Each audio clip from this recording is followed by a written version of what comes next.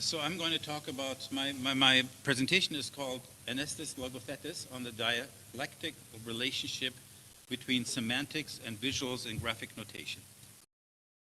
I'm going to talk about polymorphism today, and I'm going to talk about several kinds of reading.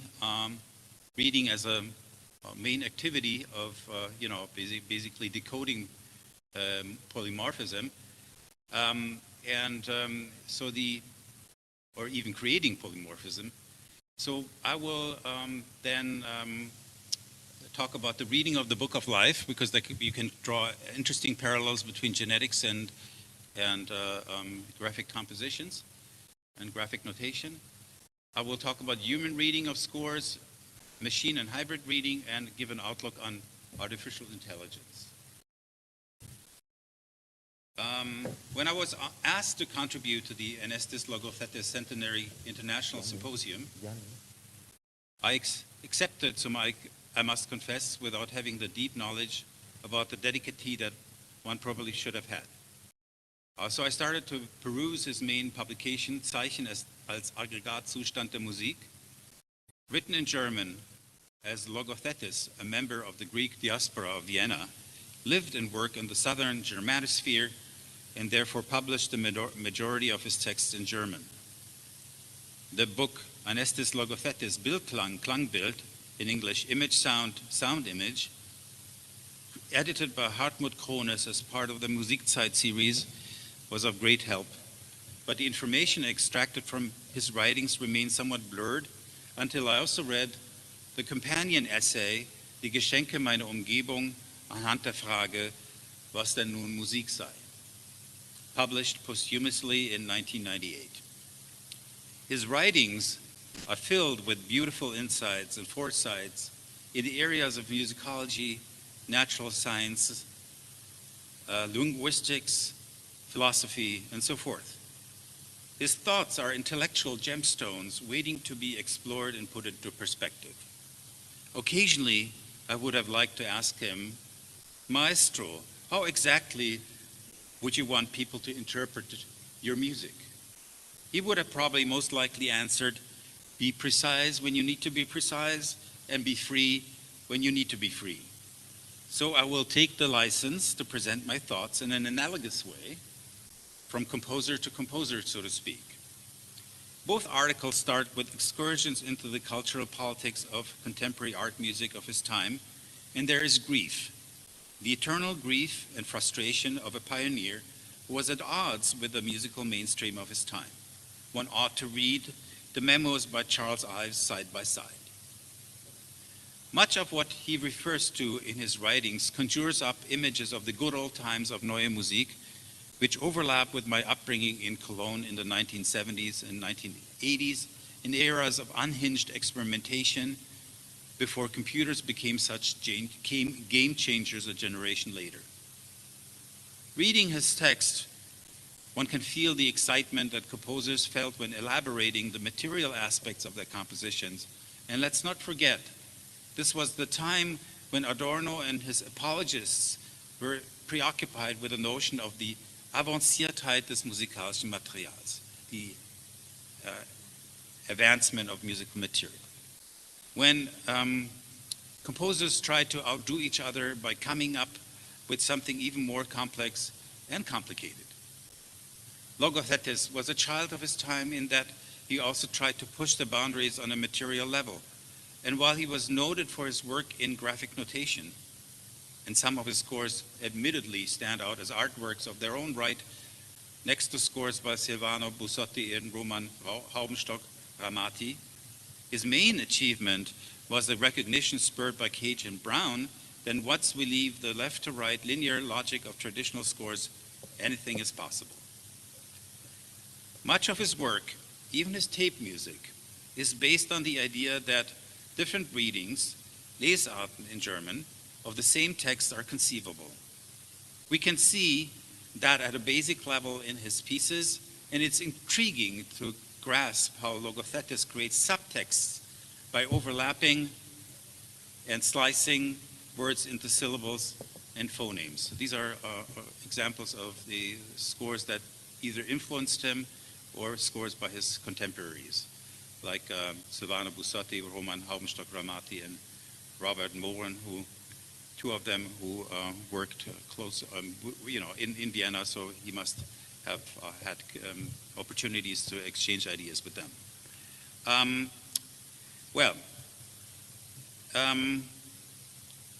In Sisyphus Stein, for instance, he used a passage from Plato's dialogue, Kratilos, for a reading that includes multiple languages and iconic interpretations. As Hartmut Krones points out in the introduction of his book, the word anthropos, man, can also be interpreted as a, exclamation, throw, dro, threat in English, and po, the human behind in German, where omega is also graphically represents the shape of the body part in question. From these fragments, we can assemble an underlying narrative referring to the display of one's butt as a threatening or teasing gesture. The only person whom I met in my life with a similar propensity for puns and multilingual wordplay is my former teacher, Clarence Barlow, who in the title of his composition, Sprite the Diner by Nib Ryder, encoded a German Lesart which probably would not survive our current cancel culture if he had used it explicitly.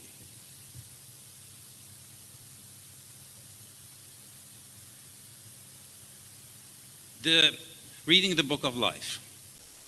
The English translation of the title Logothetis of Logothesis essay, Zeichen als Aggregatzustand der Musik, in English, signs as aggregate state of music.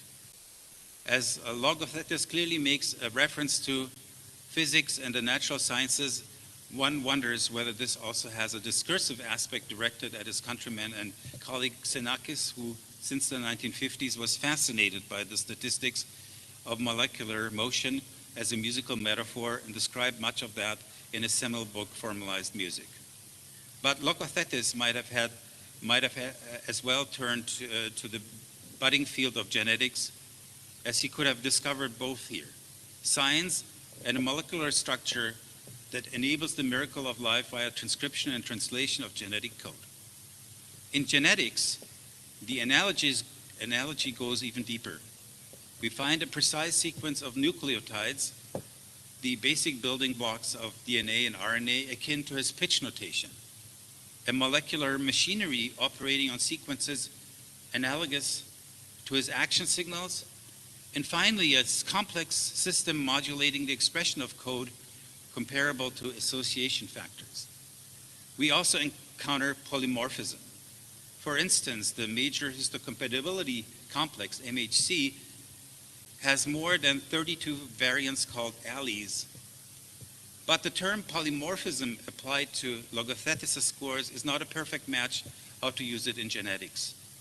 And here I'd like to make a quick excursion as to how the reading, that is translation of the score of life is accomplished. On nature.com we find the following definition.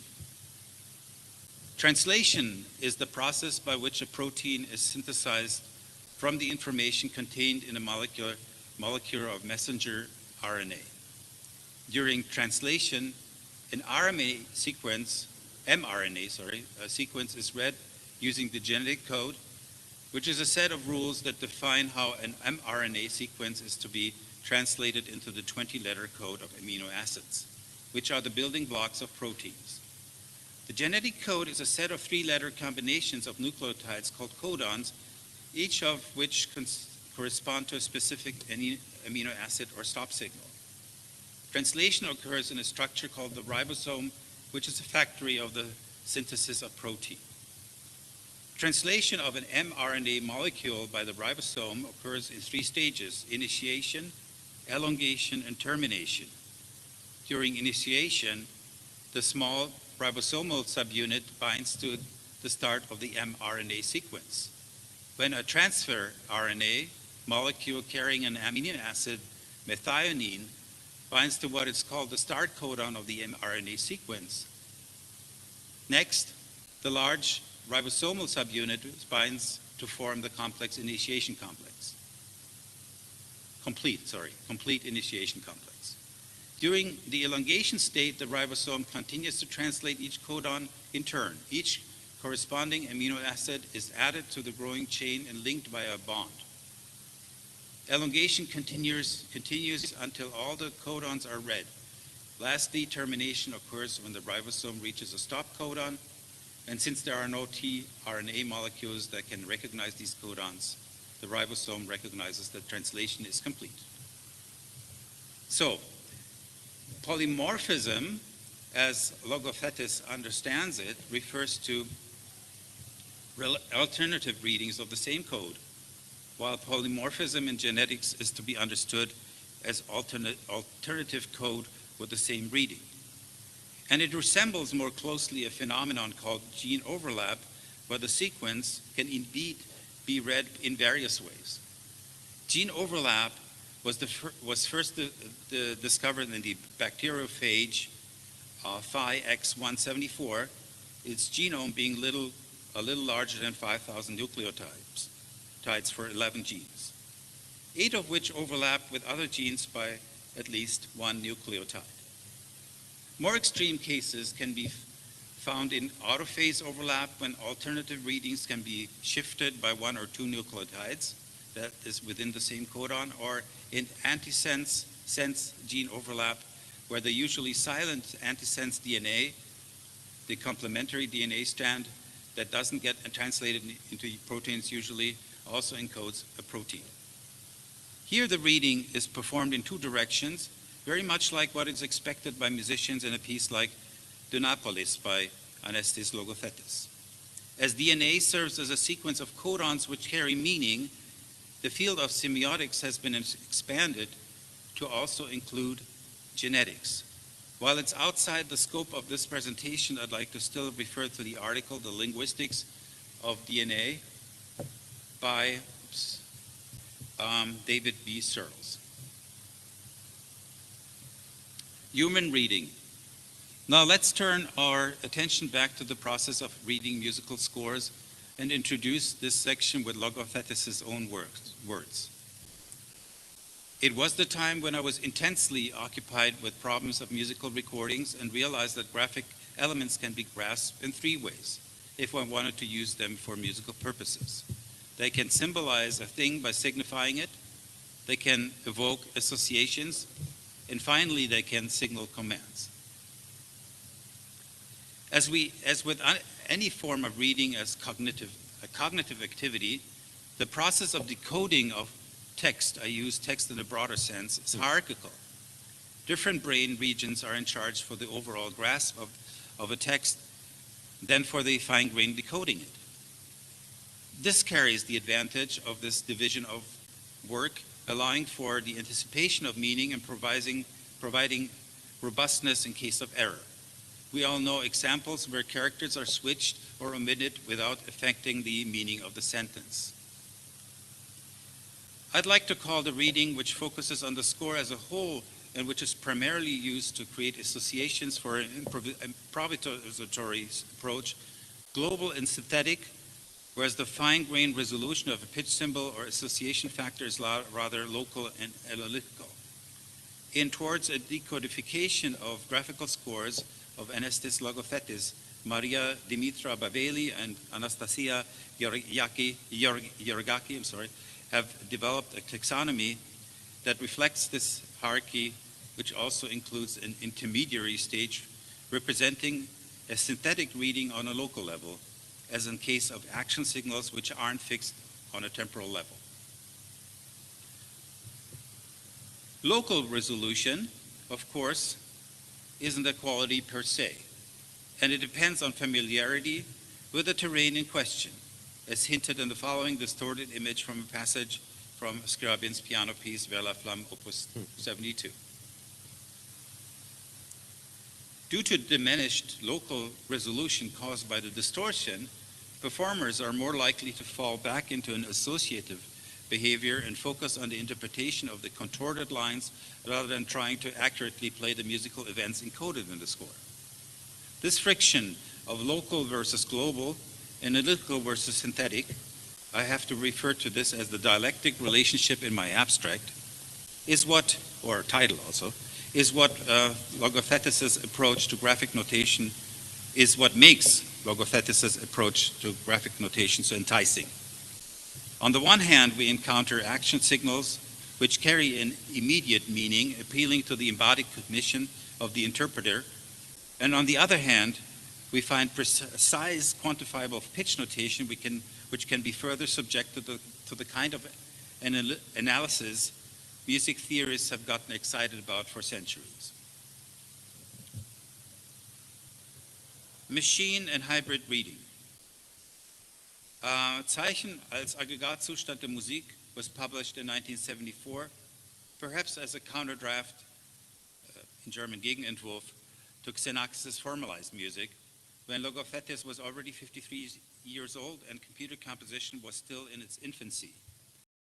Xenakis, an engineer by training, was then the leading pioneer of computer-based composition and instigated the development of the epic system, which was completed in 1977 and allowed composers to draw waveforms on a digitizing tablet.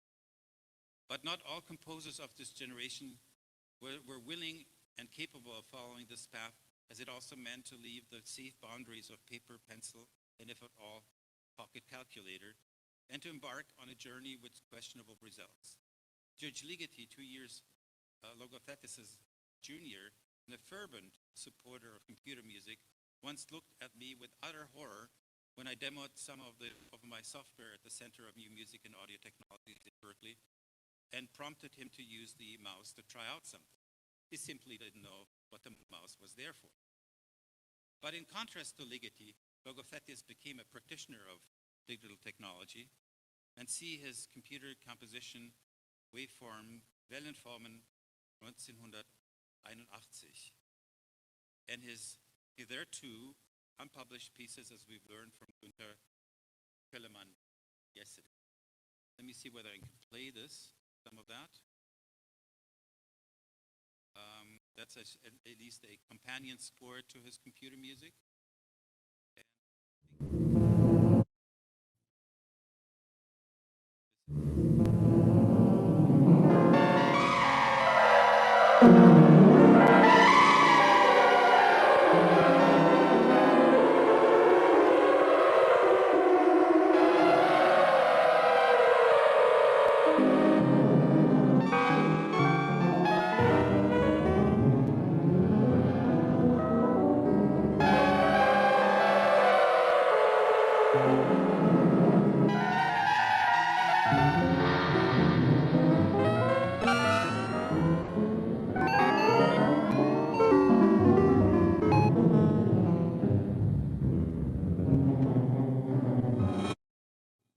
I'm going to stop here.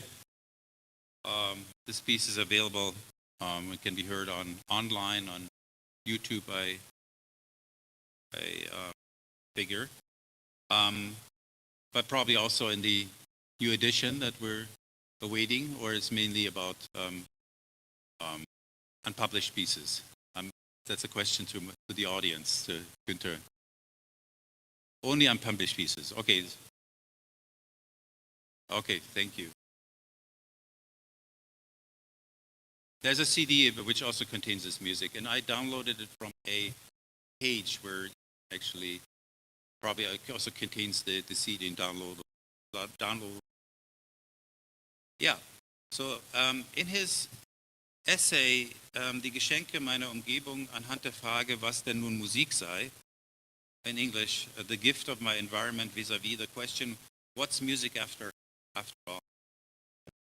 Logothetis expresses his dissatisfaction, but circuitously, though, with the way musical structures were represented graphically by software at the time.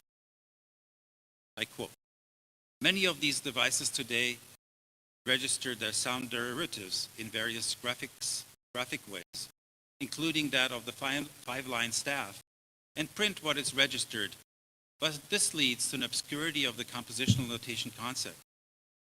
The text appearance, which invites to produce sounds, becomes an inventory through the recording of already produced sound. And the notation activating the musical practice becomes a programmed automatism. So I'm going to talk about, my presentation is called Anestis Logothetis on the dialectic relationship between semantics and visuals in graphic notation. I'm going to talk about polymorphism today, and I'm going to talk about several kinds of reading. Reading as a main activity of, basically decoding polymorphism, or even creating polymorphism.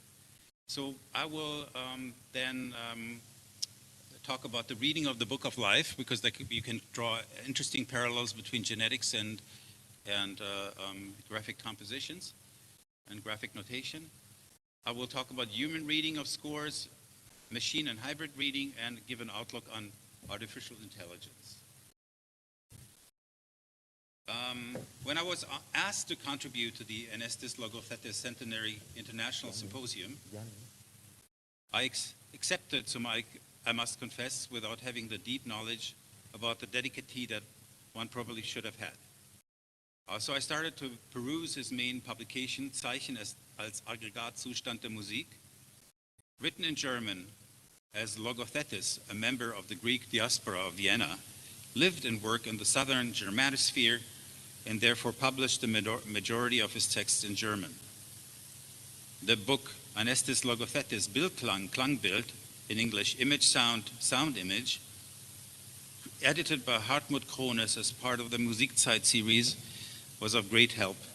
But the information extracted from his writings remained somewhat blurred until I also read the companion essay, Die Geschenke meiner Umgebung, anhand der Frage, was denn nun Musik sei, published posthumously in 1998. His writings are filled with beautiful insights and foresights in the areas of musicology, natural science, linguistics, philosophy, and so forth. His thoughts are intellectual gemstones waiting to be explored and put into perspective. Occasionally, I would have liked to ask him, Maestro, how exactly would you want people to interpret your music? He would have probably most likely answered, be precise when you need to be precise, and be free when you need to be free.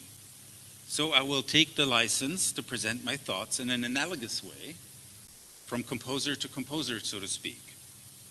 Both articles start with excursions into the cultural politics of contemporary art music of his time, and there is grief, the eternal grief and frustration of a pioneer who was at odds with the musical mainstream of his time. One ought to read the memos by Charles Ives side by side. Much of what he refers to in his writings conjures up images of the good old times of Neue Musik, which overlap with my upbringing in Cologne in the 1970s and 1980s, in eras of unhinged experimentation before computers became such game changers a generation later. Reading his text, one can feel the excitement that composers felt when elaborating the material aspects of their compositions. And let's not forget, this was the time when Adorno and his apologists were preoccupied with the notion of the Avanciertheit des musikalischen Materials, the advancement of musical material. When composers tried to outdo each other by coming up with something even more complex and complicated. Logothetis was a child of his time in that he also tried to push the boundaries on a material level.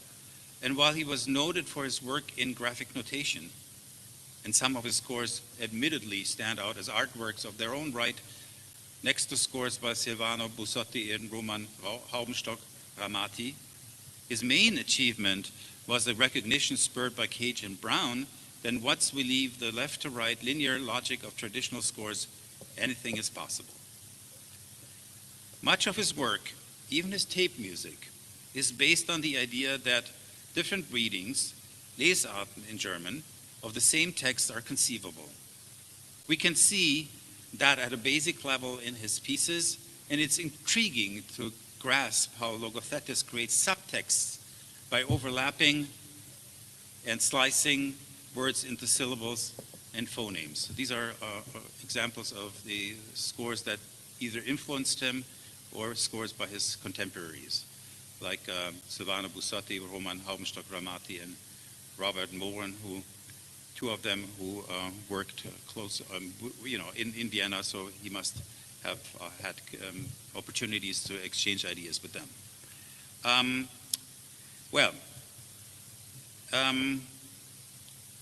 In Sisyphus Stein, for instance, he used a passage from Plato's dialogue, Kratilos, for a reading that includes multiple languages and iconic interpretations. As Hartmut Krones points out in the introduction of his book, the word anthropos, man, can also be interpreted as exclamation, throw, dro, threat in English, and po, the human behind in German, where omega is also graphically represents the shape of the body part in question. From these fragments, we can assemble an underlying narrative referring to the display of one's butt as a threatening or teasing gesture.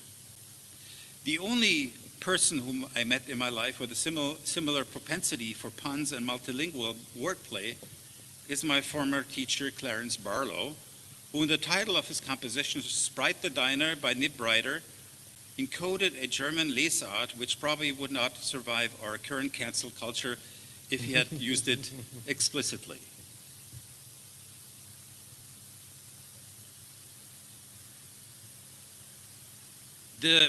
Reading the Book of Life. The English translation of the title Logothetis of Logothesis essay, Zeichen als Aggregatzustand der Musik, in English, signs as aggregate state of music. As Logothetis clearly makes a reference to physics and the natural sciences, one wonders whether this also has a discursive aspect directed at his countryman and colleague Xenakis, who since the 1950s was fascinated by the statistics of molecular motion as a musical metaphor and described much of that in his seminal book, Formalized Music. But Logothetis might have as well turned to the budding field of genetics, as he could have discovered both here, science and a molecular structure that enables the miracle of life via transcription and translation of genetic code. In genetics, the analogy goes even deeper. We find a precise sequence of nucleotides, the basic building blocks of DNA and RNA, akin to his pitch notation, a molecular machinery operating on sequences analogous to his action signals, and finally, a complex system modulating the expression of code comparable to association factors. We also encounter polymorphism. For instance, the major histocompatibility complex, MHC, has more than 32 variants called alleles. But the term polymorphism applied to Logothetis scores is not a perfect match how to use it in genetics. And here I'd like to make a quick excursion as to how the reading, that is translation of the score of life is accomplished. On nature.com we find the following definition. Translation is the process by which a protein is synthesized from the information contained in a molecule of messenger RNA. During translation, an mRNA sequence is read using the genetic code, which is a set of rules that define how an mRNA sequence is to be translated into the 20-letter code of amino acids, which are the building blocks of proteins. The genetic code is a set of 3-letter combinations of nucleotides called codons, each of which correspond to a specific amino acid or stop signal. Translation occurs in a structure called the ribosome, which is a factory of the synthesis of protein. Translation of an mRNA molecule by the ribosome occurs in 3 stages: initiation, elongation, and termination. During initiation, the small ribosomal subunit binds to the start of the mRNA sequence. When a transfer RNA molecule carrying an amino acid, methionine, binds to what is called the start codon of the mRNA sequence, Next, the large ribosomal subunit binds to form the complex initiation complex. Complete initiation complex. During the elongation state, the ribosome continues to translate each codon in turn. Each corresponding amino acid is added to the growing chain and linked by a bond. Elongation continues until all the codons are read. Lastly, termination occurs when the ribosome reaches a stop codon, and since there are no tRNA molecules that can recognize these codons, the ribosome recognizes that translation is complete. So, polymorphism, as Logothetis understands it, refers to alternative readings of the same code, while polymorphism in genetics is to be understood as alternative code with the same reading. And it resembles more closely a phenomenon called gene overlap, where the sequence can indeed be read in various ways.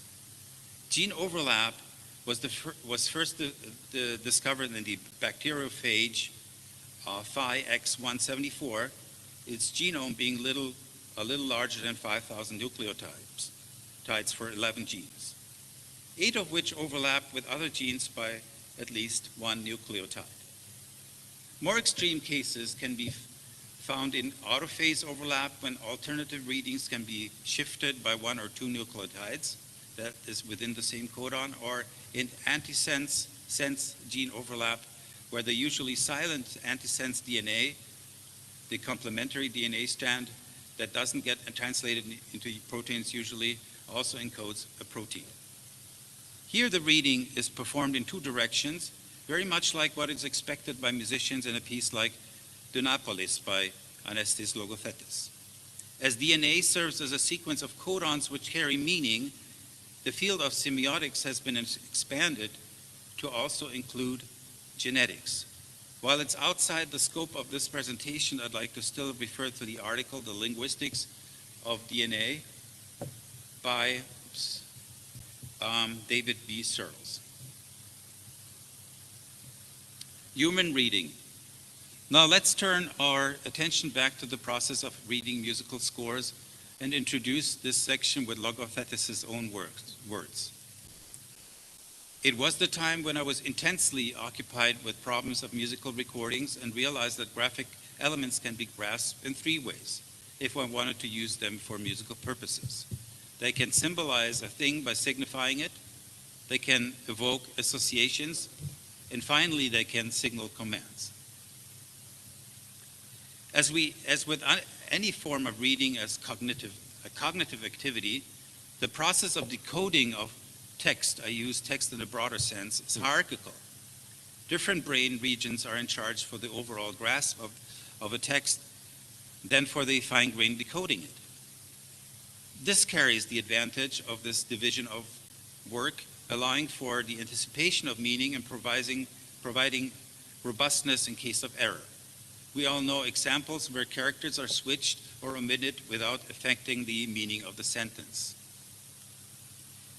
I'd like to call the reading, which focuses on the score as a whole and which is primarily used to create associations for an improvisatory approach, global and synthetic, whereas the fine-grained resolution of a pitch symbol or association factor is rather local and analytical. In towards a decodification of graphical scores of Anestis Logothetis, Maria Dimitra Baveli and Anastasia Georgaki have developed a taxonomy that reflects this hierarchy, which also includes an intermediary stage representing a synthetic reading on a local level, as in case of action signals which aren't fixed on a temporal level.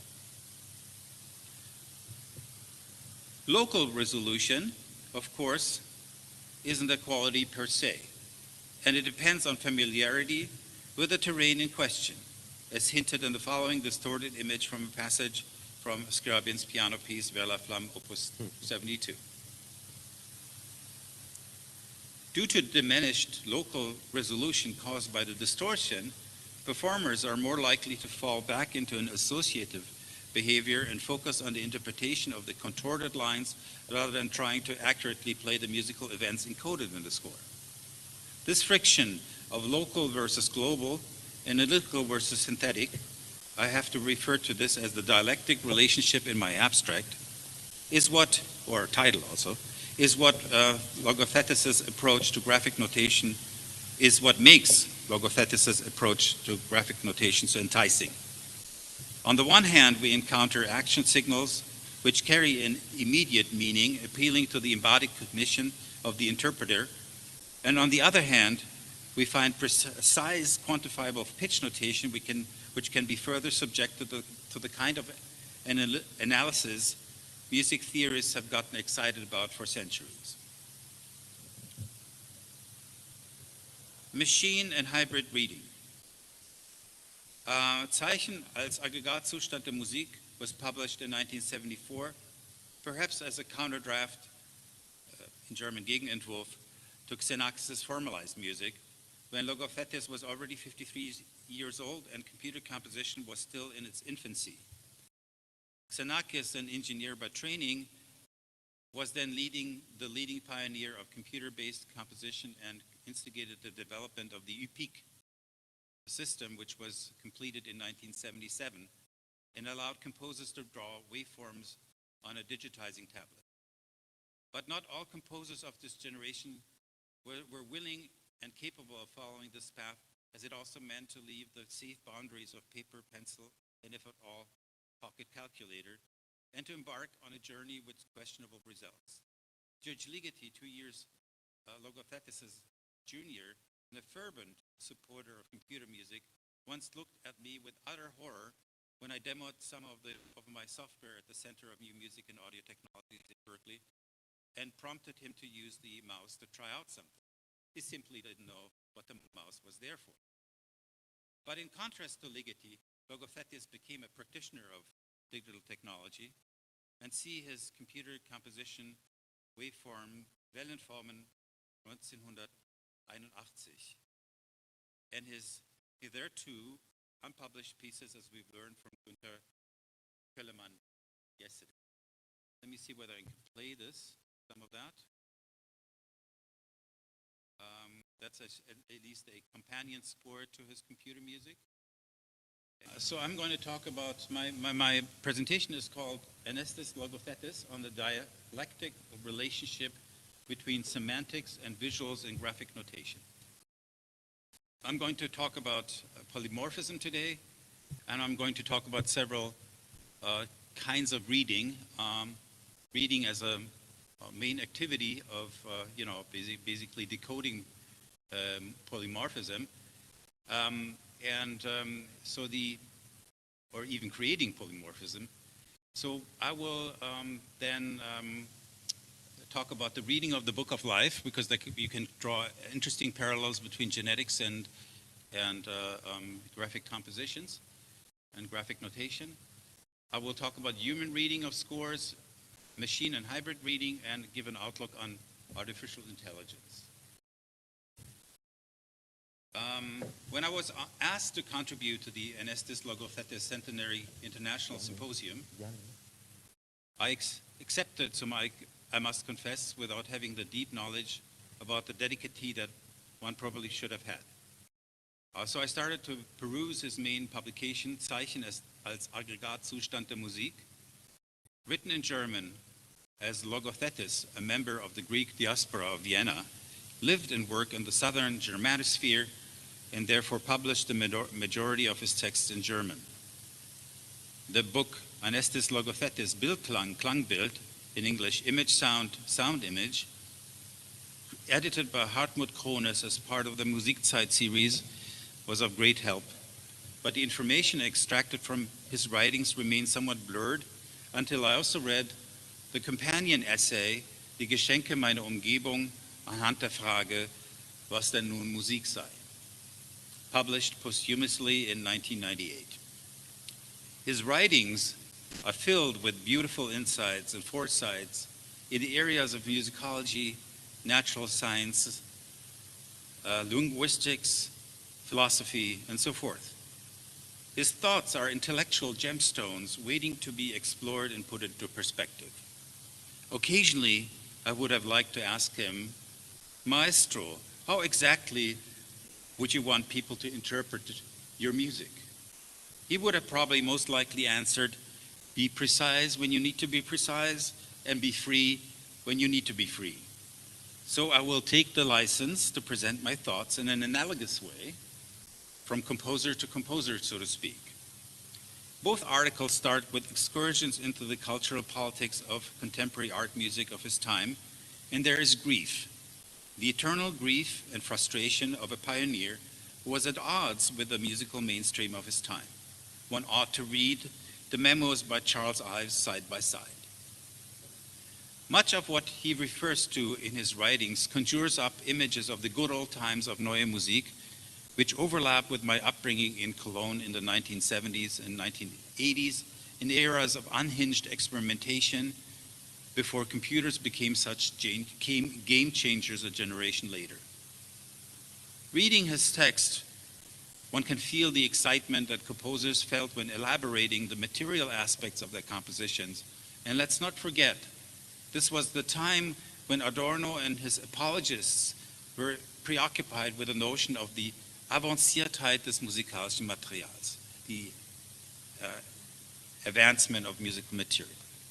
When composers tried to outdo each other by coming up with something even more complex and complicated. Logothetis was a child of his time in that he also tried to push the boundaries on a material level. And while he was noted for his work in graphic notation, and some of his scores admittedly stand out as artworks of their own right, next to scores by Silvano Bussotti and Roman Haubenstock-Ramati, his main achievement was the recognition spurred by Cage and Brown that once we leave the left to right linear logic of traditional scores, anything is possible. Much of his work, even his tape music, is based on the idea that different readings, Lesarten in German, of the same text are conceivable.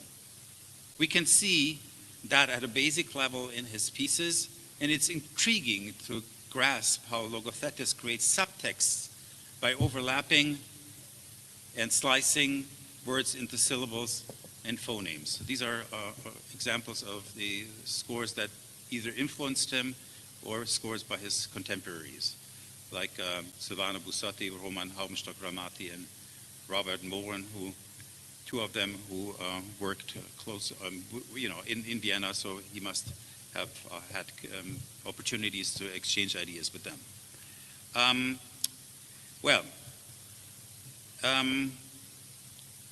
In Sisyphus Stein, for instance, he used a passage from Plato's dialogue, Kratilos, for a reading that includes multiple languages and iconic interpretations.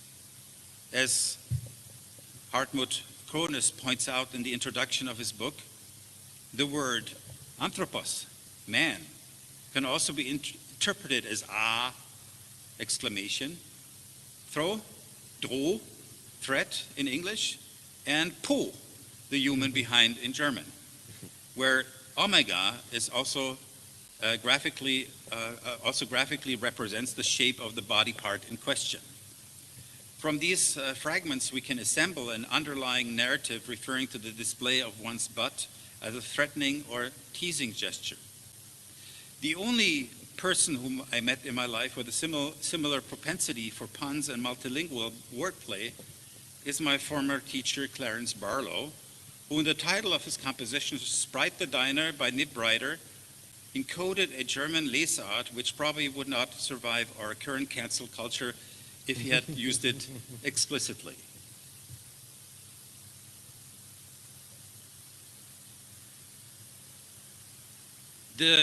Reading the Book of Life. The English translation of the title Logothetis of Logothetis' essay, Zeichen als Aggregatzustand der Musik, in English, signs as aggregate state of music. As Logothetis clearly makes a reference to physics and the natural sciences, one wonders whether this also has a discursive aspect directed at his countryman and colleague Xenakis, who since the 1950s was fascinated by the statistics of molecular motion as a musical metaphor and described much of that in his seminal book, Formalized Music. But Logothetis might have had might have as well turned to the budding field of genetics, as he could have discovered both here: science and a molecular structure that enables the miracle of life via transcription and translation of genetic code. In genetics, the analogy goes even deeper. We find a precise sequence of nucleotides, the basic building blocks of DNA and RNA, akin to his pitch notation, a molecular machinery operating on sequences analogous to his action signals, and finally, a complex system modulating the expression of code comparable to association factors. We also encounter polymorphism. For instance, the major histocompatibility complex, MHC, has more than 32 variants called alleles. But the term polymorphism applied to Logothetis scores is not a perfect match how to use it in genetics. And here I'd like to make a quick excursion as to how the reading, that is translation of the score of life, is accomplished. On nature.com we find the following definition. Translation is the process by which a protein is synthesized from the information contained in a molecule of messenger RNA.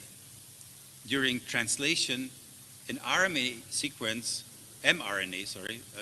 is read using the genetic code, which is a set of rules that define how an mRNA sequence is to be translated into the 20-letter code of amino acids, which are the building blocks of proteins. The genetic code is a set of 3-letter combinations of nucleotides called codons, each of which correspond to a specific amino acid or stop signal. Translation occurs in a structure called the ribosome, which is a factory of the synthesis of protein. Translation of an mRNA molecule by the ribosome occurs in 3 stages: initiation, elongation, and termination. During initiation, the small ribosomal subunit binds to the start of the mRNA sequence. When a transfer RNA molecule carrying an amino acid, methionine, binds to what is called the start codon of the mRNA sequence, next, the large ribosomal subunit binds to form the complex initiation complex. Complete initiation complex. During the elongation state, the ribosome continues to translate each codon in turn. Each corresponding amino acid is added to the growing chain and linked by a bond. Elongation continues until all the codons are read. Lastly, termination occurs when the ribosome reaches a stop codon, and since there are no tRNA molecules that can recognize these codons, the ribosome recognizes that translation is complete.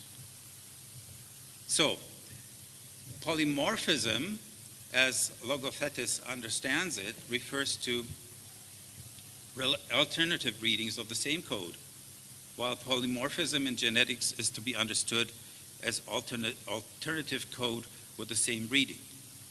And it resembles more closely a phenomenon called gene overlap, where the sequence can indeed be read in various ways. Gene overlap was first discovered in the bacteriophage Phi-X174, its genome being a little larger than 5,000 nucleotides for 11 genes, 8 of which overlap with other genes by at least 1 nucleotide. More extreme cases can be found in autophase overlap, when alternative readings can be shifted by 1 or 2 nucleotides that is within the same codon, or in antisense gene overlap, where the usually silent antisense DNA, the complementary DNA strand that doesn't get translated into proteins usually, also encodes a protein. Here the reading is performed in 2 directions, very much like what is expected by musicians in a piece like Dunapolis by Anestis Logothetis. As DNA serves as a sequence of codons which carry meaning, the field of semiotics has been expanded to also include genetics. While it's outside the scope of this presentation, I'd like to still refer to the article, The Linguistics of DNA, by David B. Searles. Human reading. Now let's turn our attention back to the process of reading musical scores and introduce this section with Logothetis' own words. It was the time when I was intensely occupied with problems of musical recordings and realized that graphic elements can be grasped in three ways if one wanted to use them for musical purposes. They can symbolize a thing by signifying it, they can evoke associations, and finally they can signal commands. As with any form of reading as a cognitive activity, the process of decoding of text, I use text in a broader sense, is hierarchical. Different brain regions are in charge for the overall grasp of a text than for the fine-grained decoding it. This carries the advantage of this division of work, allowing for the anticipation of meaning and providing robustness in case of error. We all know examples where characters are switched or omitted without affecting the meaning of the sentence.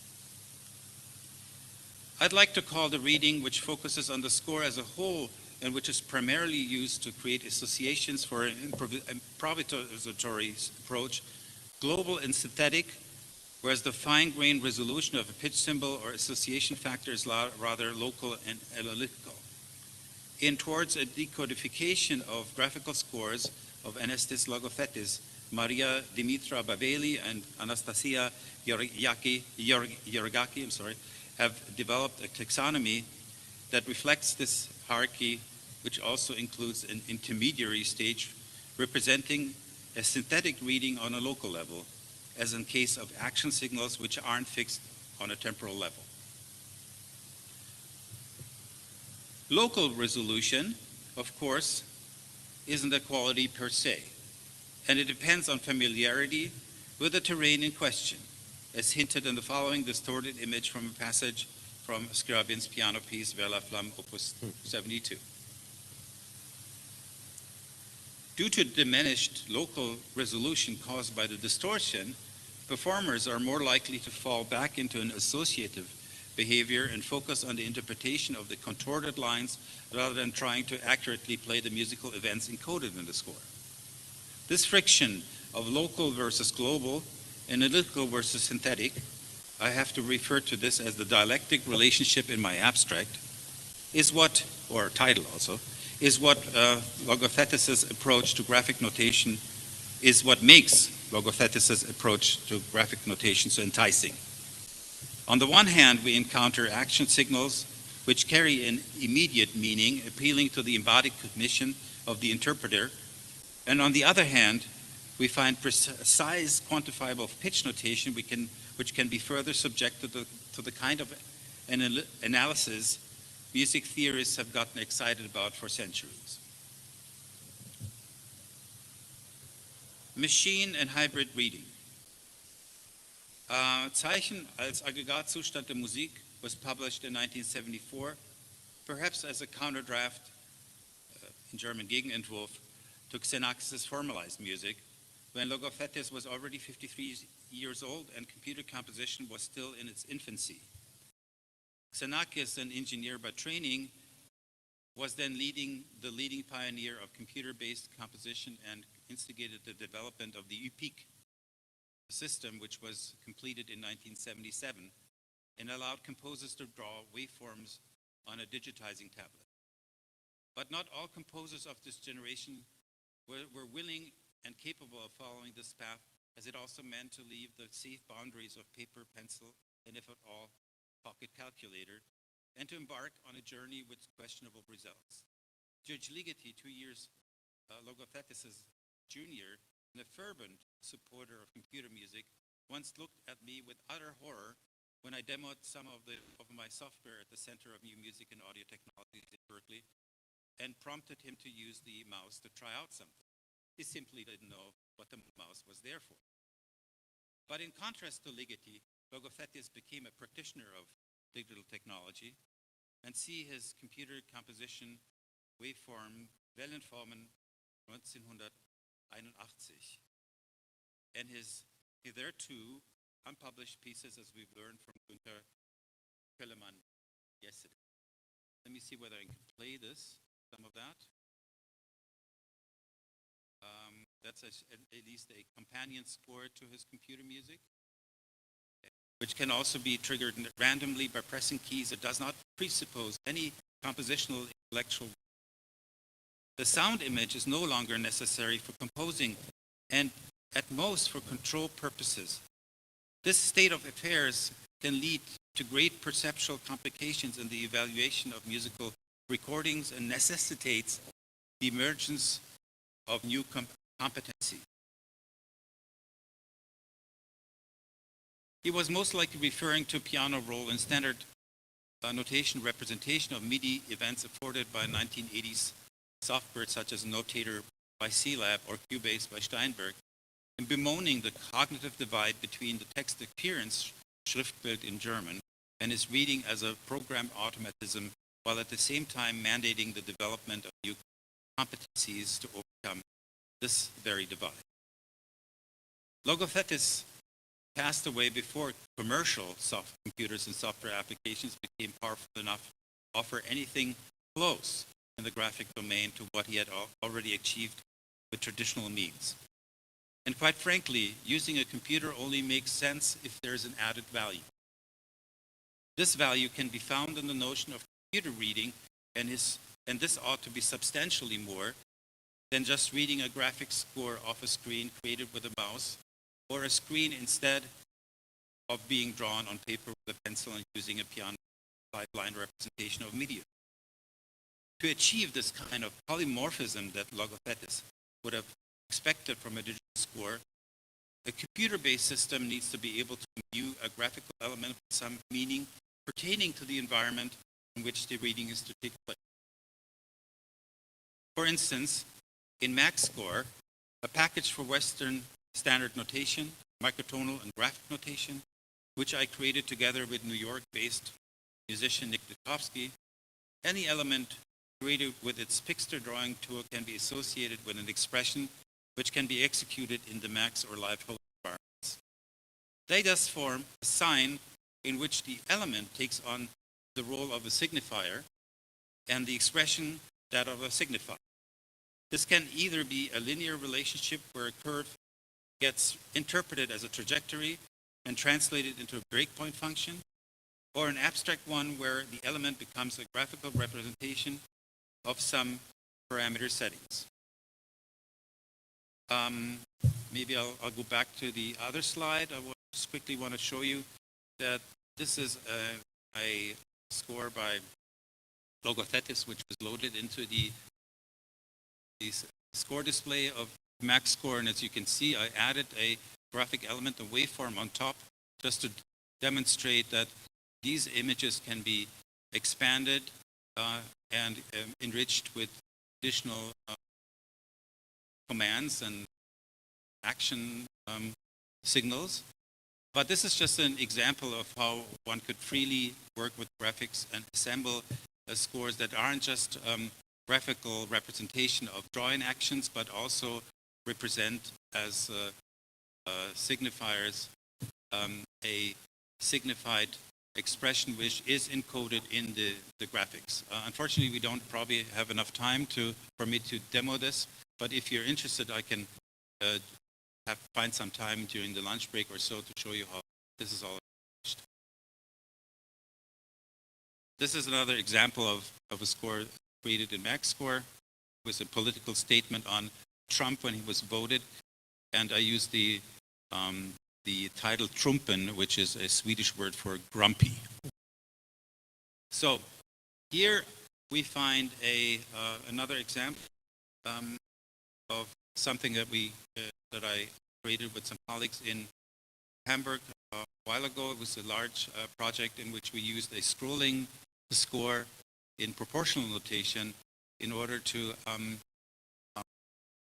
facilitate the performance of 144 musicians spaced in a tunnel, in the two tubes of the old Elbe tunnel at 6 meters each, and they all were playing in sync due to an extension of MaxScore called DrawSocket.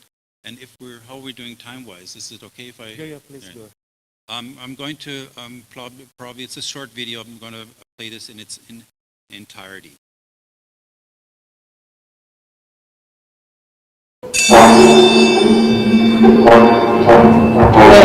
A symphony in the St. Pauli Elb Tunnel, an acoustic and optical spectacle in a very special place. It's a joint project by the Hamburg Port Authority and Hamburg's College for Music and Theatre. When you compose contemporary music, you also think of off-the-wall places to perform it. I first thought about it 10 years ago when I saw the tunnel for the first time. Back then, big concerts involving hundreds of people were already in, and I thought we can do that here too. Both sections of the St. Pauli Elb Tunnel are transformed into an 860-meter-long active musical space. A total of 144 musicians bring alive the city of Hamburg's historical monument acoustically.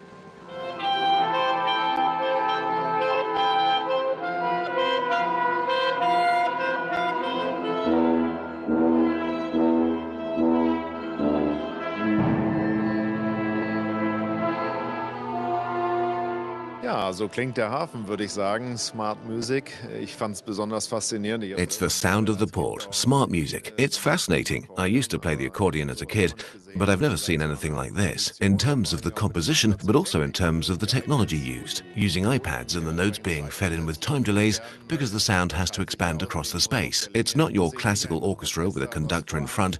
It's also being conducted by the technology. It's amazing, and also great that it's being performed against the backdrop of the beautiful old St. Pauli Elb Tunnel. Hier auch den wunderschönen alten St. Pauli Elbtunnel in Szene setzen kann. Das ist schon eine besondere Idee, eine große. It's a very special, very creative idea to see the old Elbe Tunnel not just as a historical structure, a symbolic structure, but to actually use the structure to bring alive the spirit of Hamburg as a city of music underneath the Elbe. Hier unter die Elbe zu bringen.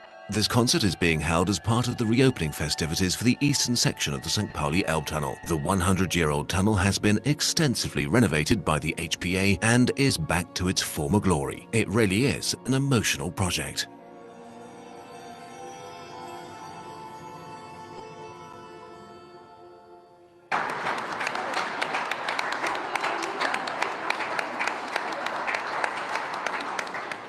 Port is what we do.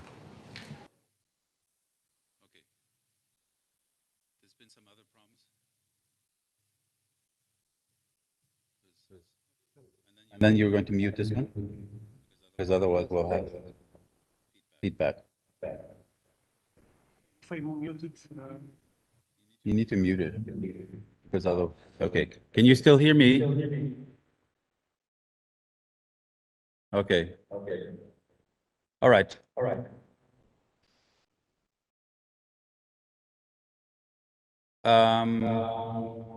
That's a little irritating. goes from your computer and comes back on this. Right, but why can't we use this microphone here? This work, because then we can't hear my voice, or is that it? Okay, so, well, I'll just live with that. Okay, so let's continue with the next slide. In max score, these signs can be executed according to their temporal order, which we have probably seen now, or serve as an interface element to be touched by an interpreter at his own will. We call this a button mode when you interact with the score interactively. In Hamburg, my colleague Jakob Zello has converted timpani or tom-toms into devices called Hexenkessel and Hexelkesselchen, where the membrane serves both as a score display and a touch-sensitive controller, in addition to being being playable by mallets. We created the term UMIS, which stands for Unified Musical Instrument Surface, to capture the triple nature of such hybrid instruments. In computer music, reading has become somewhat synonymous with sequencing, and in most cases, a linear score, either in standard Western or piano roll notation, is played back while the playhead is moving across the screen, or the score itself moves under a static playhead. Here, every note represents a MIDI command to be executed at a particular time defined by its position in the score and a few accessory elements. One of the first applications that broke with this paradigm is Yannick's, a nonlinear sequencer whose name is an equivocal reference to Xenakis and his UPIC system. Many other examples can be cited here, the decibel score player and InScore among them, which allow other reading schemes beside the dominant left to right one. A beautiful example for this, for an animated score with polymorphism, is Cube with Ribbons by Simon Catan, which has a cursor traveling down a line to which various events are attached to, like ribbons, until it encounters a junction, allowing it to take an alternative path. So I'm going to play this video very quick to demo this. And here's also, we also have user interaction, as you can see here, but it's not, now there's no sound, right? Okay. Close. So.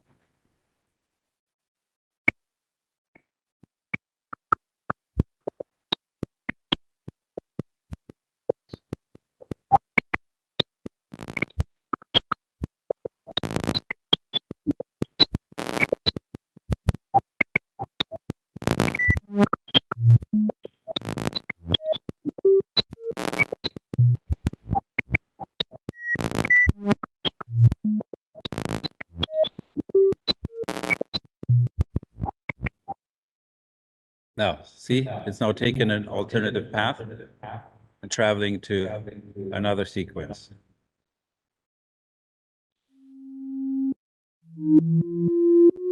So I'm going to stop here.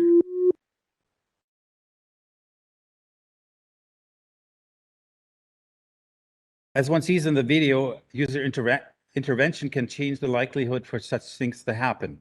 Like in a score by Logothetis, such an approach implies that certain constellations may never occur, or at least not in a particular rendering of the score. The score, therefore, is to be defined as a field of possibilities rather than just an ambiguous linear text. Such fields can be either hard-coded in the score in terms of alternative routes to be chosen by the composer, or the basis for real-time notation in which the computer makes those choices, ideally in response to the performer. In my 2015 computer music journal paper, Disposable Music, I described a few pieces of mine relating to the dispositive of real-time notation. So this is a paper that appeared in a computer music journal, but I also urge you to read this paper, as it gives you a fairly complete overview of, what it means to create ephemeral scores which only live in the instance that they have been created, and they disappear once they have been read. Outlook, AI. So where are we going to take this from here? There's a lot of talk about machine aesthetics and machine appreciation of art in the context of AI. But some of the current results are seriously wanting, as the completion of Beethoven's 10th Symphony has shown, and I wonder whose 10th Symphony this actually is. Still, I foresee fascinating applications of AI in the context of machine reading of scores.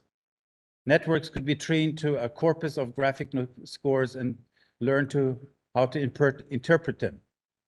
Once again, the local versus global paradigm can be useful to define what the network ought to be capable of.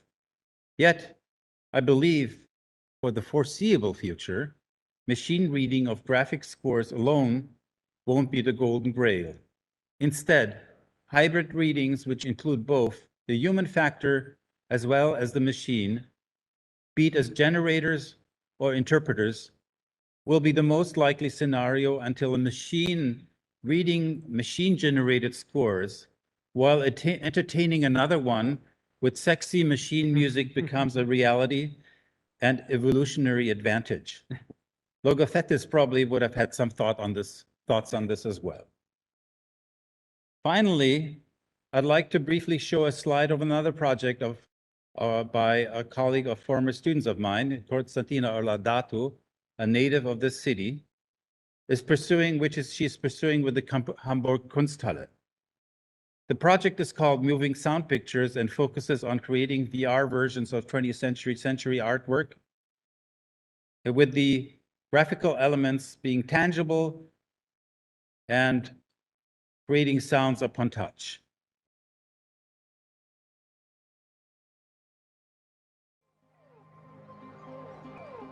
I think I'll now have to turn the speaker up again.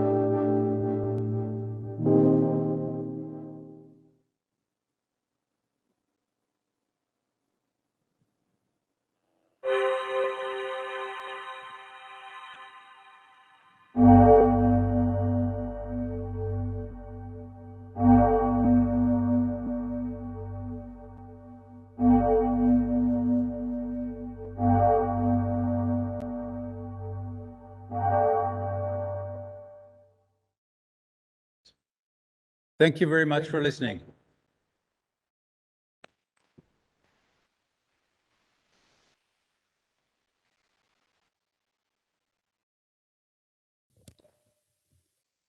Yeah, thank you so much for this very personal reading of Logothetis Zeichenals about system der Musik, and this channeling, this streamlining eventually of his thinking, fields so diverse as molecular biology, computer music, machine reading, artificial intelligence.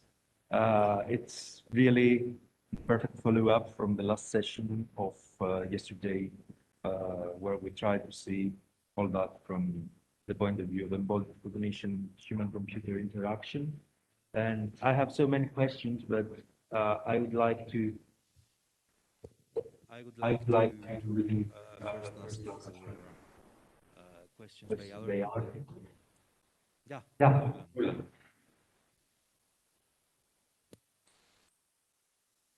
Microphone. It's hard to hear you. Probably someone can give you a microphone.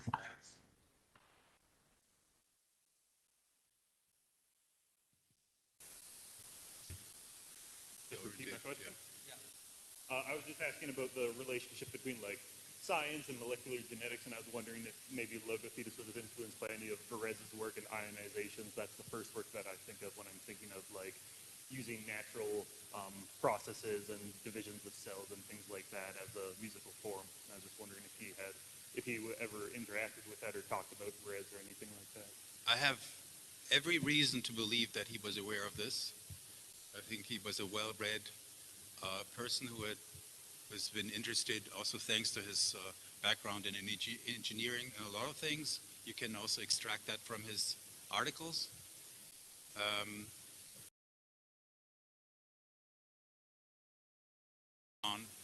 Around him. In terms of genetics, as I said in my presentation, it was a budding field at the time when he wrote this article, so he probably was not fully aware of of every little detail, and that's why he probably also referred to like physics, aggregate state of matter, rather than referring to genetics when he gave his article a title. But you know, as I said, maybe I'm not entirely sure, and I'd like to ask Julia Logothetis about how much he was interacting with Xenakis, but I clearly am deeply convinced that there was some sort of a Greek diaspora dialogue between these great minds, and they were kind of, it was almost going a little bit like ping pong between the two. Xenakis would do something, Logothetis would react in his way, and vice versa. So I think there was this kind of dialogue, and they were mutually influencing each other, but they still also tried to remain in their own niche, if that makes sense. Any more questions?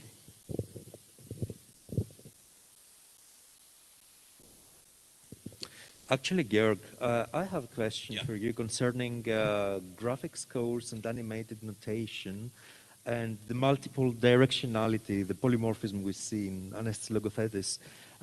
So both in his work, I mean, even when he transcends the left to right reading, reading remains, or in those examples you showed from later work and in the score, which I've used personally, we always have a linear mode of reading.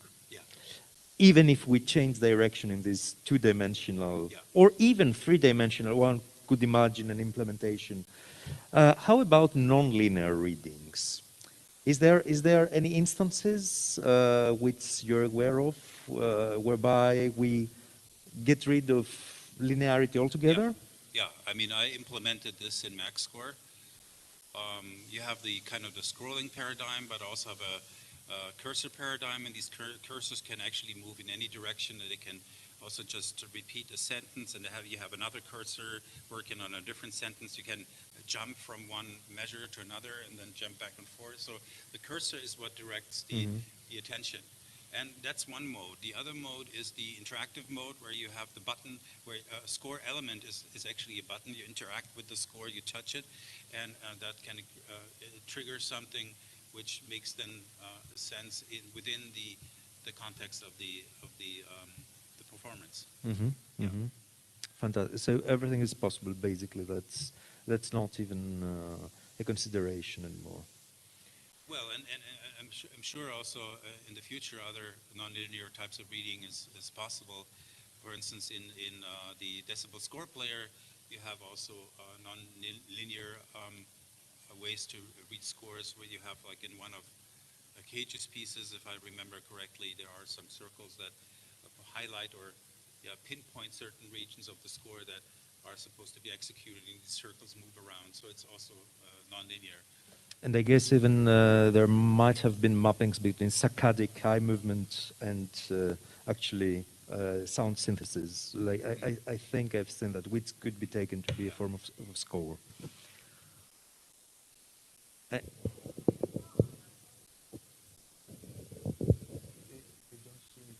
Oh. No. You don't hear me? It does. Yeah. Hey, Yanni, it's not working. It is working. Maybe I have to go so closer. Yeah, basically we just talked about how non-linear readings are possible with computer scores, right? And I gave 2 examples of how you can achieve that. One way is to have multiple cursors that can jump around within the score in a non-linear fashion, go even backwards or at an angle. And the other way is to interact with the score freely by using it by triggering events. So in other words, interacting with a score frees you from the temporal aspect and allows you to make choices on your own, at your own will. And if there are no more questions, I have another, a bit less technical question concerning the notion of reading and interpretation. So traditionally, reading is taken as conveying meaning and allowing a wealth of possible interpretations of meanings. But in these machine examples you're giving us, reading is mostly taken as some sort of tracing of monitoring of tracking, I would say, a certain target, a certain representation. So even if we have these AI applications, you know, following up and even evolutionary, creating a new dropo, so to speak, to continue the pun by Logothetis, how would you conceive interpretation and multiplicity of meaning in this machine-enabled reading? Or how do you approach that in your own work, basically? I simply by creating hybrid scenarios. So I factor in the human, I factor in the human element, and by the multiplicity of readings by a machine and the human, I can get this kind of hierarchical representation of meaning which I'm after. And that's why I'm a little hesitant to leave the reading to the machine alone, because basically then the machine just acts as a sequencer. So the kind of the added value of that, of what could be achieved, is lost. And we are, of course, just at the beginning of AI. We don't know where it's going to lead, but AI at the current state is not capable of creating the kind of depth that we might be after. But I'm not excluding that sometime in the future this will be possible, probably by having artificial networks that kind of have this hierarchy that we're used to in humans. But it'll take a while. Well, deep learning is working like that, actually. It has worked, like as far as Go, the Chinese game is concerned, for example. It has worked pretty well in creating these deep structures and this tree-like hierarchical.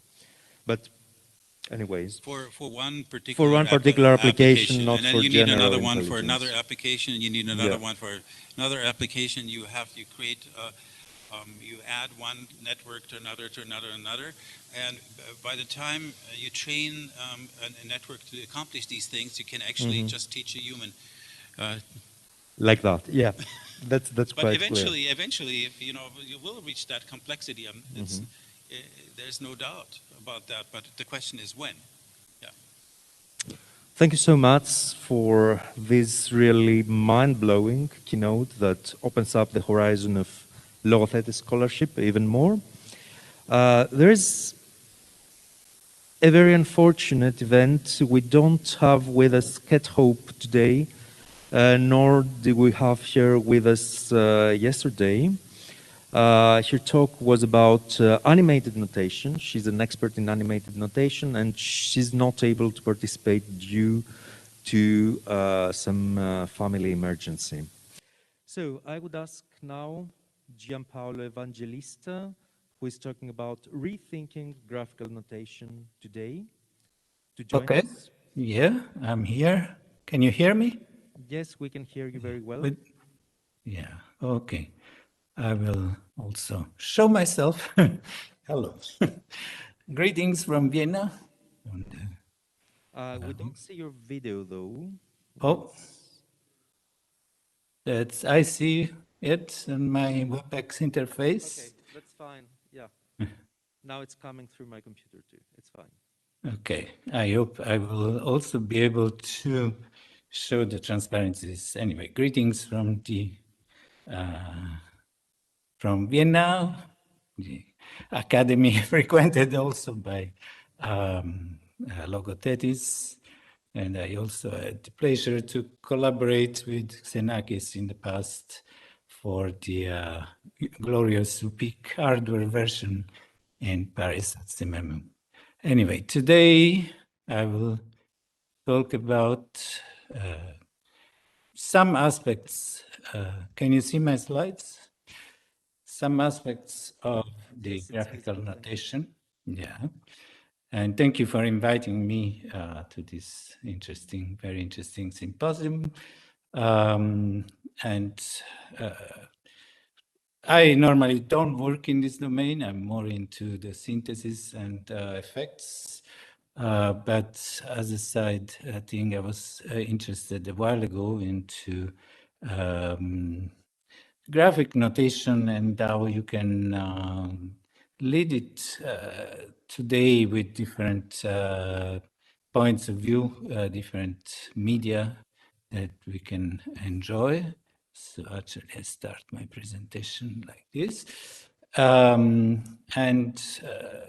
Well, what are the roles of the graphical score or the graphical notation in the score as an aid in composing, in conducting, and synchronization of the parts? We have seen very nice tube example, long 900 meters music, which required synchronization by previous presenter, Georg Hajdu. But also this could be in asynchronous music, so purposely asynchronous music that maybe synchronizes at certain points. And so the graphic score could help in that. It could be also the symbol of the piece. It's just something that is attached to the piece and some graphic, which is meaningful for the piece, may be also used for performing the piece, but can also be used as a aesthetic symbol for, it's like an icon of the piece. It can provide some visual experience for the audience, which is complementary to music. So it could be a video associated to the piece and responding to or representing the musical aspects of the piece, but not necessarily in a notation that is prone to performing directly. It can enhance the communication among composers, performers, audience, bringing some ambiguities that can be only resolved by interpretation, for example, in this style. This has been brought up, especially in a very interesting article by Christoph Fischer in this musical motion graphics paradigm in 2018. And my point of view is that in general, the score could be thought of as an object of art in itself. So, but it's a particular object of art which is supposed to be on one hand useful and on the other hand aesthetically appealing. So let's consider some points of view about the score as an object of art.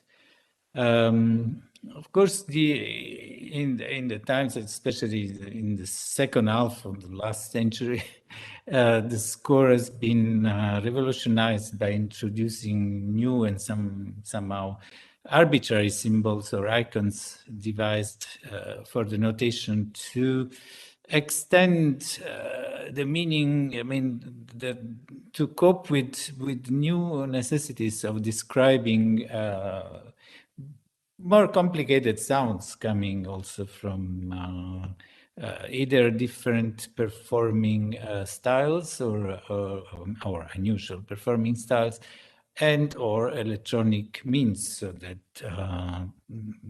one has to introduce new symbol for things that normally they were not played in more classical music or even contemporary music. On the other hand, the graphical notation cannot possibly render all the nuances associated with performance. For example, you can think of electronically generated timbre. I mean, some of the Xenakis experiences in producing really the spectrogram as a score, well, even if you read it with a computer, the graphic resolution would never be enough to perfectly render the sounds, the timbre associated to that. So one has to give up somehow, and it's also kind of too much information for humans to even understand, and too little for the computers to really reproduce in a faithful way.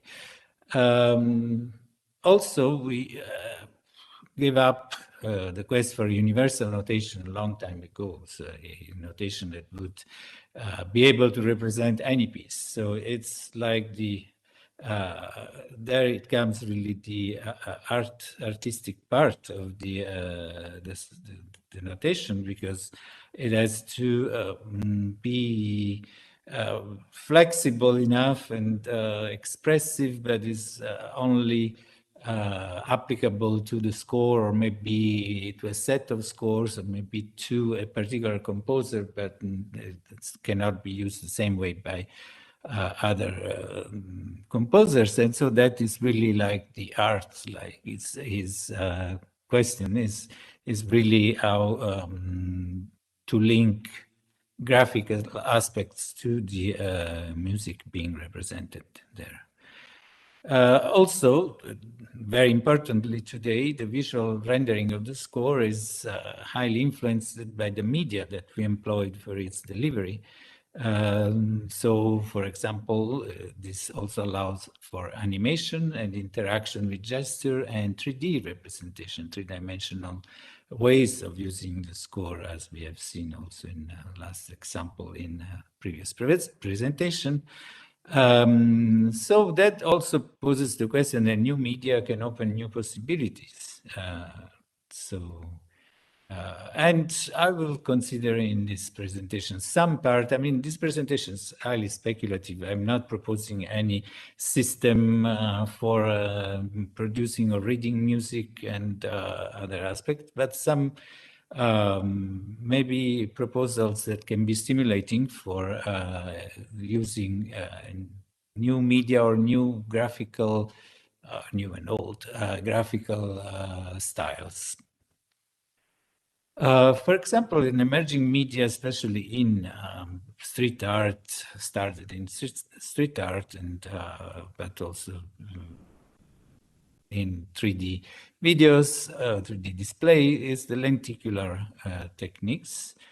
In street art, it's mostly painting, street or non-street art, but painting over non-flat corrugated surfaces, such as fences or roofs or other surfaces. There is technology associated to that, which allows us also to print this kind of painting on, instead of being on corrugated surfaces, one applies over the print a diffraction grating lens. That is, there are printers that do that automatically, but also can be done by hand with a normal printer and a set of lenses that can be glued to the in front of the print. We also have available some displays that can be used for 3D without special glasses, and I'm not even thinking of virtual reality styles of displays, but really kind of normal-looking displays used sometimes in video game consoles that allow for 3D vision without using special glasses. And so this allows to, in particular, to separate parts of the score and be able to sit at different angle from the display, for example, or from the print, and see different parts of the score. So you have a personalized view for the performer, for example, and maybe the conductor can sit in the middle and have a look of overview of most of the parts or all the parts. It also allows for 3D rendering, and that is, of course, another aspect that virtual or augmented reality will exploit. So this is really, well, we have seen in the previous presentation some great example of virtual reality applied to performance. And well, one can also think of augmented reality, in which basically the score can be inhabited and integrated with environment and or instruments playing. Now, lenticular media are not new. They were used since 1600 something. And nowadays, lenticular printing allows for up to 20 different points of view. So you can actually represent 20 parts of the score that are displayed selectively according to the angle of view, the point of view of the performer. So there are basically 20 sweet spots from which you can enjoy just one view of the score. So it's a selective view of the score, which could be linked to a particular part of the score. Alternatively, different parts can be displayed in 3D using depth as a discriminating parameter. So you see the parts in 3 dimensions, and the distance or the depth can be discriminating the different parts. The displays are less precise than the printed or drawn scores printed on or painted on non-smooth surfaces or corrugated surfaces. But on the other hand, the displays allow for animation, and so one can envision dynamic score following, which the score is a video in itself, which is lenticular kind of video. So you can distinguish different parts from different angles. And I mean, as I said, lenticular media are inspired somehow from street arts. This is like just a simple example. Do you see that this is a corrugated surface, but if you look at it at a different angle, you see two different parts. Essentially, the left and the right could be associated to different parts in the score. And if you look at from the front view, you're able to see both parts together and follow the global score, which is just one simple example. It doesn't have to be corrugated like a roof, kind of metal corrugated roof, but could be also a fence. So from one side you see something, and from the other side you would see the other part. But this is just a very brute example of street art kind of things. And another aspect I wanted to touch today is the artistic rendering by using special graphic techniques that may make the score closer to an object of art if one can use some advanced graphic techniques, which now I bring only one example. As I said, it's very speculative presentation. It's not proposing any formalized method or any definite method, but it's just meant to be an inspiration and maybe stimulate some talk or thinking. One aspect I was fascinated maybe a few years ago is the chromatic induction. These are effects linked to color perception and contrast. They were studied by Celeste and McCullough. Basically, it has to do with some confusion in our perception, in which we have edge detection mechanisms that adapt to the color and respond with decreased sensitivity to those wavelengths with which they have recently been most strongly stimulated. We will see some example of that. This particular technique has been used by Carlos Cruz Diaz, was an artist from Venezuela, recently disappeared in 2019. he produced a lot of works, very interesting works for me, in form of paintings, but also in the environment. He actually once made an artistic intervention on Dominican Republic in the silos that were painted, and you could see from the freeway nearby by driving it. They changed color according to where you were with the angle of view, basically. But he also produced a lot of street panels and signals and buildings and even airport interventions. You can find some of his work in his website, Induction chromatique. Okay, what is an example of chromatic induction? What do you see here? You clearly see, if the quality of the video you're receiving is sufficient, you clearly see that there is a yellow sinusoid here going on. But there is actually no yellow color in this drawing. The lines I used are only blue and black. And the black lines put in a strategic way, they actually induce the yellow color in there. So you see this clearly as not as a black sinusoid, but if you can look from far away enough, it looks yellow to you. More fascinating examples are like these ones. The background here is composed by repetition of three different colored lines. Well, there's RGB basically, or blue, green, and red progressions or things like that, and a black set of lines. Now, how do you obtain this? As you can see in the middle where there are black lines, you see a lot of nuances of the colors. So the palettes that you are able to display are much more diverse than the three basic lines that are in the background of this image.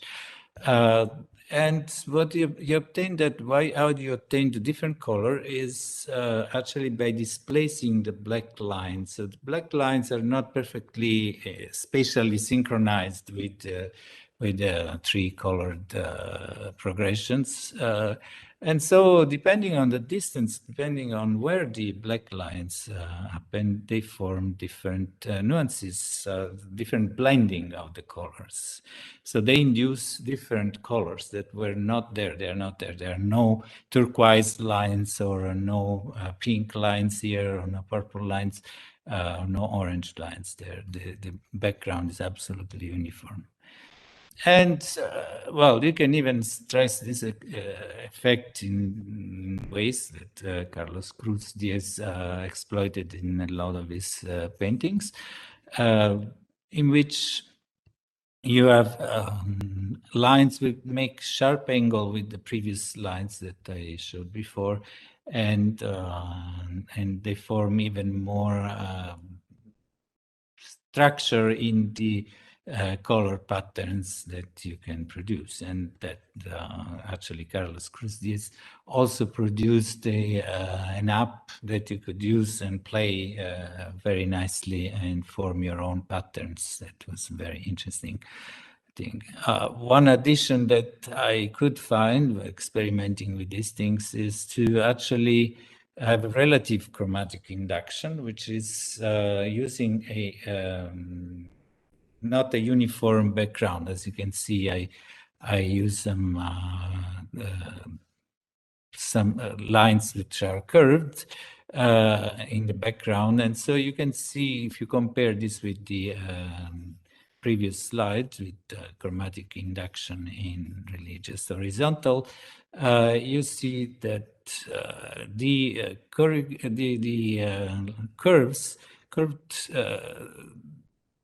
background induces different colors, different patterns and colors. So it's just as if you were producing extra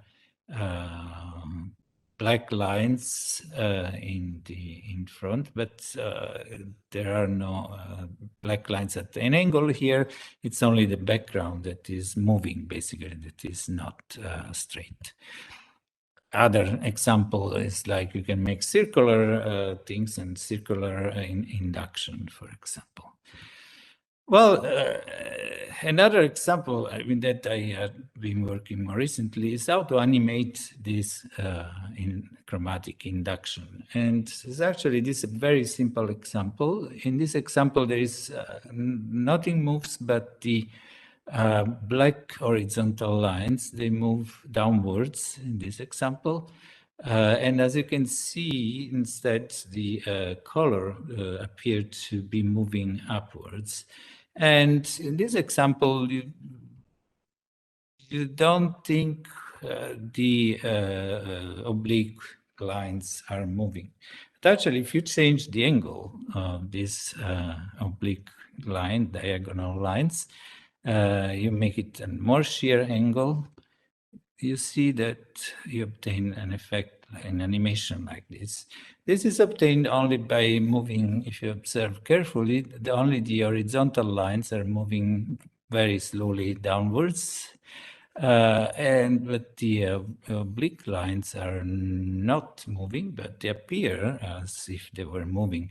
And of course, if you reverse the direction, now the oblique lines were appearing in this example as going somehow left, but if you change the direction of the horizontal, I mean the vertical movement of the horizontal lines, then you can make them go from left to right. But so this is all aberrations of our perceptions anyway, which can be used really for graphic scores somehow. And for example, one can try to integrate Wenger notation for ligeti articulation, articulation with chromatic induction. And so that is one of the examples of the scores.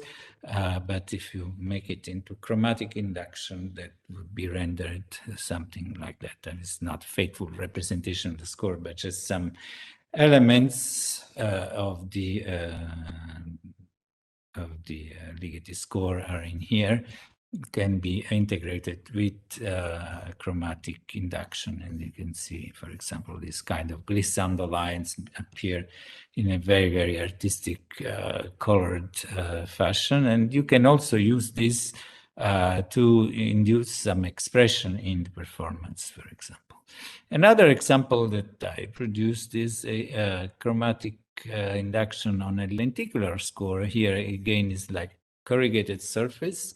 So this is a two-sided score, but when you look at an angle from the left, you see one part, and if you look at an angle from the right, you clearly see a second part. And of course, if I produce that on 20 points of view, 26 spots printed version, one can have up to 20 parts that can be distinguished just by sitting the performance sitting at different angles from the same score.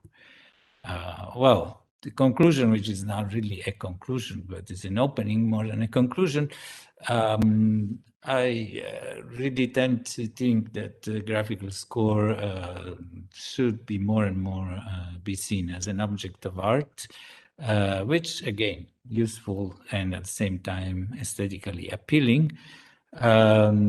Now several emerging media allow for reconsideration and new interpretation and new uses of the score.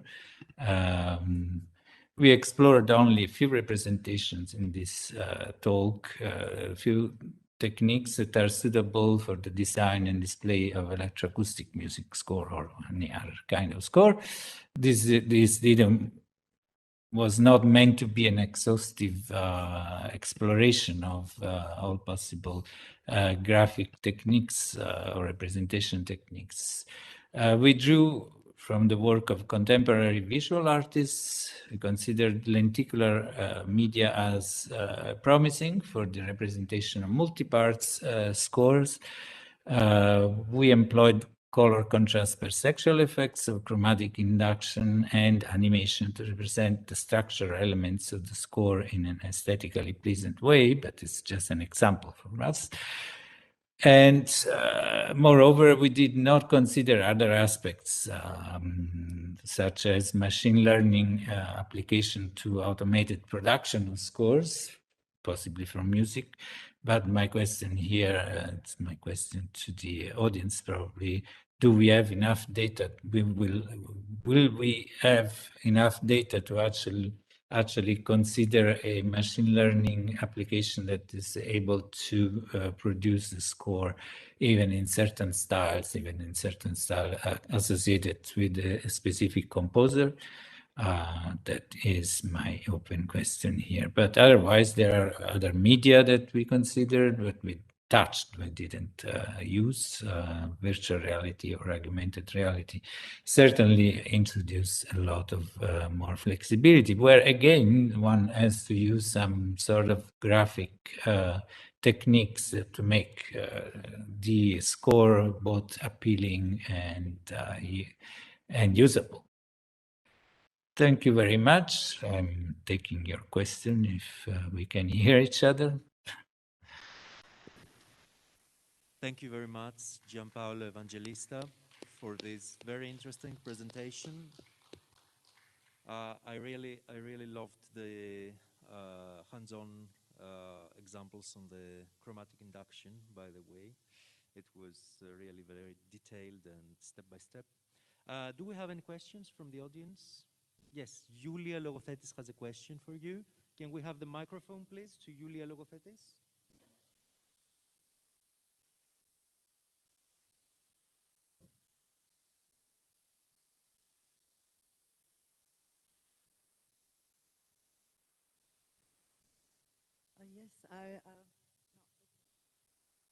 Yes, do you hear me? Is yes, yes. Enough? Okay. Hello, and hello. I enjoyed the lecture. My question as a painter is, and knowing the graphical scores of my father, which was only in black and white, what is the color serving for in music up to your mind? Well, I can see a lot of possible interpretation of the colors. Of course, it's always arbitrary depending on the composer and the meaning, but the color could be either representing articulation effects or could be representing timbre, brightness of the timbre or other things.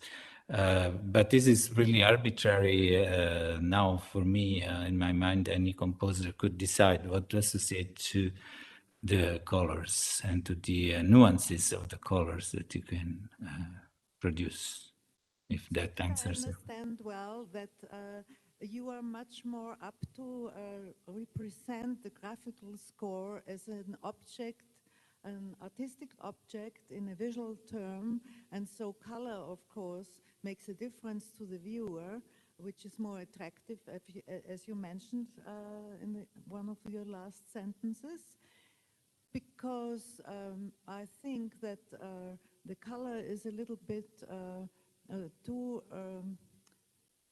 undefined in relation to everybody's feeling about color, because there's a huge psychology behind color and so much differentiation that it doesn't really fit with the attention to the whole system.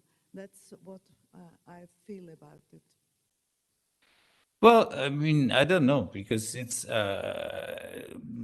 the color can be, again, associated to timbre. In electronic music, we can have different timbres, so that doesn't have to be a manual or a physical performance. It could be also computer producing sound, and maybe you can associate different colors to different sounds, different even the same sound, but maybe sounding more bright or less bright. you can enforce that. You can, some of the Iannis Zannos scores, they show actually sometimes in black and white, or grayscale, but sometimes even in colors, the spectra of the sound. So the actual spectrogram, which give you the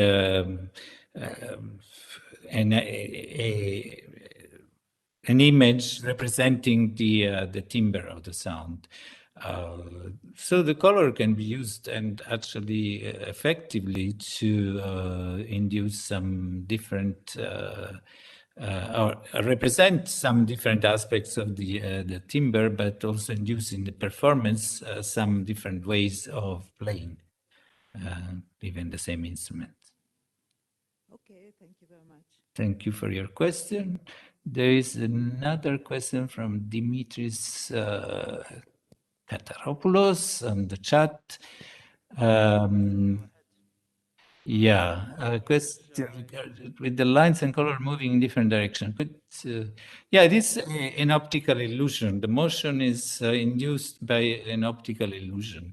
Actually, I didn't even, when I tried this, I didn't even expect the diagonal lines to move. But what happens is that when the angle in that particular slide, which I could maybe reshare. I don't know if I have time, but because for me, I don't know time schedule anymore of the conference. But so let me share again the PowerPoint, but I need to go back to the slide, which was here. If you see the difference between this, in which the diagonal lines are, oblique lines, are not meeting the horizontal line at a very sharp angle. So the motion is basically still up to down as the horizontal lines, which I move. Those are the only thing I move, actually. I don't move the colors, I move only the black lines. And in the next slide, the angle is more sheer.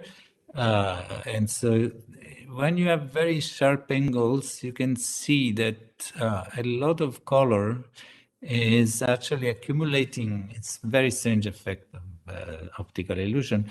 The color is accumulating around these corners.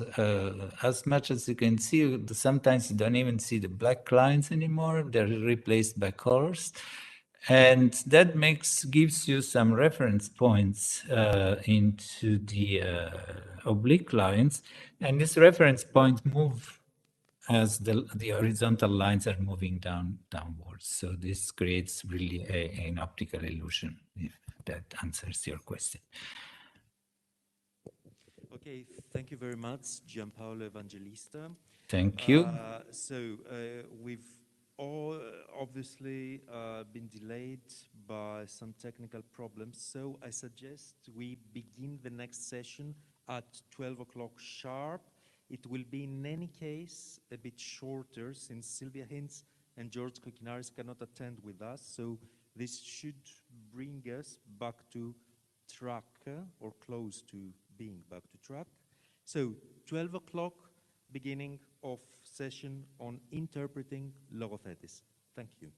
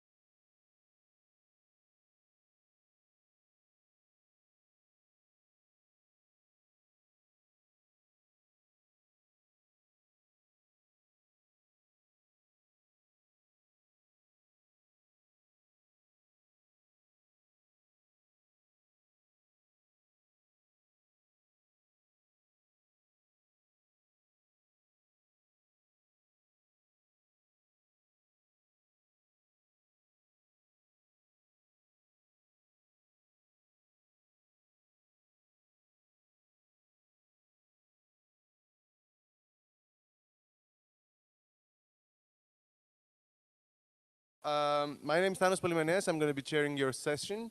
You are going to be the first presenter, and there's going to be a second video presentation. The floor is on you. So Mike Mcinnerney, some praxis-based reflections on interpretation in the music of Anestis Logothetis. Mike Mcinnerney. Okay.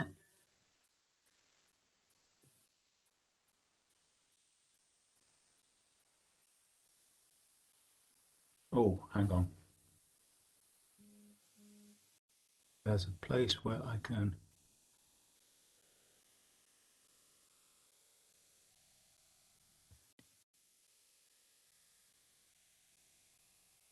Good, very good. Now we can see you as well. Excellent. So, hello. It's such a shame I'm not in Athens, but it's great to be here virtually. Thank you to the organizers for making this happen and for letting me give my presentation. I've been working with the Logothetis ensemble, my electroacoustic quartet, now for 15 years, interpreting the music of Anestis Logothetis. And really in this talk, I'd just like to talk about some of the theory and some of the things we've learned by doing so. But I'm not really going to start with my ensemble at all. I'd like to start by talking about Globus, which is a piece of Anestis's from 1978, which seems to have quite a lot of analytical musicological engagement, mainly because of the fascinating permutations in the long melodic line you can see running across the score.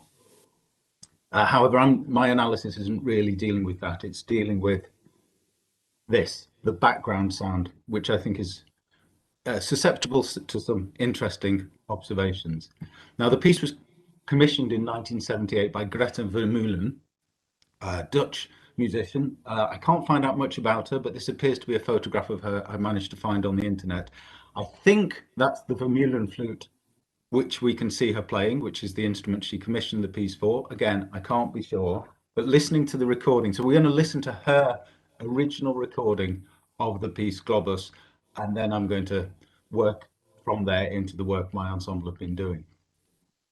I think the instrument is a kind of trombone recorder, going from what I hear in the recording, which I'm going to play you excerpts from right now. So I just have to change the screen so that I can, no, not that. This is so complicated, so that I can play you this tune. So this is the opening of Greta Vermeulen's original 1970s version of Globus.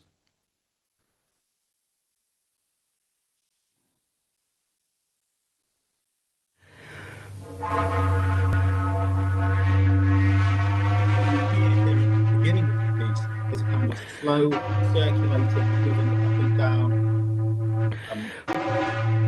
cycle, gliding at this angle.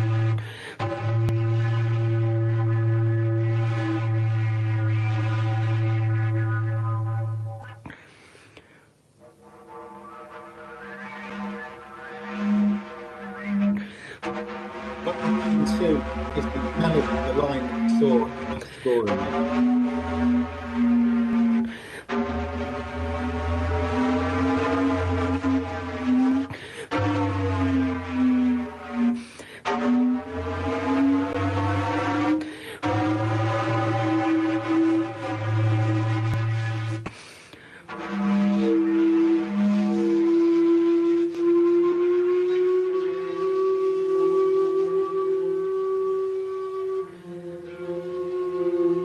That's the melody.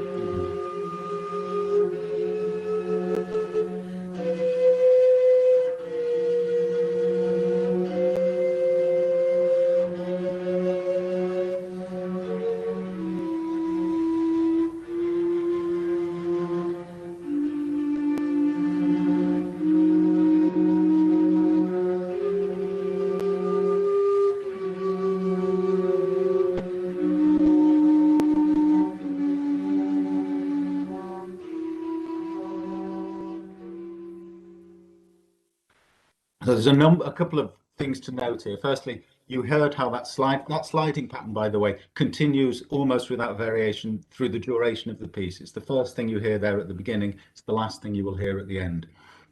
And as the various other parts come in, it slides into a consistent background. I'd like to just play you a couple of other quotes from later in the piece.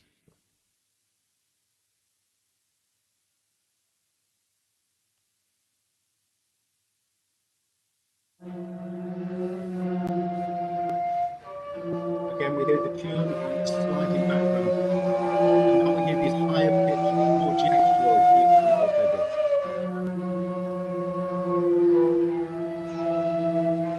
And near the end of this, we'll hear like a critical sound, a fractional sound being played lower down. It's clearly a multi-track performance.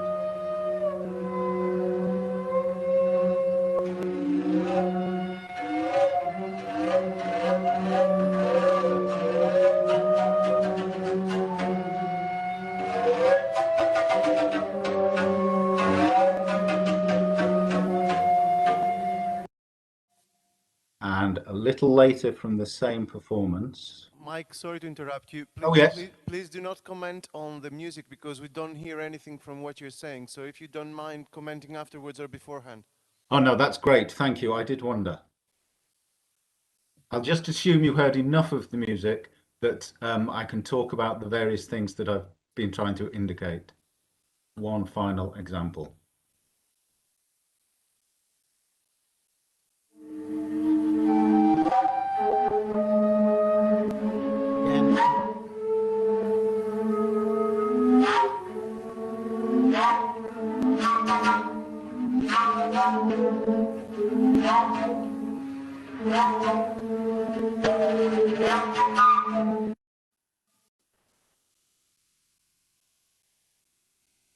Actually, I will talk to you briefly about those sound examples rather than saving all the information for the end. In the first sound example, we heard a background oscillating sound and then the melody arriving, and then what I'm calling this kind of rasping or buzzing sound coming in beneath it. As I said at the time, it's a multi-tracked recording clearly of Ms. Vermeulen playing on her Vermeulen flute. The next one combined that, oh, I'm going to forget which is which. Anyway, this final one combines that rasping sound with what I'm calling an explosive sound. I think the melody's going as well. So we hear several different layers of sound at different points in the piece. This is the point I'm trying to make anyway.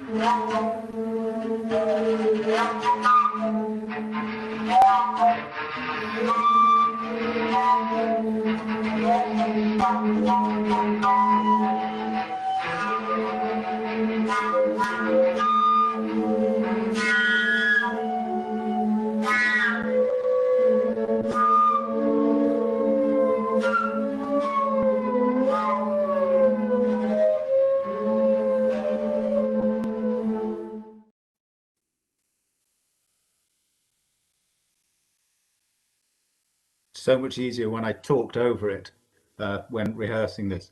What I'm trying to identify is throughout the background sound of Globus in Greta Vermeulen's interpretation, we hear 5 different figures.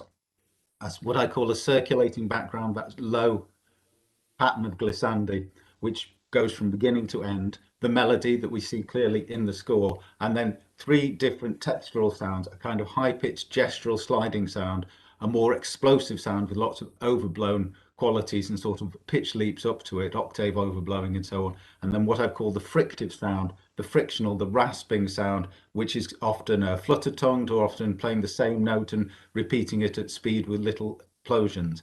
And this is the texture throughout the piece, various combinations of these 4 sounds. And why I'm drawing attention to this is because, it's because I now want to play you. So we never heard, the Logothetis ensemble who also performed this piece, never heard Greta Vermeulen's recording. It was hard to come by when we started rehearsing. Yeah, I'll just play you ours.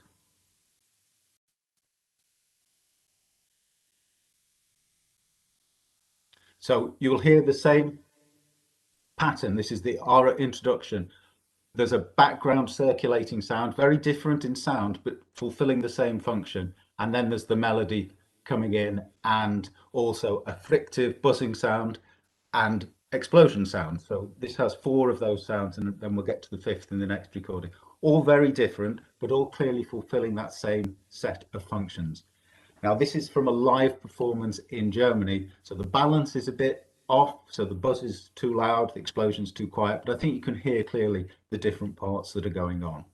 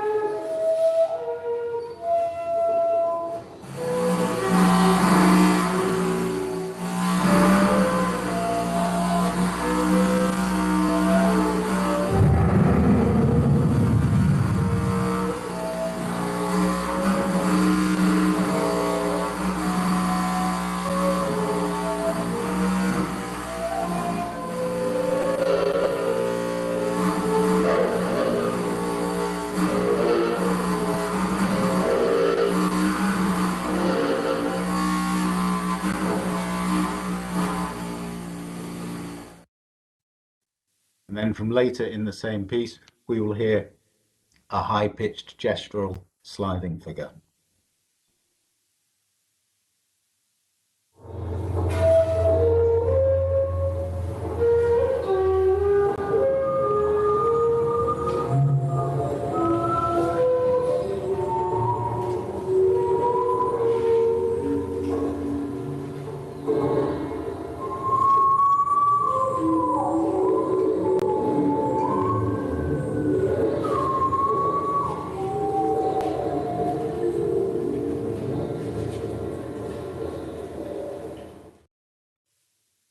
So I guess what seems significant to me in this is the analytical similarity in the soundscapes being produced independently from this graphic score of Anestis Logothetis. In order to investigate, though, I'm just going to leave that hanging. That's, to me, this is interesting. And I'm going to drop into some theory and some reflections on praxis to see if we can understand what's going on there and what it demonstrates. So I'm sure several times through this 2-day conference, reference will be made to Logothetis' own articulation of his sign language into action signals, association signs, and pitch symbols. So to be honest, I'm not really going to deal with that very much. I think most of the people I'm speaking to have some idea about it. Instead, I'd like to suggest an additional analytical praxis device of my own, which is dealing with the fact that these scores, as a general rule, are single page scores.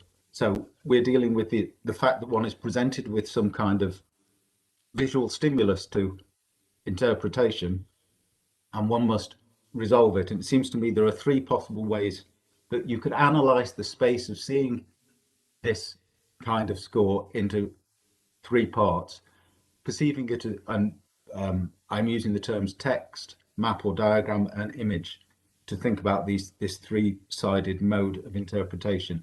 Text in this sense is a line, being able to look at something and know where the beginning point is and follow it through until one reaches the end point, and that becomes your musical form.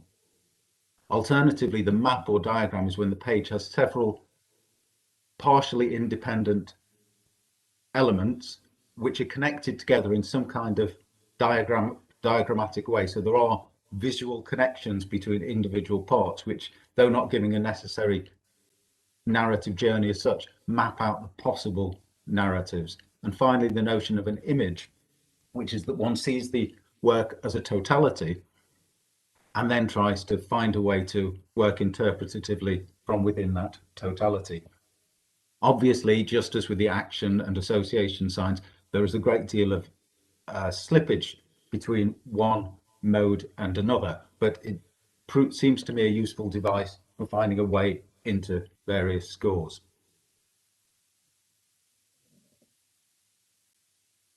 So, for instance, I found it interesting that both Greta Vermeulen and my ensemble came to the idea that the disc surrounding Globus became translated into a circulating sound, which introduced the piece and then was the last sound left standing once the content had disappeared. But throughout the piece, it was present as a kind of background. So, for instance, in our performances where we like to work with 4 speakers, we would often create a situation where the audience felt enclosed by the circulating sound while the performance still lay in front of them. The sense of that disc as an enclosure is a very strong visual metaphor we are getting from simply looking at this as an image. It somehow contains, somewhat constrains the sounds, somewhat supports the sounds that are inscribed within it. And both Ms. Vermeulen and we found a similar way to translate that into sound.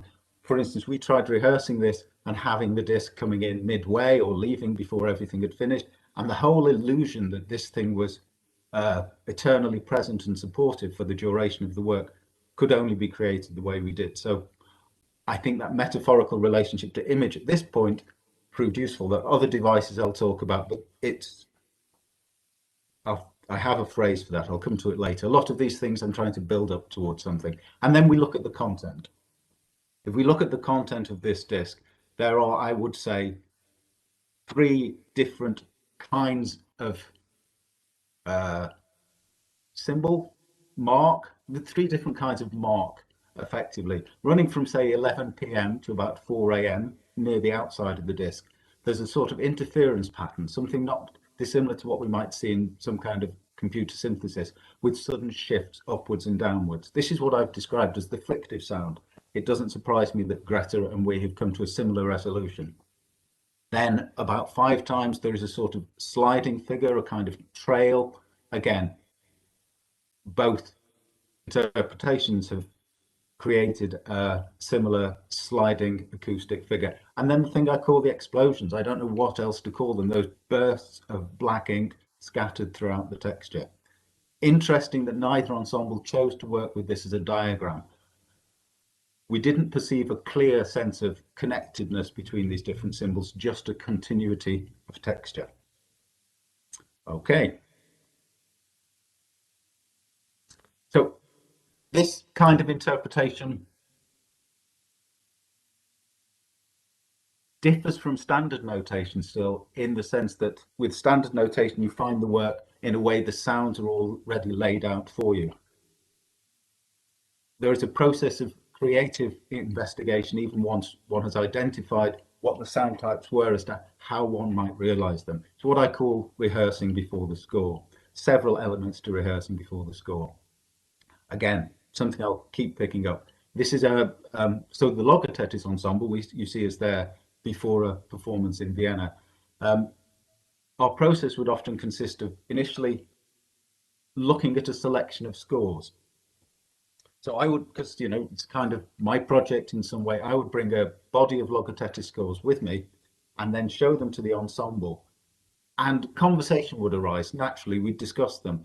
And a lot of what would happen in this conversation is individual members of the ensemble identifying things that they felt that they could make a beautiful, dynamic, original, creative response to. And this was often the way we would choose our scores. Rather than going that one, we'd go, oh, well, several people have found something they could work with in this score, so we can make a piece because we have these starting points. So, for instance, we're all looking at Giatinora there, and I'm going to talk about, there we go, Giatinora, which we do a performance of. And in our initial sort of discussion session, Werner the gentleman on the front right here, suggested for the figure on the bottom right-hand side, the kind of ribbons. Oh, hang on. Can I point it? No, not quite. The ribbons descending at the bottom right-hand side, he could perform on what he called a water trumpet, which fascinated the rest of us enough that we were willing to start from that point and then almost build backwards to create the whole work. So I'm going to play you that a better recording. This was a studio recording we did of Giatinora of just that quadrant of the piece.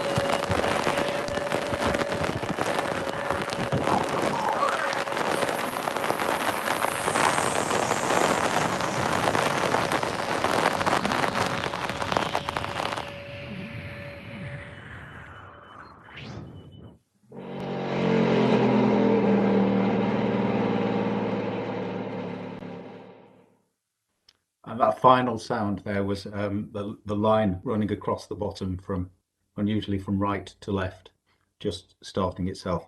So the sound you heard accompanying the sound were the various buzzes and crackles, or the figure that you see here, sort of pulling out left from the descending ribbons, which brings me to be able to talk again about this notion of text image diagram. Clearly there's a text. Well, to us, we saw a clear text running from the top right-hand corner along that narrow line to the top left, where it becomes that kind of, I don't know, forest or set of towers or something. Then that kind of whirling figure as it sweeps over to the right, back to the bottom left, then round those patterns, then up with those fixed towers, the descending ribbons, and finally the line at the left. We followed that line in the piece, but then we were always conscious of the presence of these other background images across the top, in the left-hand corner, in the right-hand corner, and it became a judicious choice. For instance, the buzzings and cracklings you just heard could have accompanied the figure, the whirling figure that preceded the descending, preceded the water trumpet, or could have joined the final line. And those judicious choices are also, I think, part of what facilitates a narrowing in the interpretation of Logothetis scores, that despite their apparent opening, there are a whole lot of exterior forces drawing towards some kind of consistency of interpretation, drawing us towards some kind of consistency of interpretation. And here, just to make you smile, this is the water trumpet. You can just see it in Werner's hands, that kind of curl of copper tubing there. I played you that example partly because I think that's really, I find that a really beautiful sound, but also to talk about those buzzings and cracklings. I wonder if I have a photo. Here we go. The gentleman front left with the capacious beard, that's Richard. And one of his fascinations within this work is finding normal sounds and treating them in extraordinary ways. So the buzzing and crackling is led by him using a bat detector. So we spent a long time together, Richard and I, exploring normal sounds with a bat detector. A bat detector is a device which makes the calls of bats audible by bringing basically a frequency spectrum down to within the human audible spectrum. And different bats have different spectra, so it's quite easy with this device to identify particular bats. But what's great about it is pointing it at normal things and finding out what's happening in the highest partials beyond human hearing. We discovered in particular that bubble wrap, that plastic packaging made with small bubbles in it, has a massively rich texture, several thousand hertz above where we can hear ourselves. And this is a translation down to the oral of scrunching bubble wrap. And the reason I'm mentioning this is to go back to Globus briefly.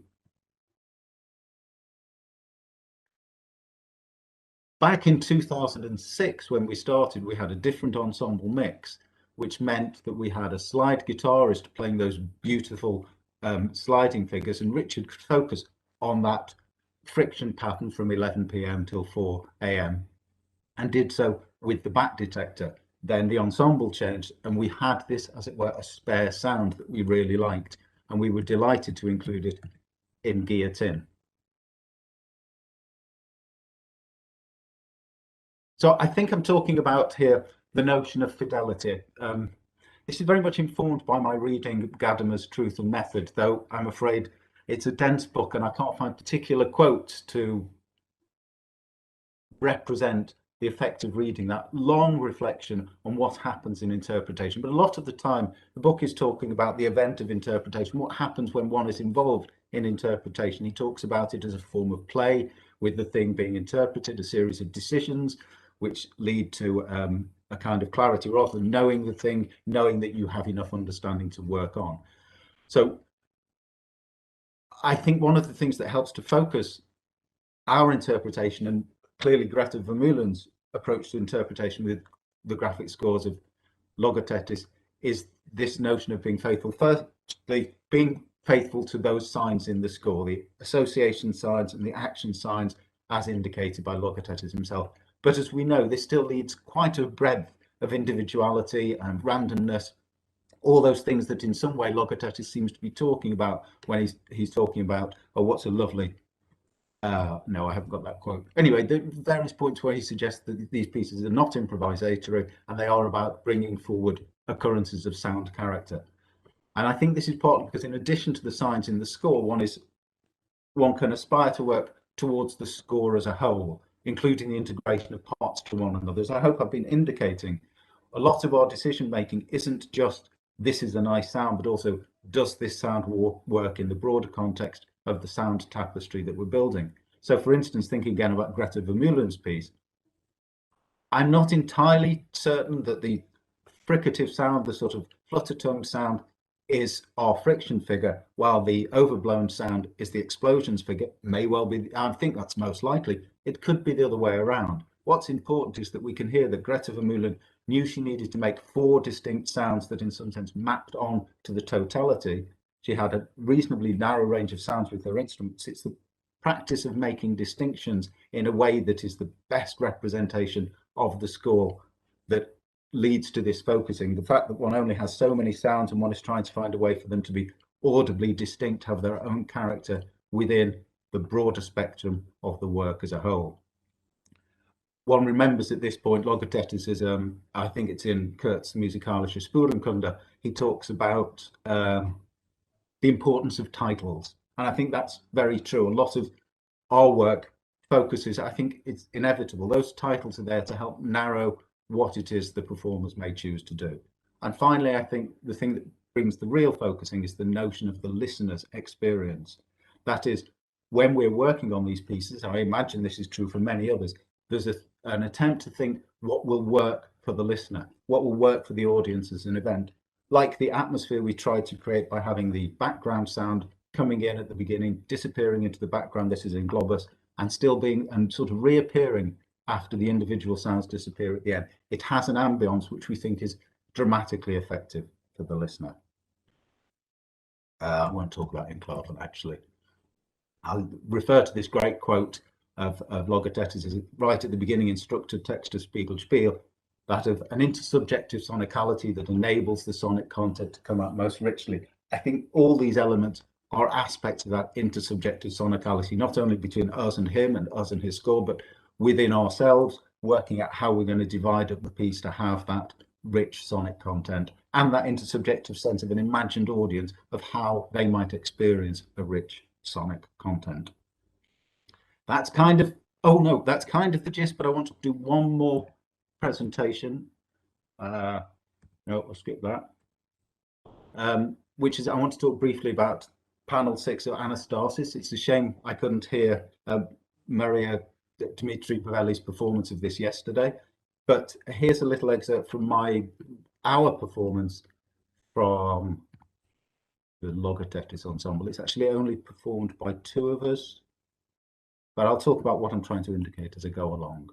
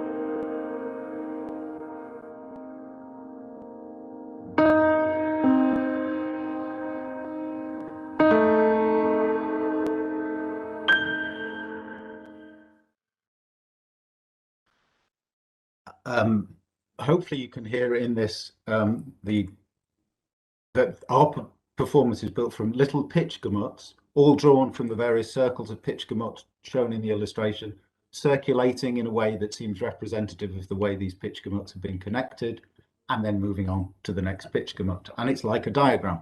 There's no definite plot through it. We tended to start in the figure, which in this inversion is in the center at the right, and then drift in various pathways back to that center, working with the score, therefore, in my system, as a diagram. And the reason I'm playing this is because we performed this for the Faithful Festival in Berlin in 2014. We were invited to perform a couple of works, and the organizer said what she wanted to do was get another ensemble to also interpret 2 scores. So both ensembles would do 2 scores, and they would share 1 score. And the score that got shared was, unfortunately, this, because I'm not entirely sure how faithful this is to the totality of Anastasis, but that's another question I'm sure could be raised. They chose a very different solution. I think there was a saxophone, there was a euphonium, there was a piano, there was a cello, there were possibly another couple of strings or winds. And the way they performed it was much more vigorous than ours. It was a series of dense punched chords, clearly each based on one of these circular gamuts that Logothetis has drawn, followed by a kind of wild and chaotic glissando sliding, I guess a vision of the connecting lines between gamuts, which I basically ignored, and then another punching chord system. And the reason I'm mentioning this is because the festival got reviewed quite well nationally and internationally. So it was reviewed in the English press with this observation: graphic scores have historically worked against musical objectivity. And so it proved with 2 performances of this panel from Logothetis' Anastasis, the 2 ensembles came up with totally different readings of the score. I have to say, Nick Kane was not a fan of this festival at all. He thought interpretation as a subject for a festival was disingenuous at best. So we got a fair summary.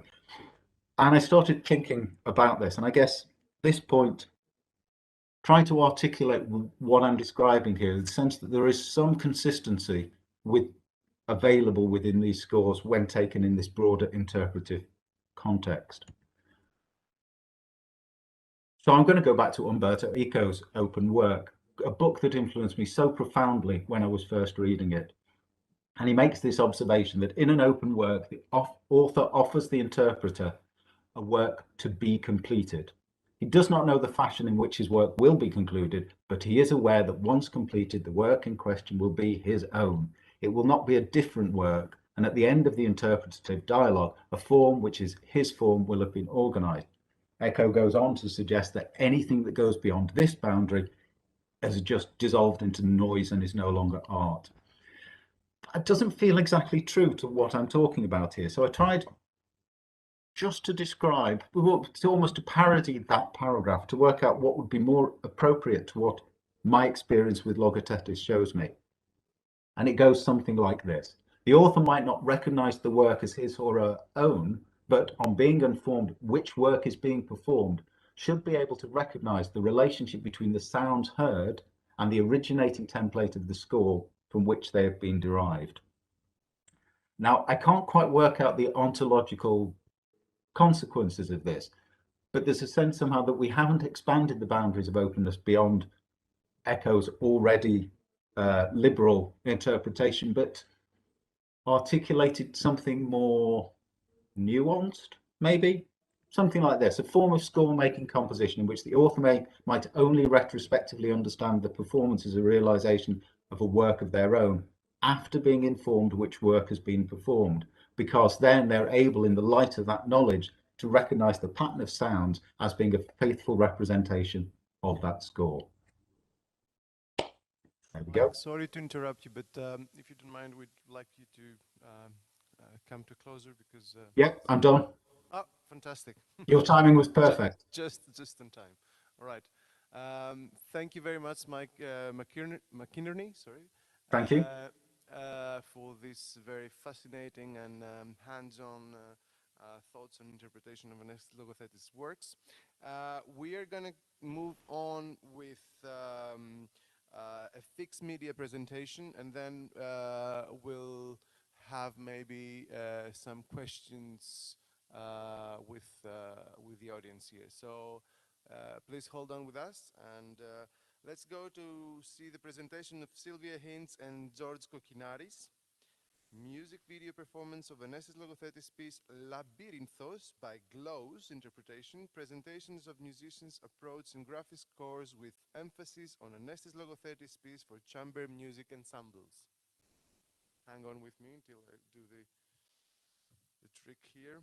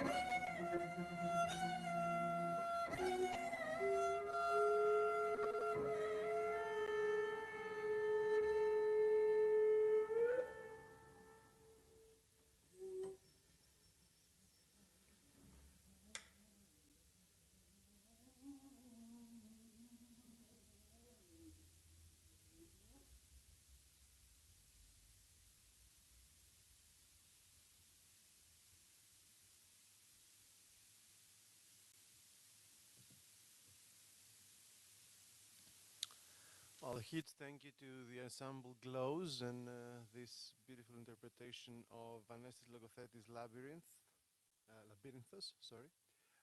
Let me see how I can change this back to share my meeting window.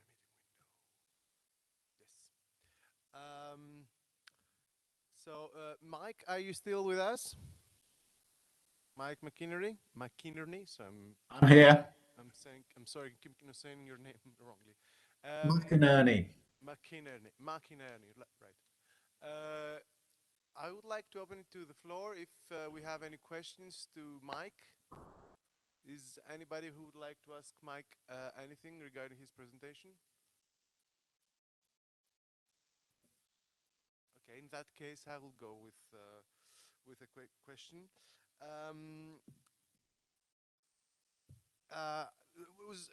There was a lot of information in beautiful and fascinating and hands-on information in your presentation, Mike. And I would like to ask you basically to map a bit, if you can, the challenges of playing graphical scores. What are the challenges that you face, and how that maybe relate to the narrative and its abstraction, about them being faithful to the signs, importance of titles. You said a lot of things, but what is the main challenge that you face when you come across a score by Logothetis or by any other graphical score composer? It's a good question. I think the main challenge is finding a way in.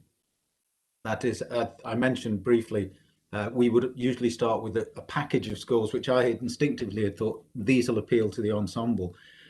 And unless somebody can find a way in, a moment when they can go, it could be like this, nothing can begin. So I think that might be a qualitative distinction about these kinds of scores as well. With, I don't know, with a work from the classical repertoire, if you can play the instruments, you can usually find some kind of way in, unless the composer's language is particularly esoteric, their style. With these, you kind of draw a blank unless you found something. There was, I can't remember which piece it was now, there was a piece of his that Michael, the chap who worked with me on the version of Anastasis Panel 6, he loved this piece very much. It was a beautiful kind of, it looked like a building to some extent, with notation everywhere, and I think there was a big eye in the center of it. But none of us could find a way to get into it. So I think that's the biggest challenge. Is I used to dream when I was younger of playing many of his scores, and I realized with any ensemble, there's probably not so many works the way I'm working that can be realized with any degree of musical oomph. Thank you very much, Mike. Anybody else? All right. This will. Oh yeah, Dimitrios Katharopoulos, I think, has. Oh gosh, how can I see the chat now? I'm reading it in the chat. It's okay. I'd like to... All right, please, could you read it out loud, because I Yeah. can't find So he it. says, thank you for the interesting presentation. I'd like to ask you about Globus. In the excerpt you played us from your ensemble, I noticed that the melody layer started from the upper right side of the pitch page. Was this the beginning of the pitch? And how, if that case, how did you choose the start? Brilliant.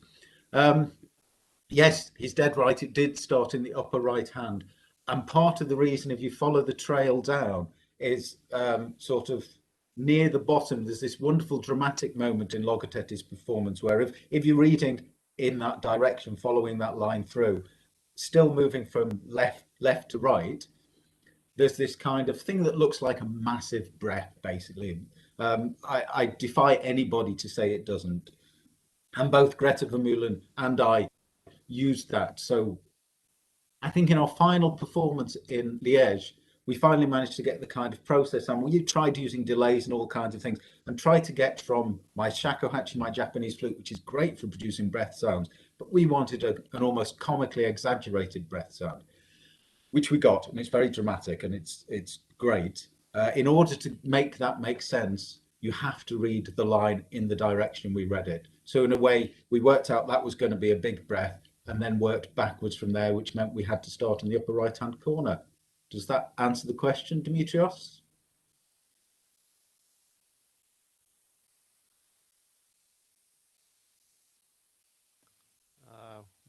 I guess it does. I guess it does, yeah. Oh, well, yes, thank you, he says very much. Great. Well, thank you very much, Mike. Thank you, Dimitrios. Thank you, everybody who is here in the hall. We're going to proceed with a relatively short comfort break because we're 45 minutes late, at least. And then we're going to continue with Arentia Andreopoulou chairing the next panel. Thank you very much. Have a good rest of the day.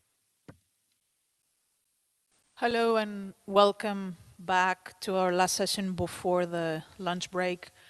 The session is entitled Creative Approaches Inspired by Logothetis Works.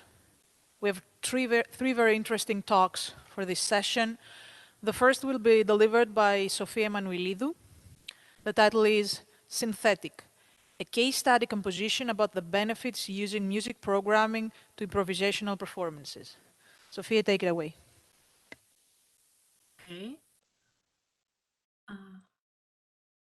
Sir.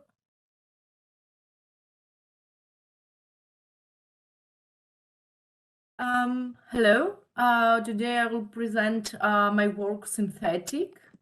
My name is Sophia Emmanouilidou and I'm a postgraduate student from Ionian University in the master's program Sound Art and Technologies in the section in electroacoustic composition. And I'm also a graduate composer from Aristotle University. Today I will explain my work Synthetic, which is a piece written in Super Collider, and then we will examine it from Anestis Logothetis scope of view, which actually made this piece happen. Well, in the first section in this presentation, I will introduce the piece and I will do a short analysis of it. First of all, we have the code in Super Collider. So the code in Super Collider saves us the score as it is. Then we have, in order to execute that code, we have to map it in a MIDI controller. So we have to have a MIDI controller as hardware. And then it's the performance, which is upon to the aesthetics of its performance. Seeing the code as it is, we can say that we can actually interpret the whole code as a graphic score. And then also we can create new scenes, new sounds in the environment of Super Collider, and then not change the word, but shape it in a more in a way that is more appropriate to our performance. So there are two main aspects of the composition: the code as it is, the composition as it is in the Super Collider, and the performance, which depends on the MIDI controller, the performer, and his or her aesthetics. So you will see now a sort there is a video of my performance doing that piece. We'll see just a fragment of it because it's big enough from that point.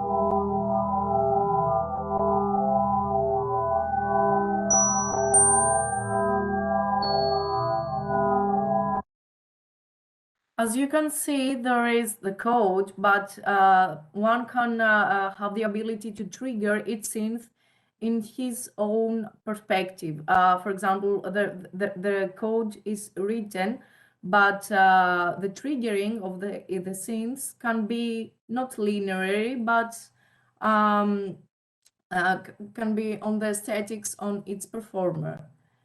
So now we are going to proceed to the second part, seeing the code as a graphic score.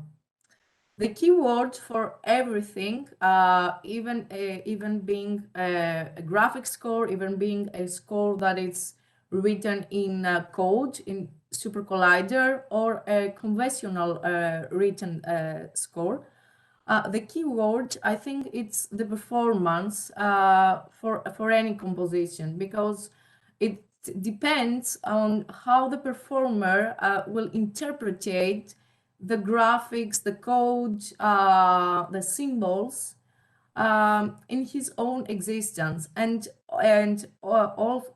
Sorry, also I was a little stuck, and also its performance differs in the time being. For example, performing that score today, that does not mean that will be the same after 2 or 3 days. And also the venue of performance has an impact to the piece as it is.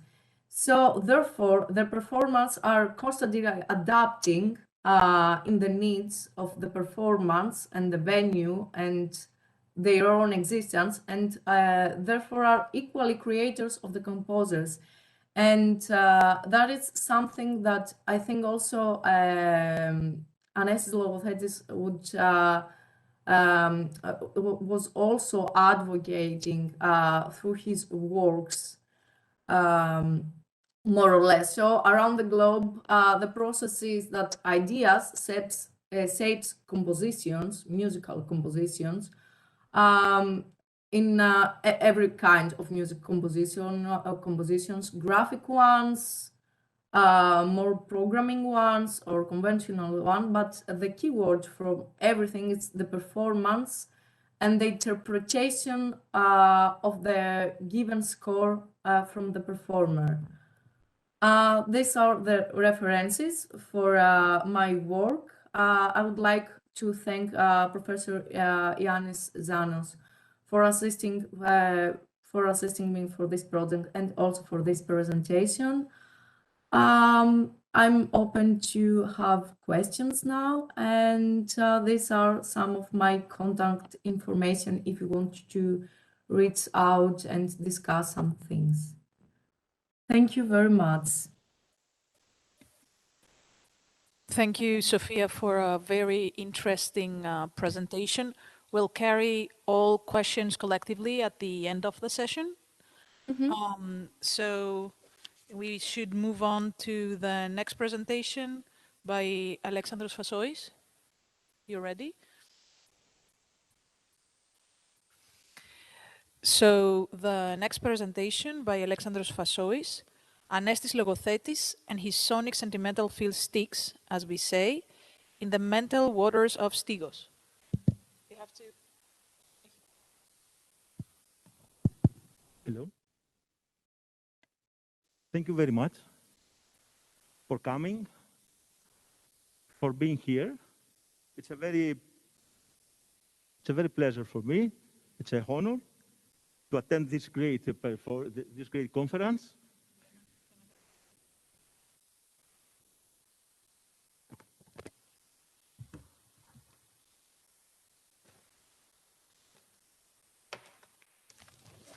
It's okay now? Thank you very much for coming, for being here. I would like to use the time I have to present you some extracts from my film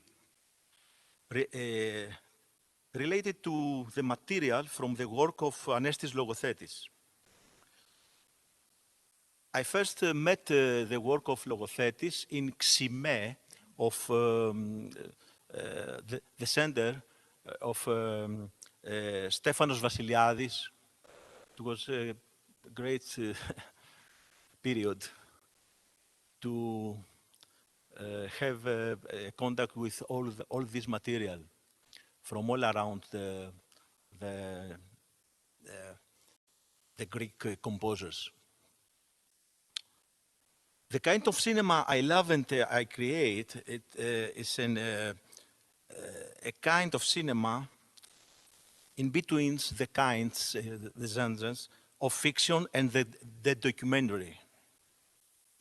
The works of Logothetis that I use in this film come mainly from the first electroacoustic period of the composer. With the general title STYX, I attempt an approach to three main axes of Logothetis' works. It is the side of his work that fascinates me most. These axes are the release of the material form from the stereotypes, the bringing of the form, the connectivity of the opposite elements, the structure of the composition, and the third, the interactivity between creator and listener or viewer. That means a new content of the creation. Please allow me to present you these few parts of the film. And at the next Athens Experimental Film Festival, I will try to complete it. So, thank you very much.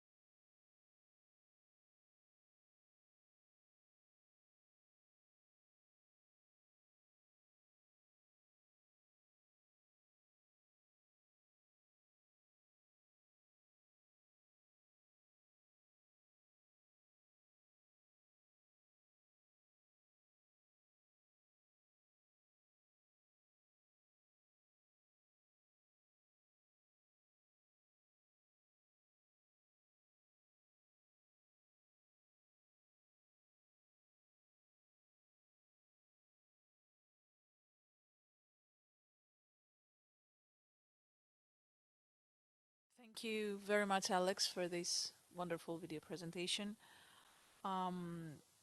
Before our discussion, we'll move on to the last talk for this session by Dimitrios Katharopoulos. The title is Extended Performance and Semantic Parallel between Georg Friedrich Haas ein Schattenspiel and Anestis Logothetis Globus für Vermeulenflotte. So, Georg Friedrich Haas is considered to be one of the pioneering composers of microtonality. His primary interest lies, among other factors, in the expansion of the auditing experience of the performers, which to some extent influences his overall compositional thinking. In his composition Ein Schattenspiel for piano and live electronics, he projected the auditing experience between the musicians onto the pianist and the electronic algorithm. On the other hand, Anestis Logothetis Globus für Vermeulenflotte explores the ambiguous relation between the 2- and 3-dimensional space and creates a map towards a performative approach. This paper aims to investigate the premises of the two pieces and use a semiotic analysis model in order to demonstrate the process of composing out these premises. Now, the material used by Haas. Haas has been largely influenced by the French school of spectralist composers who use the Fourier analysis of a pitch as a point of reference. However, calling the composing out of spectral chords as spectral music is inadequate, according to Haas himself, since the use of Fourier overtones as pitches that employ inner and extended listening skills, as well as factors such as air or the noises produced by the fingers touching the strings, and so on, transforms the relevant overtones into absolute pitches. And Haas perceives microtonality as a broader phenomenon, and he explores also systems beyond the Fourier analysis. One of them is comes from Anton von Webern's harmonies based on major sevenths, and tritones. When this is combined with Ivan Vishnekratsky's system of the cycles, it projects the concept of equal temperament upon microtonality. Vishnekratsky's cycles of 11 or 13 semitones occur repeatedly in Haas's works and play an important role in the harmonic development of Ein Schattenspiel. Furthermore, notation in Haas's works becomes often relative and at times proportional. The use of notations, along with spatial units as means to performative individuality, suggests an abstract approach to tempi, durations, and time itself as compositional material, and imply Haas's understanding of expanding the limits of traditional notation, and at times also approaching graphic notation. Now, darkness plays an important role in Haas's music. He has composed several works which have to be performed in absolute darkness, such as his third string quartet in Keynote, and also his recent chamber composition Solstices. And also in his operas, there are always divisions between light and darkness, and his latest opera, Coma, contains large, precisely notated passages to be performed in absolute darkness, while other sections have to be performed in the shades. The case of Ein Schattenspiel, though, is largely different. Everything happens literally under the sun, literally and metaphorically speaking, while the shadow of the protagonist is always. The part is recorded, processed, and repeated in real time, and the relation to the physically played part is precisely written out. In fact, the electronics repeat what the piano plays, transpose the quarter tone higher. And due to this transposition, the playback is slightly accelerated, so the pianist must coordinate to that while playing. The oral shadow created by the algorithm is neither a still standing object nor a silent accompaniment. It constantly confronts the pianist with their own past, which always comes closer until the two sound sources coincide. The distorted transposition creates a hyper-instrument which allows new harmonic relations to be created when the processed piano sound overlaps with the sound of the real instrument. Now to the performance and the use of the material. On a rather progressed stage of the piece, Haas begins to make use of Wisniewski's cycles, and he uses quarter tone progressions based on the diminished octave cycle of consisting of 11 semitones. This allows Haas to introduce a section of large improvised chords and diminished tritone distance, and the pianist has to control the coordination and pay close attention to the beginning of the improvised parts in the projected sound in order to proceed to the next pitch set. Later on, the gradual ascensus from the low E flat to the middle A sharp is combined with the gradual emancipation of 12-tone material, while the previously used harmonic shade of stacking quarter tones reemerges. Additionally, the pianist must align their tempo to the projected sound so that the beginning of the playback phrases interlocks with the ending of the piano phrases. And Haas himself breaks the system by composing over the bar line and slightly extending the ending of the passages. The abrupt beginning of the closing section is again based on the interlocking of the two sound sources. Haas uses the augmented octave cycle this time, and the piano has once again to align with the projection and surpass its tempo only at the very end, while the high velocity transforms the coda into a pandemonium, and Haas pushes it to the extremely high register of the piano before abruptly introducing the low register. Indeed, the emerging bass chords announce the end of the piece, and the pianist stops playing, and the electronic projection stops as well. So the remaining piano resonances of the silently depressed keys can fade away slowly and lead the piece to its end. The real-time processing of the piano sound, along with the progressive reduction of the time distance between the real and the virtual sound source, become constantly shorter until the two sources coincide. The virtual sound is always somewhat behind the real-time performance, and the constant acceleration of the coda leads to a dead end as the pianist tries to escape from the algorithm dependency. The only way to stop the shadow from winning this race is to stand still. So the abrupt silence in the end is the pianists detached from their own shadow. Now, the complex harmonic and time resonances and correspondence between the real-time performance and its electronic projection creates a canon for a virtual hyper-instrument that can be analyzed in two ways. The first approach calls upon a practice that Haas often uses in his compositions and has to do with establishing a harmonic material and gradually shading it. The equal temperament in 9-Sharpenspiel is electronically distorted due to computer-aided expansion of the performance. Aside of the multiple chords produced by the pianist's two hands and occurring by the time disposition of the events, Haas combines several contradicting harmonic resources in the piece. The equal temperament of the piano is the starting point for the exploration of various microtonal systems. The juxtaposition of closely spaced quarter tones calls upon what Haas calls Klangspaltung, or sound splitting, and I quote, closely spaced microtones around a single pitch, quote end. The resonances of the free vibrating strings and the nuances of overtone chords call upon the overtone series and its use in Haas's music, while the cycles of diminished and augmented octave are expansions of the equal temperament itself. Now, the second approach analyze the piece uses the dualistic model by Aristotle through the prism of semiotics.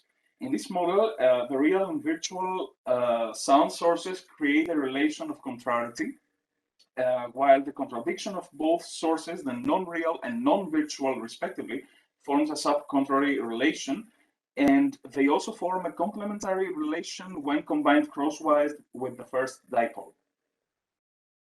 In the case of Sharpenspiel, the real sound source S1 is the piano, and its contradiction, non-S1, is the ultrachromaticism produced by the simultaneity of the real and the projected piano sound, while the virtual sound source S2 is the algorithm, and its contradiction, non-S2, is the quarter tone transposition of the natural piano sound. The complementarity between the equal temperament of the physical and transposed piano, as well as between the algorithm and the artificial ultrachromaticism, completes the scheme. In spite of the contrariety between the physical and natural sound source, has strategic choice not to manipulate the timbre of the processed sound, leaves the sonic identity of the piano timbre untouched. The timbral homogeneity between the physical piano and the real-time processed sound allows us to fuse the transition from the sonic identity of the physical piano to that of a hyper-instrument. The contradictory relations between S1 and non-S1 and S2 and non-S2 respectively are based on the restrictions between the source itself and its negation. The identity of the piano as a sound source is defined by the spatial temporal characteristics of the instrument and the performance, while the ultrachromaticism transcends any limitations while maintaining dialectic related to them. Similarly, the algorithm transforms the sound of the real-time performance virtually, yet it is bound to the human and physical characteristics of the performance itself. The complementary relation between S1 and non-S2, in this case the piano and the quarter-tone transposition, demonstrates a commentary to the physical sound. Haas's approach to the limitations of equal temperament is not just the starting point of a piece, but also the means to cope with the physical limitations. On the other hand, the complementary relation between S2 and non-S1, in this case the algorithm and the ultrachromaticism, is based on the relations between source and editing that can be found throughout the history of electroacoustic music. Haas's approach to the equal temperament and the beats emerging from its rigidly artificial correctness seems to coincide with Lalit's statement that, and I quote, "Spatialization constitutes a natural prolongation with the editing carried out in the studio. It brings movement and life to the electronic world." Quote end. Combination of the two analytical approaches demonstrates a compositional concept that combines the process of shading with the contrariety of the two sound sources. The pitch and time processing of the physical piano signal transcends the physical limitations of the piano and thereby redefines its sonic and performative identity. Thus, it is contrary to the piano's sonic characteristics, as well as contradicting its physical dimensions in terms of temperament, resonance, and polyphony. At the same time, it is complementary to the piano sound, not only because of the hyper-instrumental character of the two-part writing of the piece, but also due to the fact that it recreates and comments the performer's past and thus to some extent dictates the performance future. The overall formal and conceptual design of the piece calls upon the canon practices of the early music. The piano part dictates the electronic part and proceeds following certain rules concerning the harmonic and temporal relation to it.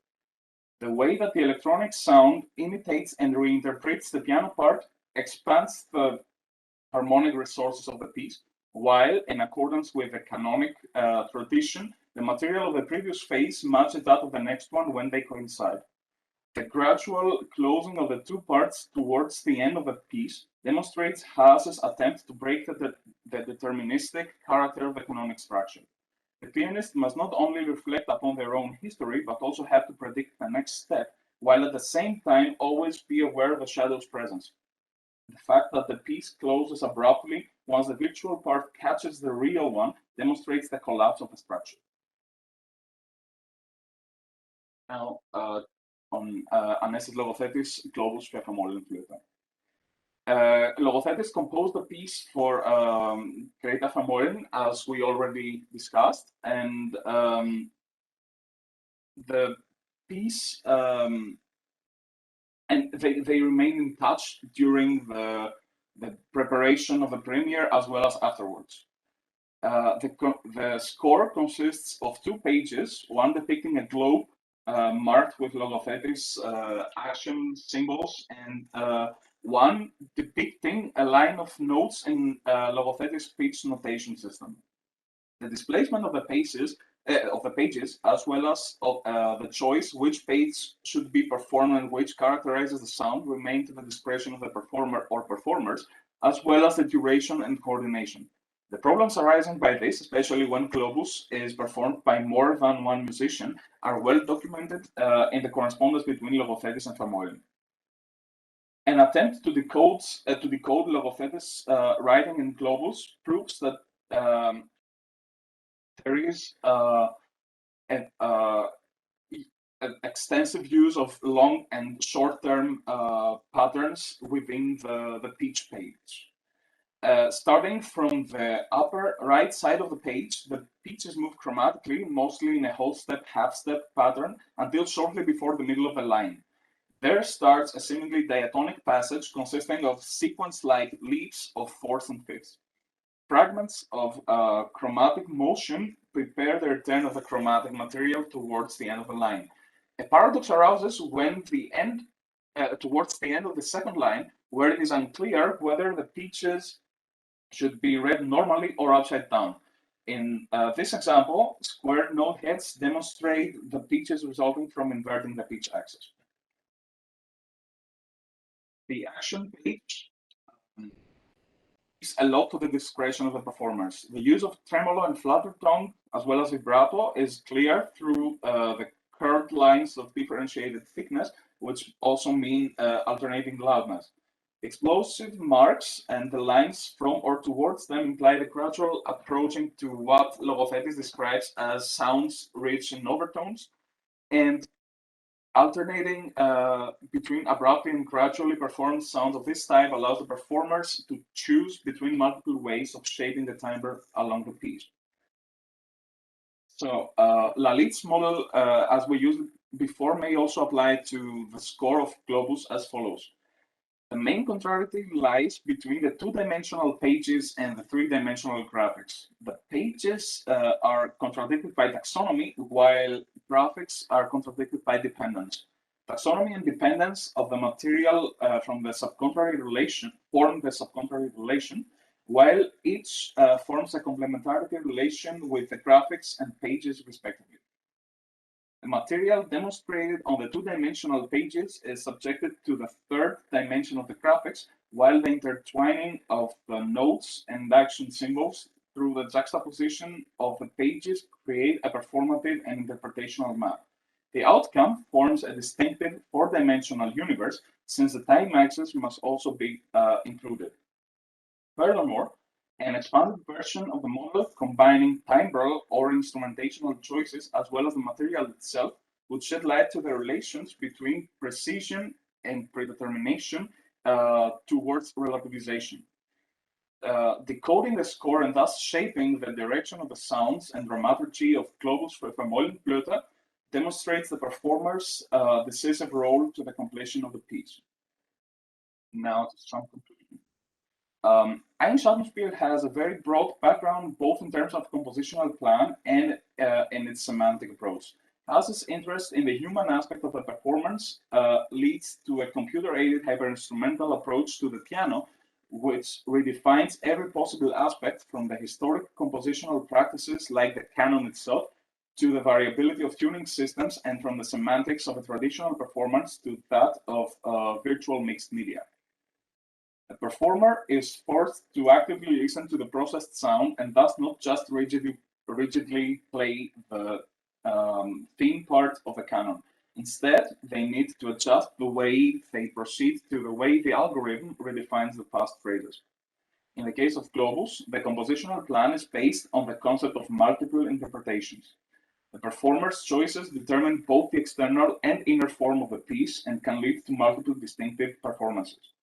The relation between the pages and the graphics, as well as between the two-dimensional and three-dimensional space along time, create a distorted four-dimensional musical landscape, while the choices of the performers determine the result in a way similar to the traveler's choice of paths and routes according to a map prior and during the journey around this globe. Compositions share a clear premise. They use key aspects of the Western music tradition in order to expand them. Haas uses a computer-aided canon to apply the concept of shadows on, while Logothetis redefines the concept of notation and score themselves. Not only the score serves as a map guiding the performers, but it also leaves space to the performance for creating personal images and paths. The semiotics allow us a new approach towards the compositional background of the two pieces, as well as to the way the composers set the premise and action within their composition. Furthermore, Lalit's model provides us with a new analytical tool suitable for any kind of composition which exceeds the limits of traditional music concepts. Thank you very much. Thank you, Dimitri. Thank you, everybody. A virtual round of applause from all of us for this wonderful session. At this point, I would like to see if there are any key points or questions from our audience, either here in person or online.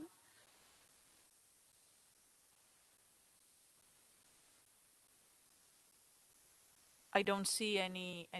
Oh, Georg, you have a question? You wanna? Sure, but you can come here and you can have the microphone too.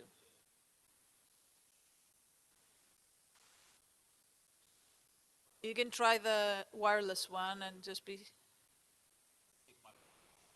Sure. You just try the wireless one. And just be a little loud. Can you hear me? Yes, just.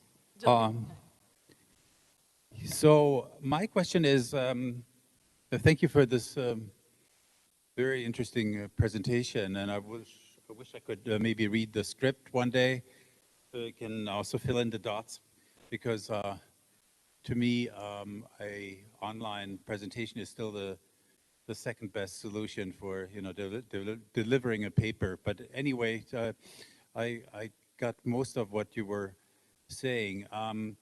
My question is, you picked those two works, and probably you could have picked maybe any other work, recent work by other composers, and somehow compare those works with the work of Logothetis. Was there a deep underlying, how shall I put it, like something that connects the two on a level that's more than just being pieces written, in the genre of contemporary music?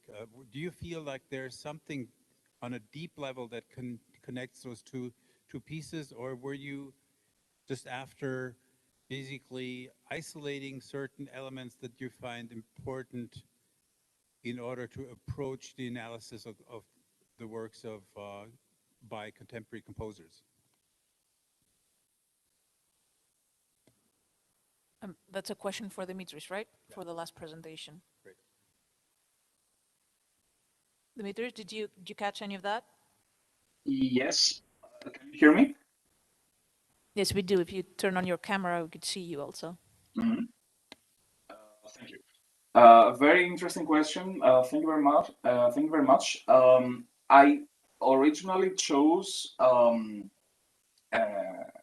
Ein Schattenspiel because I had the honor to study with Georg Friedrich for 2 semesters here in Graz, and it surprised me that it's the only piece that he ever wrote that contains live electronics, that uses electronics whatsoever.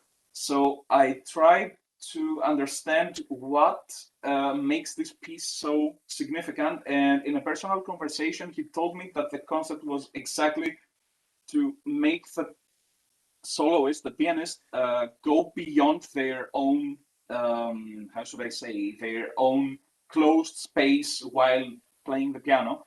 And when I was doing my research, I came across Globus, and since the original recording that we have is also contains also pre-recorded, or let's say material recorded by the same performer, I found them to be somewhat related. I probably should have included this aspect to my presentation. Did that answer your question? It did. We could probably continue this conversation a little longer. I would be totally interested in getting more into like your train of thoughts, but I suppose that we should probably let other people ask their questions now. All right, thank you. Are there any other questions or comments? I actually kind of have a question for Alex, and you can probably get the wireless microphone from Georg. Forgive me if I'm probably using all the wrong terminology, but I don't know how to phrase my question properly regarding video. But I noticed in your in the movie that you showed us this. I couldn't help but noticing this contrast between moving and still images and like scenes from afar and from very close by. And I was wondering, because I could sort of see a correspondence with the music, but I was wondering if there was some sort of a parallel you were going for with Logothetis sounds and that playing back. There is nothing to parallel each other.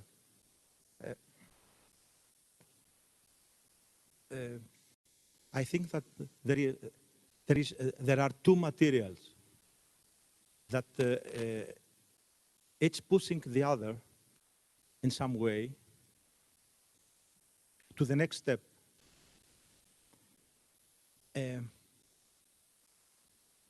I like the technique of dreaming, not the technique of logic. Is this an answer, maybe? This is an answer. And I can explain which coming first. I don't think that, I'm thinking that cinema, filmmaking, I mean, it's a very and close to stereotype narrations.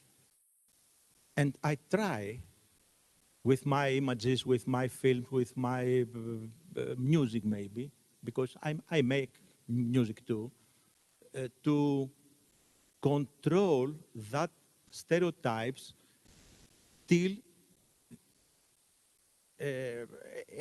edges, until to break the forms or to bring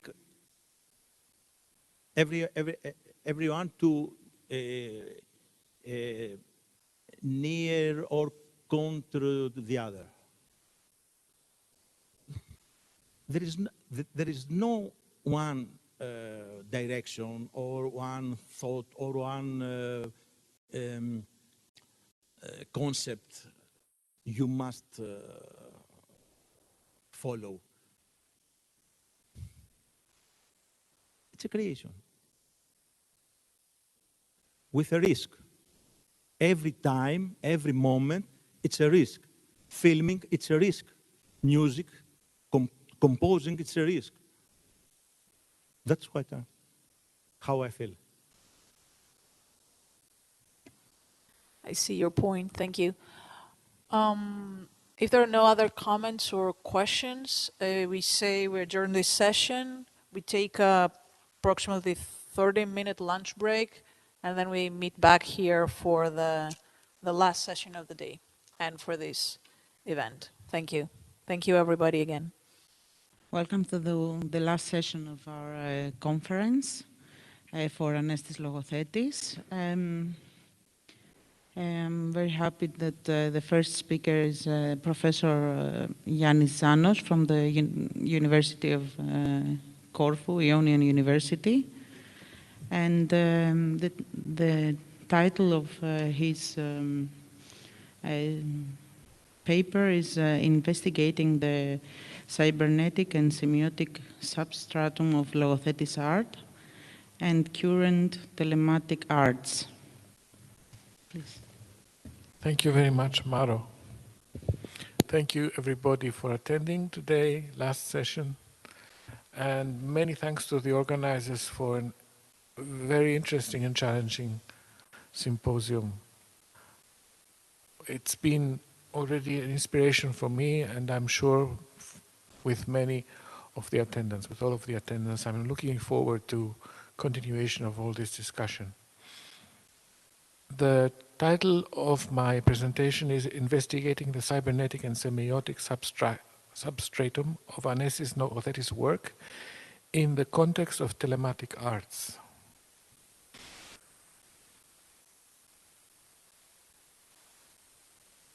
This is going to be an investigation of a background in Logothetis work, which is not so much in the immediate surface of what we see. Most people are aware of his graphic scores, but less emphasis is thrown on his tackling of cybernetics, computer programming, and the thought behind it. In fact, historically, this is both biographically true and thematically relevant for the work of Iannis Logothetis. And this is why I've chosen this topic as for my presentation.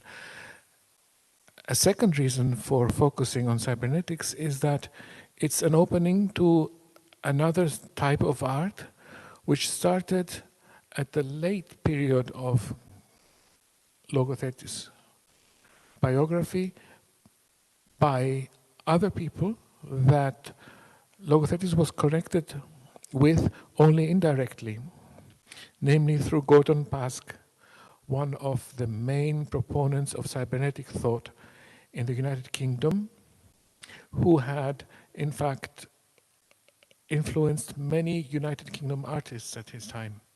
And one of these artists is Roy Ascott, who was the first artist to engage with telematic art in a grand style.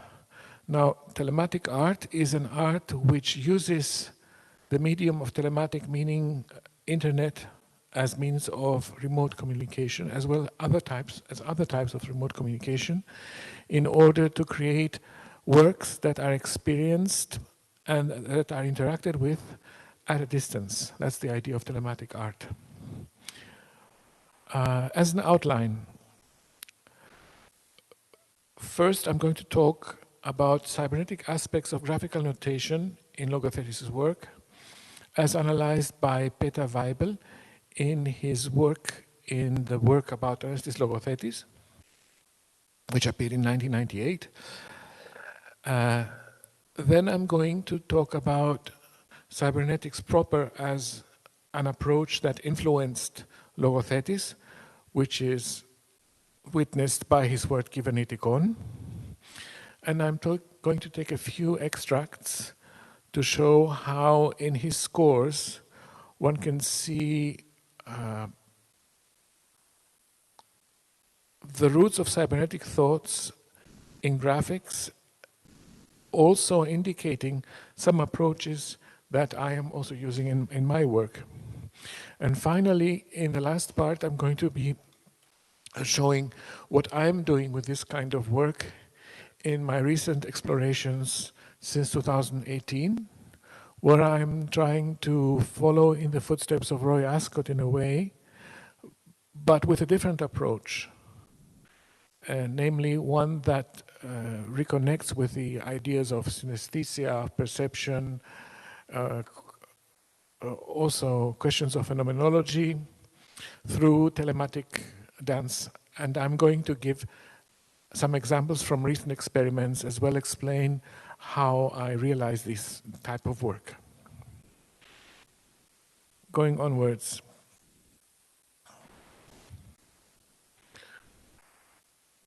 In Logothetis' own essay in the book dedicated to him, which appeared in 1998, he explains about his inspiration for the work called Kybernetikon from Cybernetics, 1971, One main aspect being the idea of machine commands, maschinelle Ordnungen, which were generated by mythic prototypes of contemporary cybernetic society and enter in continuous dialogue with everyday life. In the same work, Peter Weibel dedicates a whole chapter in his analysis of the cybernetic aspects of Logothetis' work. And here I want to focus on two aspects, namely the idea of timbre, sound color, as a starting point for the exploration of laws of correspondence between sound and image. On the one hand, this leads to an exploration of the ideas of synesthesia and compositions that work on synesthesia in order to create color music or animation music. On the other hand, this also has ramifications in creating the prototypes for a convergence between media and senses, in the sense of trying to find mechanisms for translating between image and sound and vice versa on an algorithmic basis. And this is something that I also explore a lot in my work. A second aspect that Peter Weibel focuses on in his essay is the idea of a higher order cybernetic chain.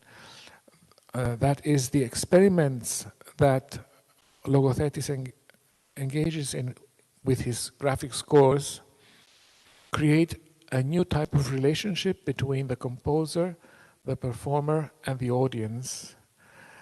And they require that all three of them engage in a chain of dialogues in reinterpreting the score. The score itself is not a prescription of a sonic result, but the starting point for a series of interpretations within which also the composer becomes a performer. And this, according to Peter Weibel, is a type of cybernetic chain, second order cybernetics.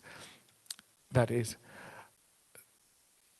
high order cybernetics is a notion that was introduced by Gordon Pask, who was a cybernetician and sociologist working in United Kingdom in the 50s and 60s and 70s, and was engaged both in sociological analysis and in an analysis of how cybernetics can work in terms of pedagogy, in terms of semiotics, in terms of creating new ways to approach meaning, to reinterpret notions through feedback.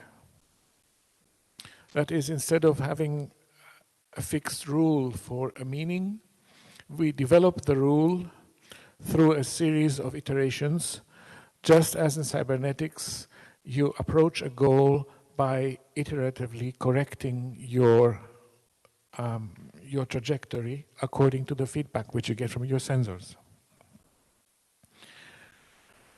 And this is, in fact, the bridge point, because Gordon Pask, because of his pedagogical and social interests, assembled around him a group of artists to which also Roy Ascott belonged. And this inspired Roy Ascott to do something based on telematic technology, and led to the appearance of the first telematic works. And several decades later, his collection of explorations, both in theory and in practice, was edited in the book called The Telematic Embrace, which is a kind of landmark for telematic art.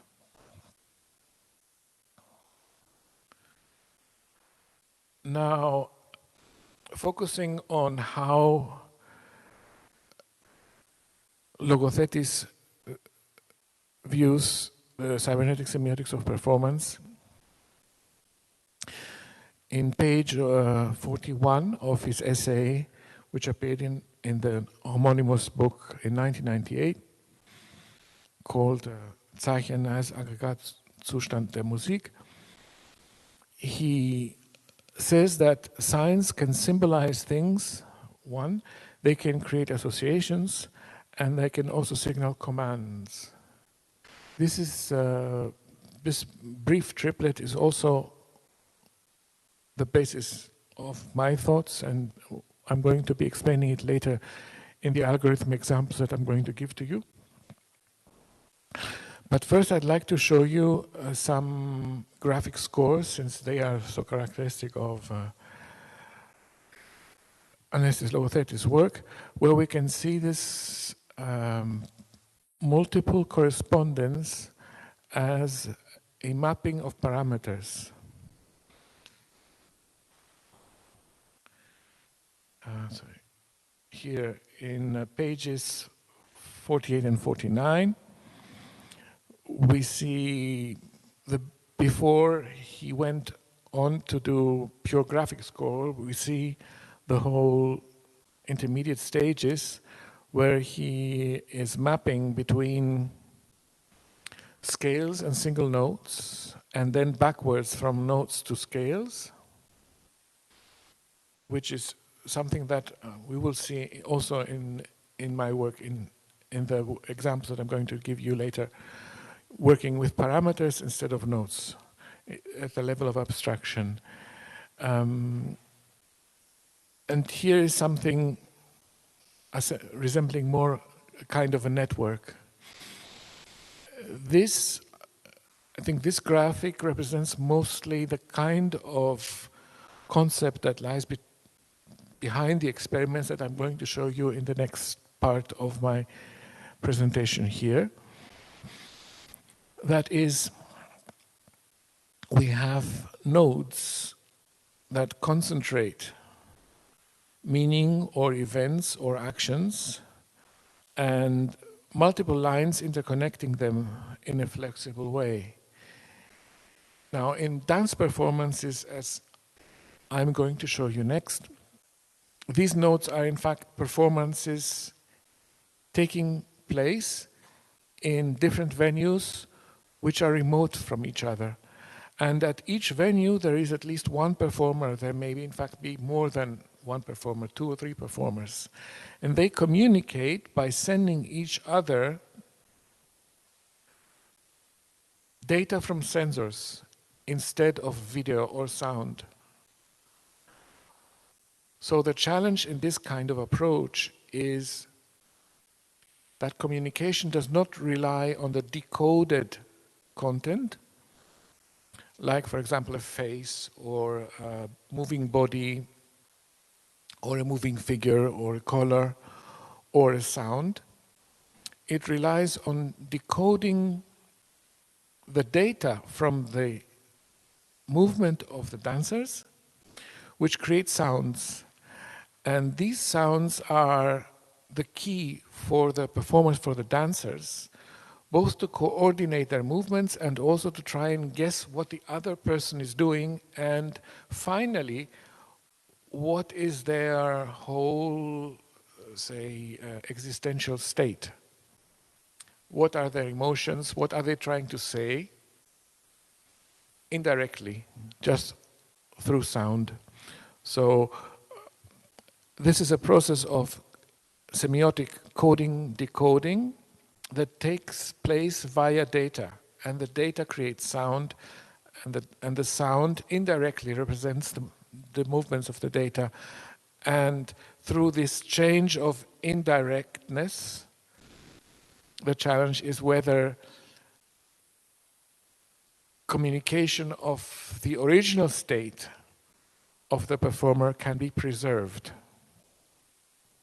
In a way, this is an extreme challenge or an extreme bet of the phenomenological argument, the question of state of mind, namely, how does each one of us understand or guess what are the emotions, what is the state of mind of the persons that we are interlocuting with? On the basis of what input would that happen? when we do this on an everyday basis, we are so well tuned to it that we don't usually, we take this as granted. We don't question as what is happening and whether our guesses about the other person are correct. But when we are faced with this kind of telematic indirectness, we expose this mechanism, and this becomes hopefully a way to start understanding this mechanism, investigating this mechanism through the chain of data, through sensors. Moreover, since one can record both the audio and the video and the data, the resulting archive of data can be used to investigate this using, for example, machine learning, big data techniques, etc. So this reinforces a different approach to perception and performance altogether. This is the argument that I'm putting forward, and in a way, it is a new step in the approach of telematic arts and cybernetic arts, which was not possible at the time of Logothetis, but nowadays with internet becoming much more accessible, sensors being much more accessible, and data analysis algorithms and data recording techniques being so omnipresent, ubiquitous, it becomes much more accessible. And this is where, that's the gist of my argument, in fact. So going on to the technical aspect, part of my work, of this work that we're going to see, we have here, for example, two locations where there are two performers dancing at different parts of the world. These could be Japan and Greece, or Lisbon, Portugal and Greece, for example. We have already experimented with these locations. And each one of the performers is sending their movements as recorded through sensors worn on both hands to the computer.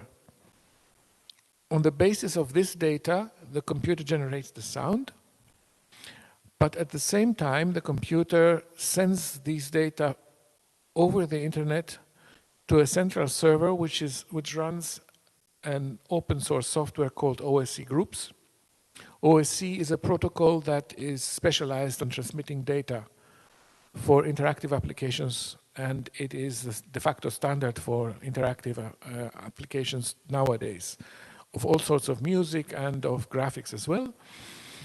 And OSC Groups is a relay server that broadcasts the data received from each player in a group to all other players in the group. So if one dancer is sending their data to OSC Groups, everybody else in this group, all other dancers, all other locations will receive those data. In this way, both locations actually receive the entirety of data that is running in all venues. So each computer is actually running a clone of a virtual united performance where all dancers are present virtually over the internet.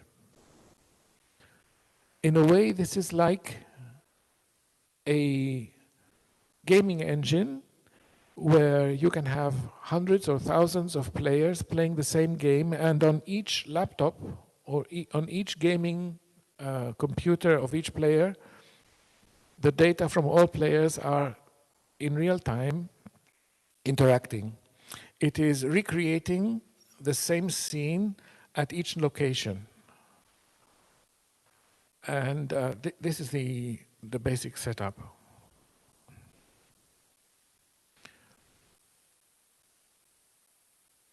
Some technical details. I'm using the SenseStage system, which is by a Dutch artist coder called Marije Baalman, who's currently active also at ZKM and Karlsruhe and Utrecht and Oslo. And these are Arduino-based lightweight wearable sensors, and they are connected to an XB system, which is a system specializing on Internet of Things technology. Behind all this technical gibberish is the idea that this is wireless, but it is more reliable than Wi-Fi, because it is specialized not on a lot of bandwidth throughput for watching video or listening to audio, but it is specialized on stability and on communication between all of the devices. If one of the devices fails, the network continues working. The network does not rely on a router like your Wi-Fi. It works as long as any of the sensors are provided with batteries. And these data are transmitted to the computer via USB. There they're read from a Python system. They're translated to OSC. In future it's going to be C or C++. It's in the works with Mariah. And Super Collider receives the data. It sends the data to OSC groups, and at the same time it also synthesizes the sound.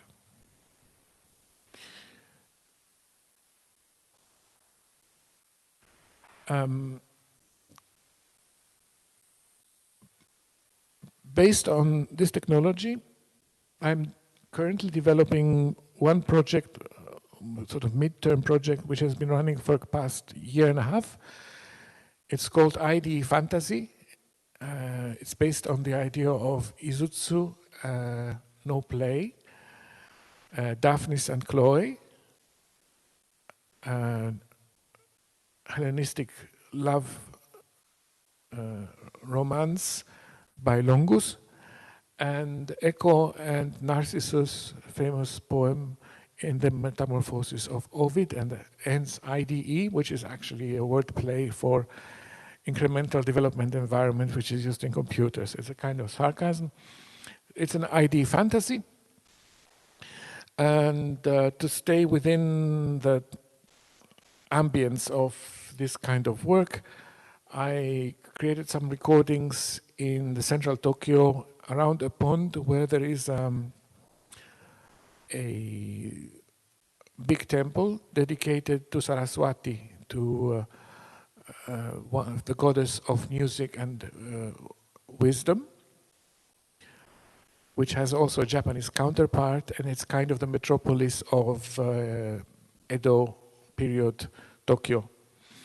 So I made recordings of insects during night, in summer and in autumn, and also of the environment and passers-by, cars, helicopters, boats, etc.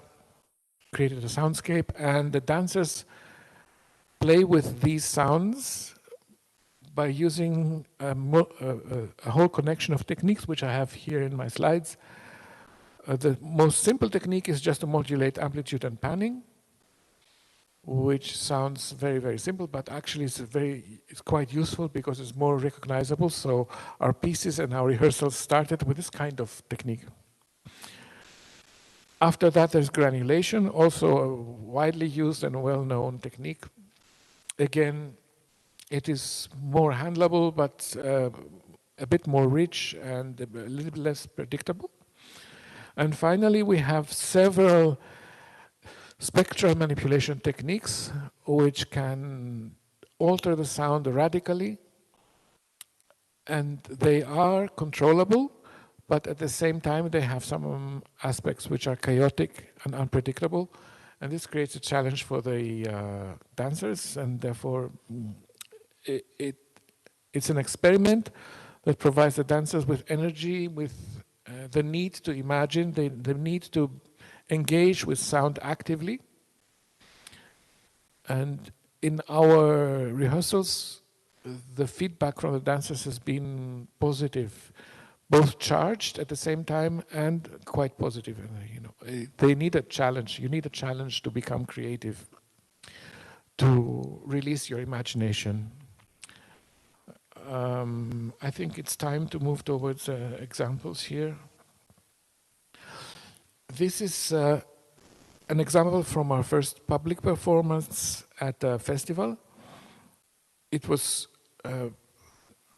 executed on the 13th of November, about a month ago, between Lisbon and Corfu. And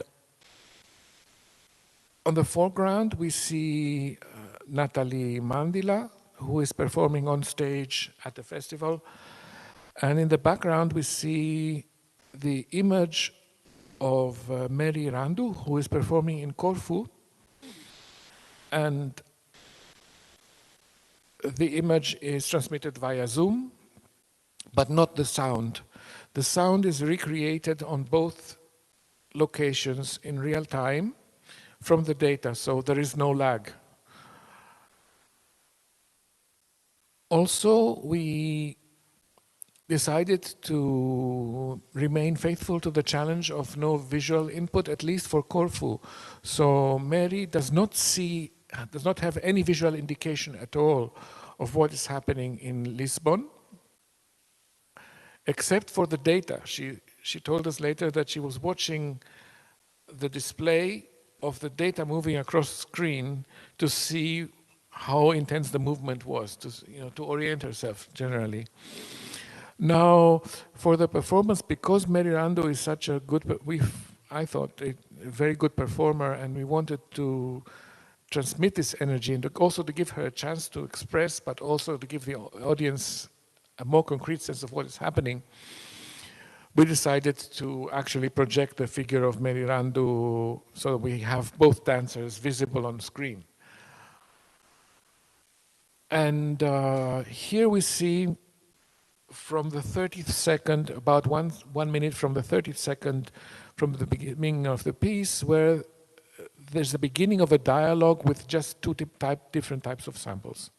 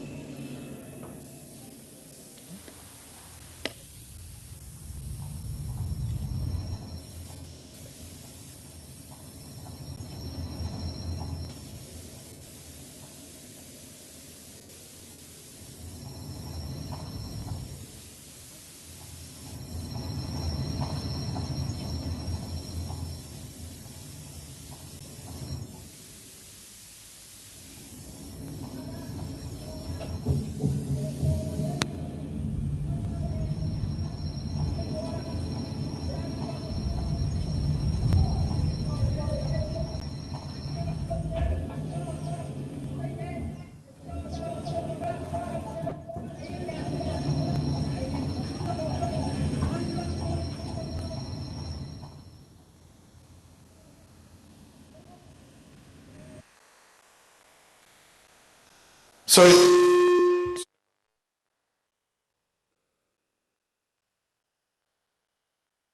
Sorry about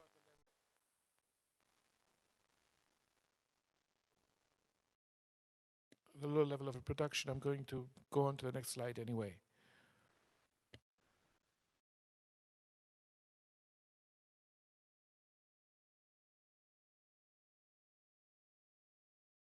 So the next slide is about from the middle of the piece where a more intense type of dialogue is happening. Okay.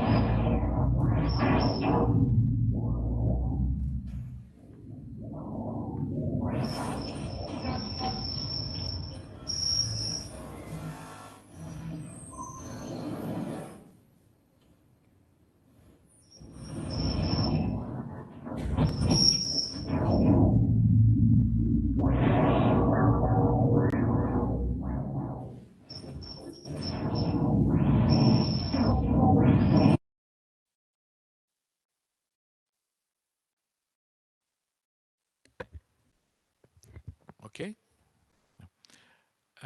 Finally, a session from a rehearsal done just before we set out to go to Lisbon, where we are now trying to develop the next stage of interactive algorithms, and gives you an idea of how we work. We are documenting this minutely. All of the sessions are recorded as far as we can.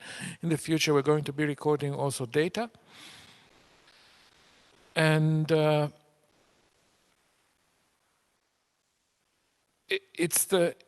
it's just a snapshot from a process where we are facing the problems faced by the performers and trying to solve them by tweaking algorithms or creating new algorithms. In this case, we want to create an algorithm that will stop the sound when the performer stops moving. Something very basic, but needs some coding to be done. Okay, here we are.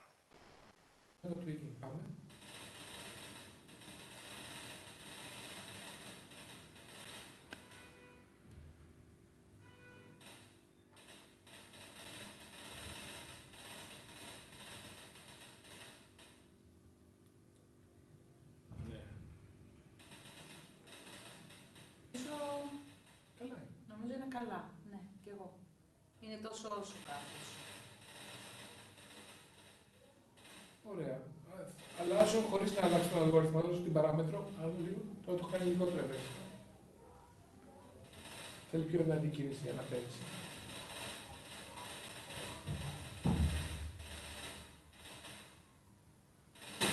Δηλαδή 5, τώρα είναι 5 δέκατα. 5 χιλιοστά. Ωραία, καλύτερα. Το 10 δέκατο του χιλιοστού που αλλάζω είναι η διαφορά. Είναι πάρα πολύ μικρό. Κατεβάζω την ευαισθησία λιγάκι τώρα.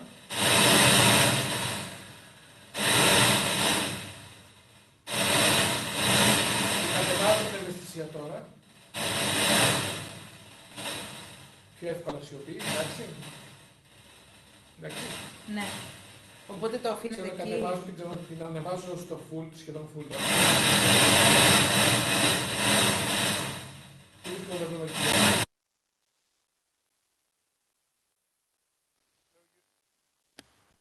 Here you see how a work session, what a work session looks like. And finally, before ending, this is our code. We start very simple code. This is the code for this session. Then it becomes more and more elaborate, but I will not bother you with the details. So this is definitely work in progress. I hope that it resonates with the context of this symposium and that the connection that I created with the cybernetic thought of Logothetis and the context within the discourse of his time with cybernetics of Gordon Pask makes sense. Thank you.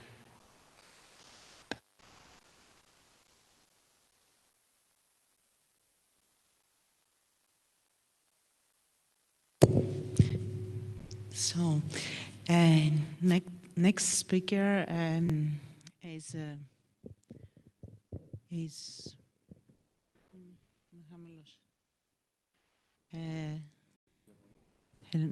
next speaker is Dr. Gesa Finke from Germany. And the title of your presentation is Notation Meets City Planning, Logothetis Transcriptions of Doxiadis Architectural Concepts in his composition Dinopolis. Okay, thank you. Thank you for having me and giving me the chance to speak here. I'm working on a postdoctoral project on graphic notation, and Logothetis is one of the central figures in my research. So I'm happy to be here and to discuss my ideas with you. As we have seen in many examples throughout this conference, Logothetis created one of the most fascinating oeuvres in the field of graphic notation. For a piece of graphic notation, the composer draws on very different sources. Logothetis was intellectually inspired from various fields, for example, cybernetics, astronomy, geography, literary theory, or architecture. An interesting example for his graphic notation, which I would like to talk about in the following minutes, is the composition Dinopolis from 1963, in which Logothetis tried to transfer the concept of urban planning by Konstantinos Doxiadis into graphic notation. Logothetis had met Doxiadis at the music competition at the Technological Institute of Athens in 1962, where they spoke about Dinopolis. The main reference for their contact is Logothetis' essay, Die Geschenke meiner Umgebung anhand der Frage, was denn nun Musik sei. In addition, I had the opportunity of looking at 3 letters that Logothetis and Doxiadis exchanged later in 1968 and 1969. These provide interesting information to the question of why and how exactly Logothetis transcribed Doxiadis' idea into musical notation. These letters are kept in the Doxiadis archives, and I am grateful to Gianpaolo Pavlidou for granting me access to these letters and to Theo Wotsos, who transcribed and translated them into German for me. The translations in English in my presentation are all by myself. Graphic notation stresses the iconic quality of musical notation, which makes it complex and hard. Yeah, please do not proceed. I will tell you when to proceed. This is too far into the presentation. Thank you. Performers have to make a greater effort to read graphic notation compared to the standard notation. Musicologists find their methodologies limited when it comes to analyzing this kind of notation.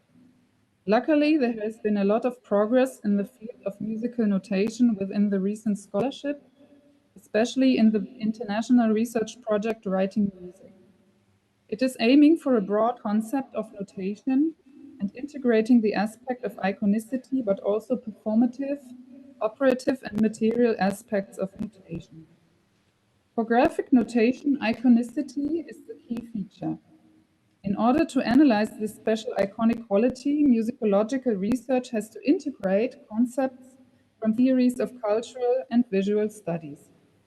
In this short time, I cannot introduce the theories in much detail, but only offer a small glimpse.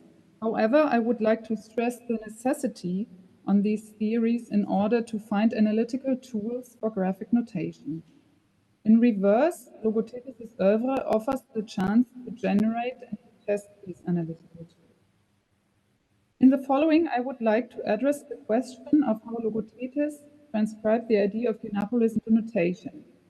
I would like to take 4 steps that you can see on the slide. First of all, graphic notation, what is referentiality?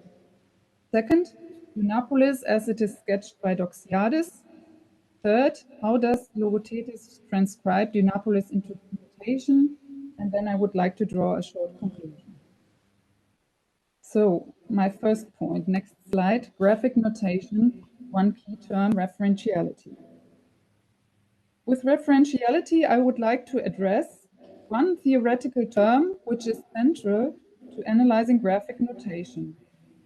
This term is drawn from Sibylle Krämer's concept of Schriftbildlichkeit or notational iconicity, which she has designed over the last decade.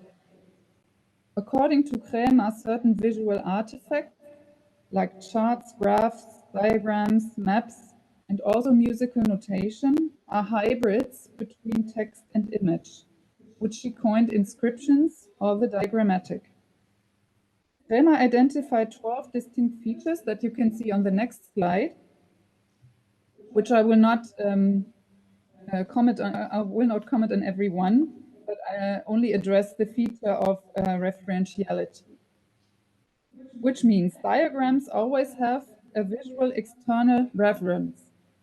I think we immediately understand this when looking at Logothetis' compositions. We have seen the globus for Vermeulenflöte in many examples, which refers to a globe, obviously, or in Himmelsmechanik, for example, Logothetis draws on models of astronomy. This is actually a major difference to standard notation, which works through symbols. Following Saussure, this means that there is an arbitrary relationship between text and meaning, while in graphic notation there is not. Graphic notation creates a relation to something other than itself, and this other is primarily not musical notation. Therefore, as Krämer stated, it tries to relate image and meaning through structural analogies. As Logothetis pointed out clearly himself, in Dianapolis, this analogy is the aspect of time, which is the quote you find on the next slide. In general, there must be equal dimensions for the analogical correspondence. In case of Dianapolis, it was the dimensions of time in which the different centers detach. In order to understand this correspondence, let us now look at Dianapolis by Konstantinos Doxiadis. Dianapolis was developed as a concept of urban planning in the 1960s by Konstantinos Doxiadis. Doxiadis was not only an architect, but a key figure in post-war urban development. In the aftermath of World War II and the Greek Civil War from 1946 to 49, he was the head of the Greek Ministry of Reconstruction and responsible for providing housing for millions of citizens and migrants. He established the field of ecistics, a so-called science of human settlements, which integrated research from architecture, design, engineering, geography, and sociology. He founded Doxiadis Associates as a consulting firm for urban development, which managed projects in more than 40 countries. As Lefteris Theodosis has shown, Doxiadis operated in a time of, quote, post-war optimism and Cold War anxieties, end of quote. Doxiadis' success is closely linked to the Truman Doctrine and Marshall Plan, which gave financial support to national governments in Europe in order to create a bulwark against communism. It provided great opportunities for architects to help rebuild the parts of Europe that had been destroyed. Among government officials, Doxiadis had quickly gained the reputation as an effective and trustworthy administrator. His proposals were also directly influenced by American theories of modernization. As Theodosis states, quote, Doxiadis understood urbanization to be the key to economic growth and the main process for other social changes. Development and urbanization were interconnected processes spurred by the post-war demographic explosion, end of quote. Doxiadis focused on one model that could solve the challenges of this demographic explosion, which he called Dynapolis. And now you can proceed to the next slide with Doxiadis' model of Dynapolis, which I will explain. According to Doxiadis, the city of the future should not grow in concentric circles around a center, as you can see on the top of this diagram. Instead, the original center should also expand along a linear axis, which you can see on the bottom. Dynapolis is a so-called axial urban growth model for future cities. As Ray Bromley has explained in his essay, Doxiadis and the Ideal Dynapolis, quote, this growth model is considered ideal because it creates a city with unlimited potential for expansion and with minimal needs for rezoning and renewal, end of quote. Doxiadis was not the only one who designed the model of a linear city. The idea goes back to the Spanish entrepreneur Arturo Soria y Mata in the 1880s. Doxiadis' ideas were also discussed controversially, for example, by Christopher Alexander in his article, The City is Not a Tree, from 1966. Alexander criticized the model of a linear city to be oversimplified. Indeed, not many cities of this type were built, but Doxiadis had the chance to realize his idea of Dynapolis, the city of Islamabad. With this, I would like to proceed to point 3. How does Logothetis transcribe Dynapolis into notation? Please proceed to the next slide, which shows Logothetis' composition, which I would like to take a look at with you.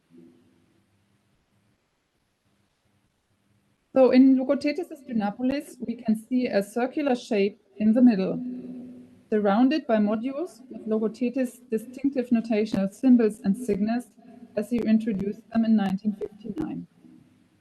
These modules are structured by different timelines, and I'm sorry I cannot use my cursor now, but I hope you can identify the timelines, which are the straight lines. Yeah, exactly. Thank you. These lines proceed in a defined speed in seconds and minutes. Logothetis gave instructions on the performance. A large group of different instruments should start in the middle. From there, smaller groups of performers separate themselves from the center and proceed along the lines. After they have reached the end of the line, for example, on the top right corner, they return to the center. The direction in which the groups continue their path along the timeline is clockwise. The minutes can quite clearly be distinguished. I hope you can see them. We can see marks of 1, 2, 3, and so on throughout the composition. I would like to draw your attention. Yeah, that's perfect. It's a little bigger. On the upper left side, you can see number 9. That is minute number 9. And from there, different timelines stretched out radially. By this, Logothetis manages to have the same signals and symbols interpreted several times and in many different versions. After 12 minutes, which is on top, again, you find 0 and 12 in the same spot, exactly there, thank you. The composition is completed. I have already mentioned the quote in which Logothetis emphasizes the aspect of time as a structural analogy between city planning and musical notation. And you can find a longer version now on the next slide, please.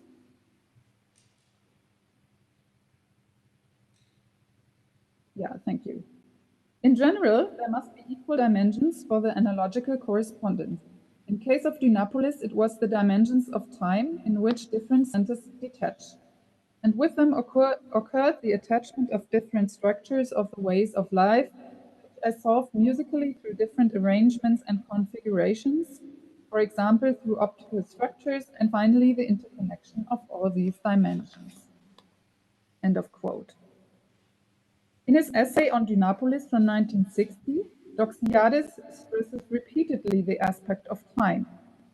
This was in fact the most innovative aspect of the actual urban growth model, that the city center should not remain static, but continue to grow as the city expands. For this, Doxiadis created the axis, which allowed two things: the control over the direction of growth, which is only possible in one direction, and the control over the speed in which the city expands. These two features, the direction and the progression of time, are represented through a straight line. In this line lies the heart of the structural analogy. It offered Logothetis a way to transcribe this axis by Doxiadis into a musical timeline along which performers move through the composition.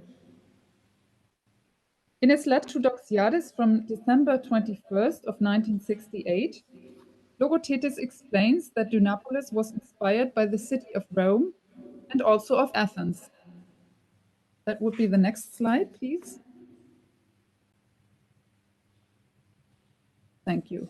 And this is originally in Greek, and I translated it to English then.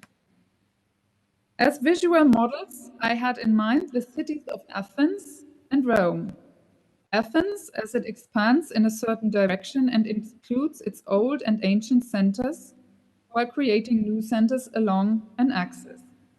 In contrast, Rome does not develop around one or more centers, but also on different layers, like, for example, on ancient altars or cemeteries, on which early Christian, Renaissance, or Baroque churches were built. And ancient buildings were hidden in the walls of earlier ages. This process of merging the architecture of different times inspired me to the creation of Dynapolis. End of quote. In this quote, Logothetis expresses two ways in which a city may expand. First of all, there is the horizontal expansion of urban space over time, as he observed it in Athens. Secondly, as he found in Rome, the historic dimension of time is still vertically present in the city as layers of historic buildings. However, these layers are no longer visible but concealed within the ground. These two aspects of horizontal and vertical expansion can also be found in Logothetis' Dynapolis, as I would like to close. First of all, the horizontal aspect, which leads me to the next quote, please, on the next slide. I managed to arrange a plan of on a piece of paper, which presented sound events. This plan proceeds clockwise and is partly to be read clockwise, partly centrifugal or centripetal. Through this, I believe I interpreted the term Dynapolis correctly, which means dynamic center, and to have transferred it both to musical and notational levels. End of quote. Logothetis stresses here in this quote the role of the dynamic center. He stated that he thought of Athens with its connection of old and new centers. And let us look at the composition again on the next slide, please. Therefore, the different modules in Dynapolis can be understood as the different centers, maybe like the ones in Athens. However, Logothetis decided to have one center in the middle that's very distinguished. It has a round shape and is visually very different from all other signs in the composition. It also marks the point of departure for the composition, just like Doxiadis starts his axis in the old city center. I wonder if Logothetis may have thought of the Acropolis with this center. The center is also supposed to be played throughout the entire composition. By keeping it acoustically present, Logothetis may have tried to transcribe Doxiadis' idea of a center that is not static, but keeps growing along the axis. And this brings me to the vertical aspects. I believe that you can keep the slide, please. Thank you. I believe that Logothetis also includes the idea of different layers of history, like in Rome. Visually, these centers are separated by the timelines, but in the performance, they overlap. For example, while a group of performers reaches minute number 3, and you may help me here again with this, you can find it in the second module on the right.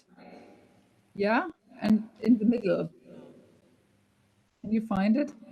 Yeah, there, exactly. Perfect, thank you. So If a group reaches minute number 3, another group starts the next module. Can you see on the module which is below that it starts at minute number 3? Can you find another minute 3? Yeah, now you're a little too low. Yeah? Yeah, exactly. Thank you. Perfect. So another group starts minute 3 at the same time while the other one is still playing.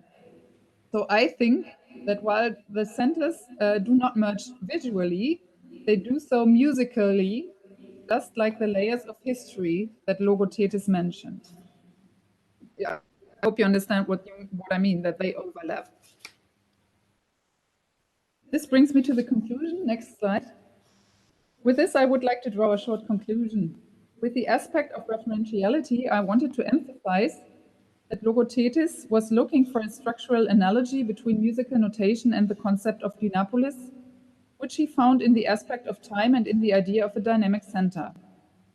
Logothetis designed a composition in which the dynamic centers are present throughout the composition. In the performance, the city thus expands horizontally along different centers, but also these centers overlap as it expands vertically. Even for us as musicians and musicologists, it takes effort to decipher Logothetis' notation and make the connection to Doxiadis' concept. When Doxiadis received a copy of Dynapolis by Logothetis, he thanked him very politely, but also mentioned the limits of his understanding of the transcription Logothetis had made of his own concept, which is the next quote from a letter that Doxiadis wrote to Logothetis.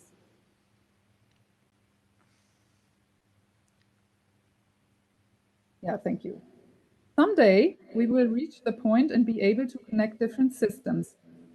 That will probably increase their value, but I believe that mankind is far from this point. I do not say so because I know how and when we will be able to connect systems of music and urban development, but because I know how difficult it is to merge such distinct systems that must undoubtedly influence the urban development, but also bring up visual or aesthetic questions in addition to the question of traffic and others. End of quote. I would like to answer Doxiadis that we have not even reached this point today, but by looking at Logothetis' compositions like microcosms in which two systems are connected, we can see how interesting and inspirational this connection can be, and that it is worth the effort. Thank you very much. Thank you also.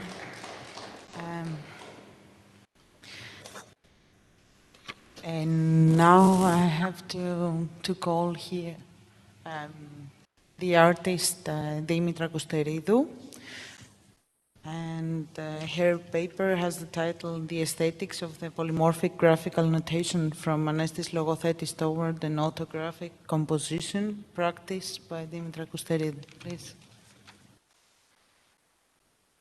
Thank you, Mario. And thank you also for the feedback and the information for Anestis Logothetis work that I'm going to be talking of. So I will present today some aspects in my practice as a composer that concern musical aesthetics in visual arts related to abstraction and improvisation, by looking into the early graphic score of Anestis Logothetis, their visual graphical elements, as well as the way in which they are bringing the composing and the improvising aspects as close as possible. So graphic notation has always been fascinating to me. I will show you a small demonstration of how my system works. I'll let it play on the background. So as painter and composer, I tend to think about music and sound in a visual way and vice versa. Through this small demonstration of my artistic practice, a graphic score or a graphema is being created through improvisational performance using a handmade circuit which generates sound frequencies coming from electrical sources and graphite as conductive material. Okay. So the composing practice that I'm evolving here indicates a way of corresponding with gestures through a conductive graphic medium based on the immediacy of real-time interaction between audio-visual perception. The paint is a medium that conducts the electric current. It is generating frequencies, but also creating traces on the surface, as I'm accepting inputs from the drawing gesture on the paper, and then sound outputs in a way I can listen to and react upon. A cybernetic system, a correspondence in a somewhat autopoietic manner, creating a graphic score, or to be more precise, a musical graph. Inspired from Logothetis' early graphic period, I'm presenting this work as musical graph, mainly because it does not necessarily highlight the code for reading the musical idea, and perhaps only suffices for the associative interconnection of the graph to the sound world, without much constraints, indications, or guidance. In contrast to a graphic notation, which is considered a musical code, a notation intended to be performed as accurate as possible, a musical graph is probably of greater aesthetic value. It is containing no code, but an associative interface with a musical idea.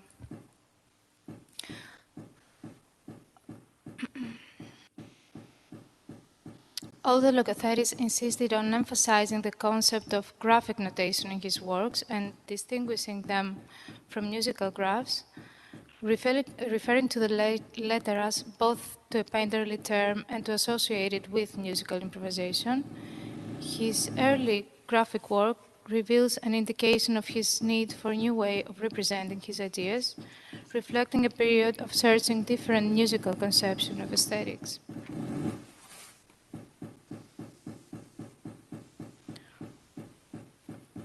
I will put it a bit further, maybe you will understand the process better.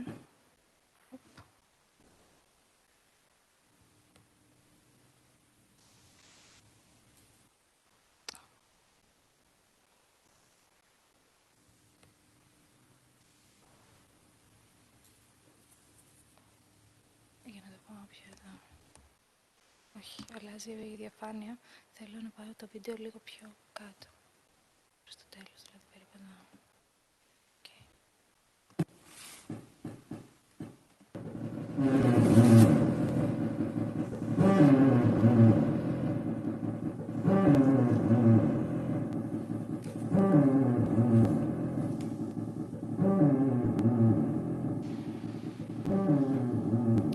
Now we listen to the feedback that the graphite as a conductive material is making through gestures. So the electricity passes through the paper and through the material, the conductive material itself.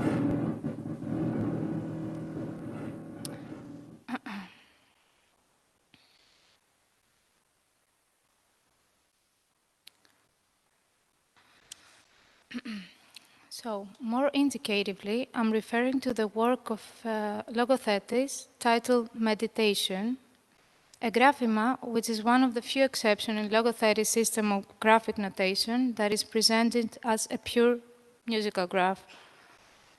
This particular work was created in 1960 and formed the second part of the electroacoustic composition Phantasmata.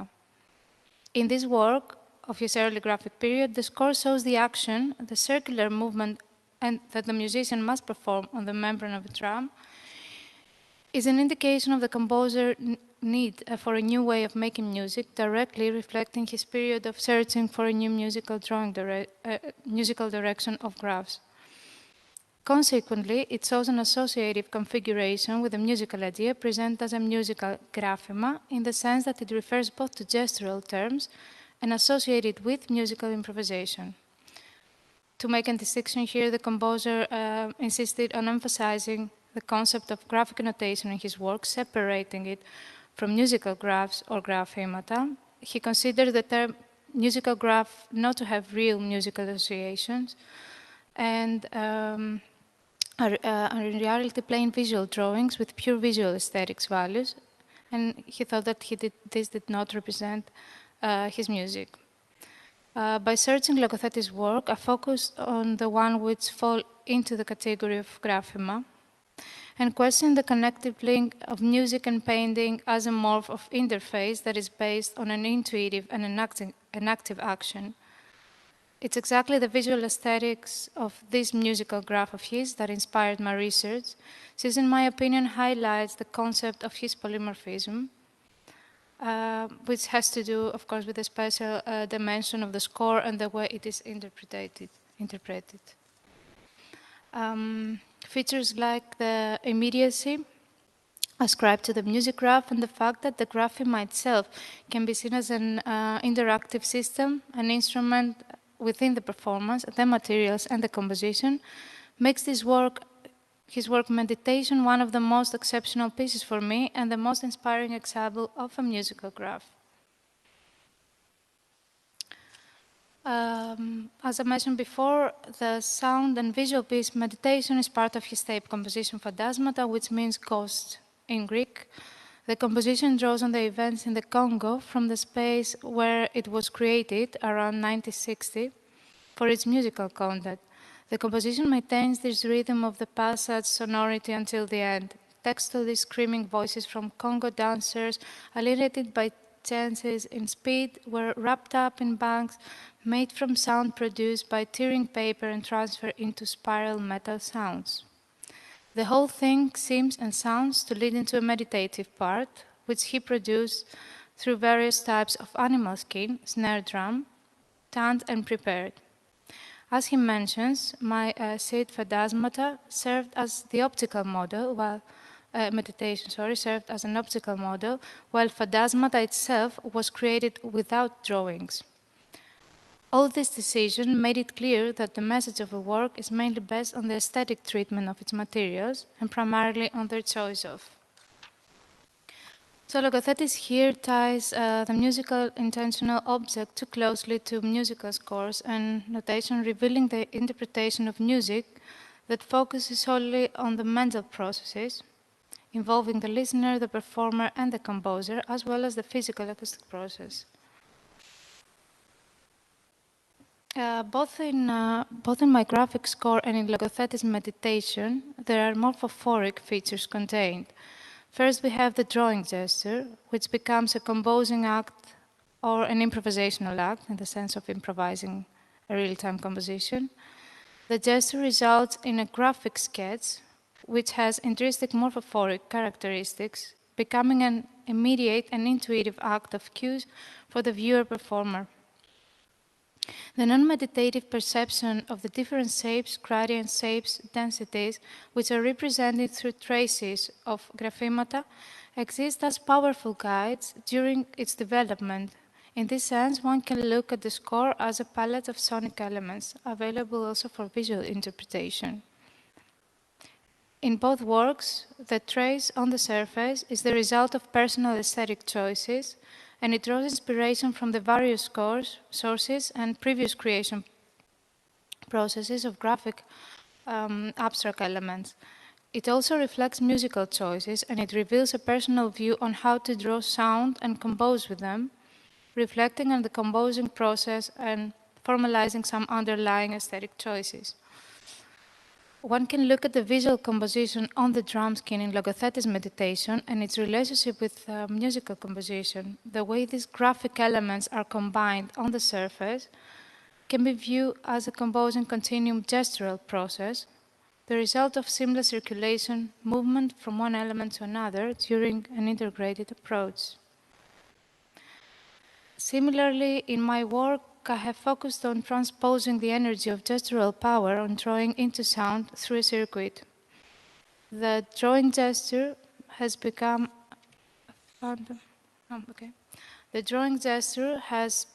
a fundamental element in performing with circuits and one of the main original outcomes in this research.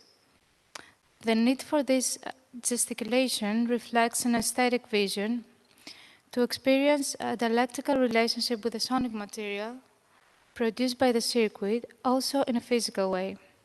The relationship between inputs and outputs is partly unpredictable and variable, allowing me to intervene with drawing gestures between the graphic inactions on paper, while the results are visually perceived and also heard simultaneously.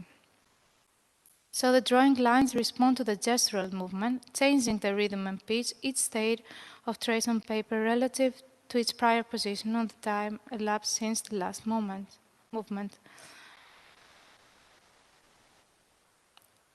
So in my performance, as in Logothetis meditation, there is a constant tension developed between the score, the real-time physical inaction to it, synthesis of sound material, and the performative gesture, which can at any moment modify the score itself, even to the point of causing sudden changes.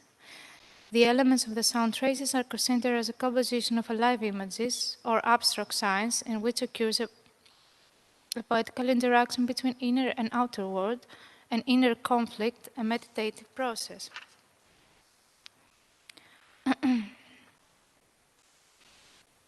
Anestis Logothetis is also motivated through a cybernetic point of view in meditation related to the aesthetic pleasure derived from its relation to the music it's making. Resulting in a graphema, through an autographical conception, he allows the various traces of the composition to form in highly spontaneous ways, suggesting that the music graph is oriented around a visual kind of parallel with conception and listening. The composer's audiovisual perception during the performance provoked the relationship of the response in his gestures.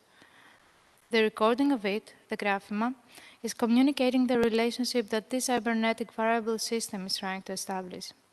The response can be expressed in aesthetic through the traces on surface, through sound composition, through movement, or through any means that can be perceived.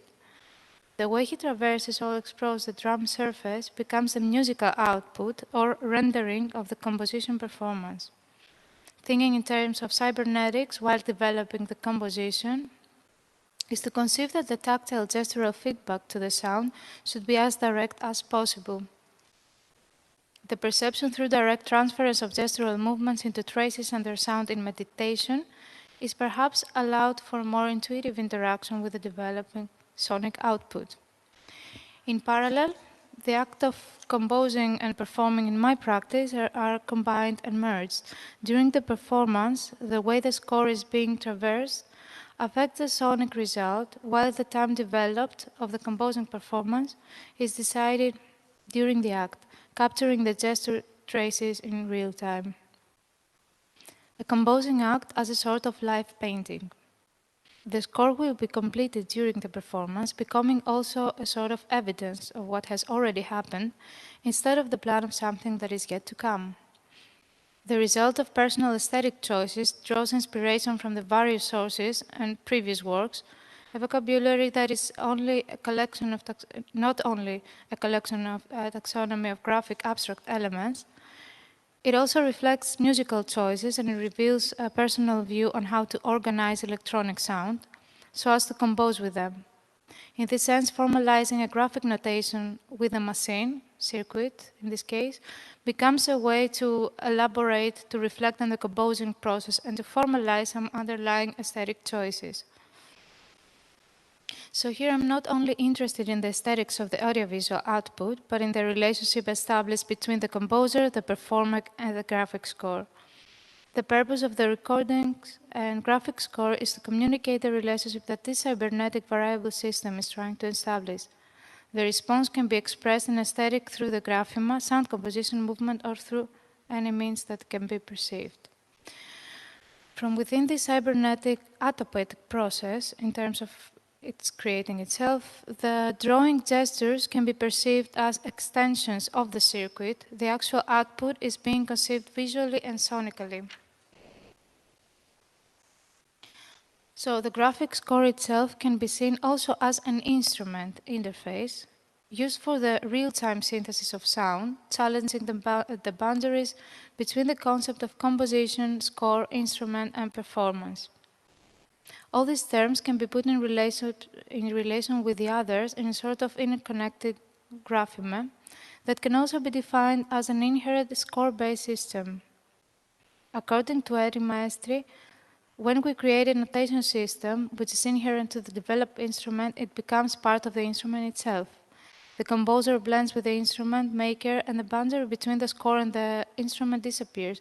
The score is the instrument. In this sense, inherent scores are an expansion of what an instrument normally is.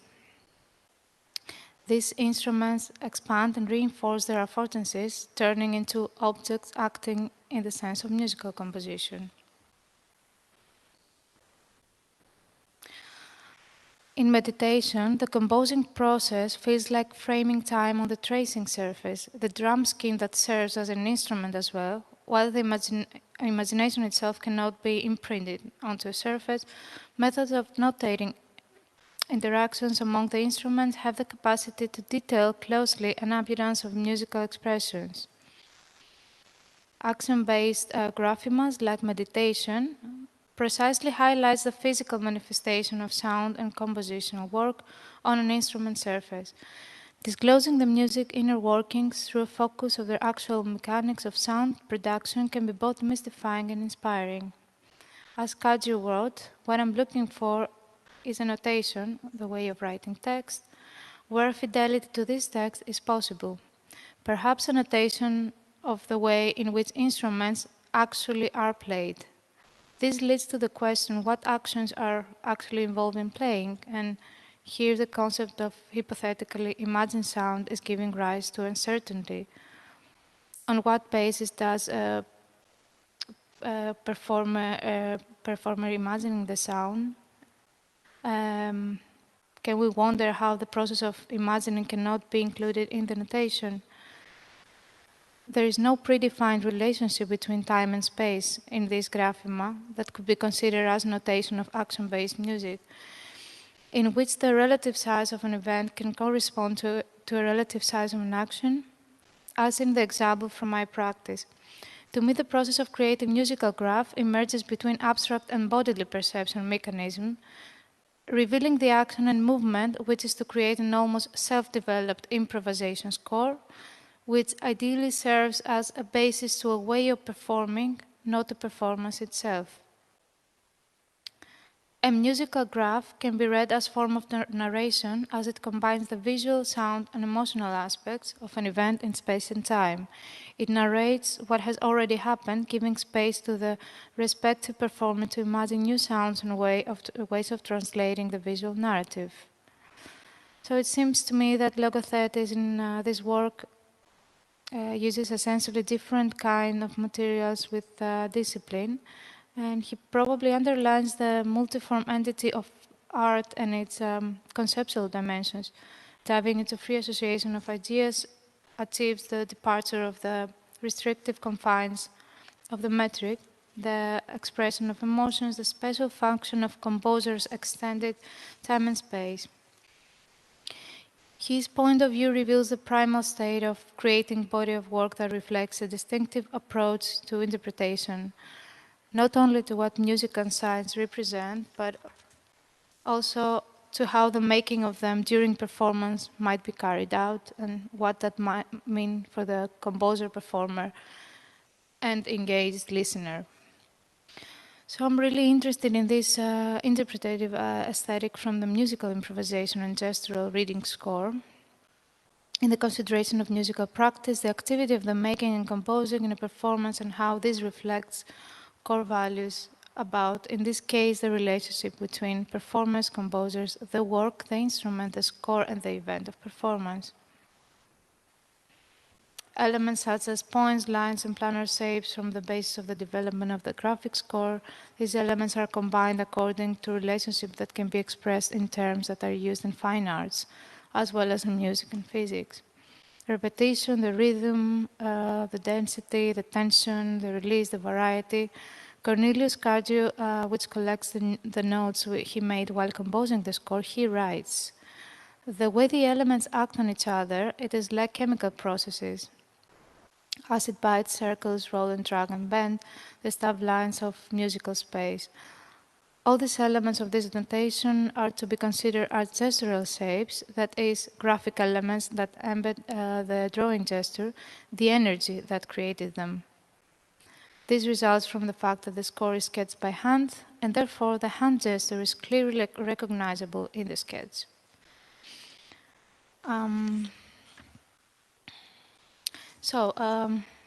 My musical graphs are created through a cybernetic process, working on multi-rhythmic movements, techniques, movement technique, alternating repetitive pattern of different periodicity, revealing the importance of the relationship between gestural action and response between the visual and oral. So here I leave you with a graphema resulted from a live performance. With respect to both the composing the score and establishing relationships between the graphic elements and the compositional space, I'm arguing that the score is not made up only by the graphic elements that we see, it is defined also by what we don't see, by the void, the space in which these elements are combined. This two-dimensional space, in this case is the paper, could be the canvas, the drum skin, or any real or imagined surface. And when we look at it as a whole, the concept of spatial composition arises as defined in fine art. I wonder how it could look at the score as a whole and realize in the sound realm what we see as a sort of persistent sonic image. If it would result in a more or less complex sonic state that is related to the sound composition. Music graph describing musical ideas that cannot be described otherwise, but also have the power to trigger the interpreter's imagination with their additional aesthetic visual power in ways that conventional scores cannot. Thank you.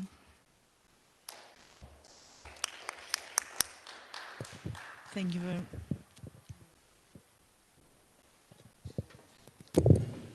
Thank you very much, Dimitra. And now, this was the last presentation for the symposium. I don't know if there is a question. Yes, please.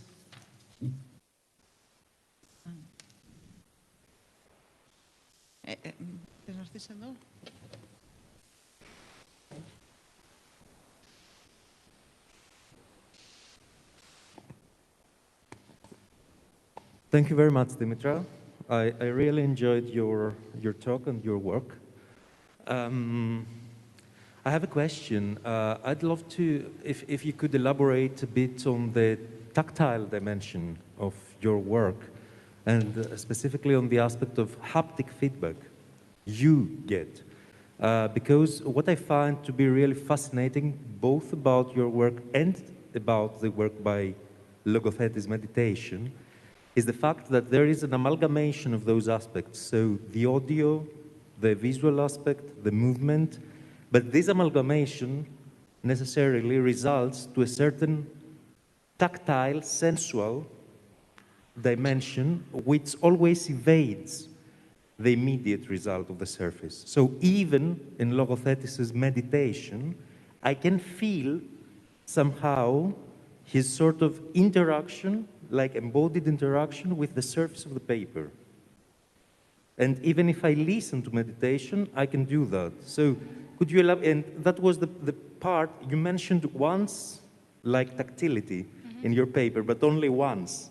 And I think it's much more prominent as a dimension. So could you give us an idea about how it feels? And if what it feels is really what the other modalities communicate?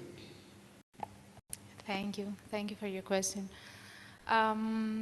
Indeed, I think it's the most important connecting part between Logothetis meditation and my work is this tactility, and the effect that it creates, that you could also probably listen to from the work of his meditation. It's exactly this. It's the meditative state that I believe a painter also is diving into. And this is what struck me in this particular work, because I can sort of like feel the energy, see it and listen to it, from this movement that is being created throughout this process. I don't know, for a painter, this is really an everyday practice, and it's a really important one. I think it's the same as maybe while you will be practicing with an instrument or having like a certain research on with an analog instrument. And I don't know if I answered your question. Totally. I mean, yeah, I find fascinating that you mediate something like touch through all the other modalities. So basically what one perceives is, I mean, that's my reading of it, but what I perceive is exactly something that you do at that point, but is not representable, not perceivable directly, but in a mediated way. Yes, I'm really looking, researching about this at the moment, and I think it's something that we try to explain in many ways, but it's the act of it in space and time that it's bringing out its qualities at the end. Yeah. Thank you. Thank you. Any other question? No.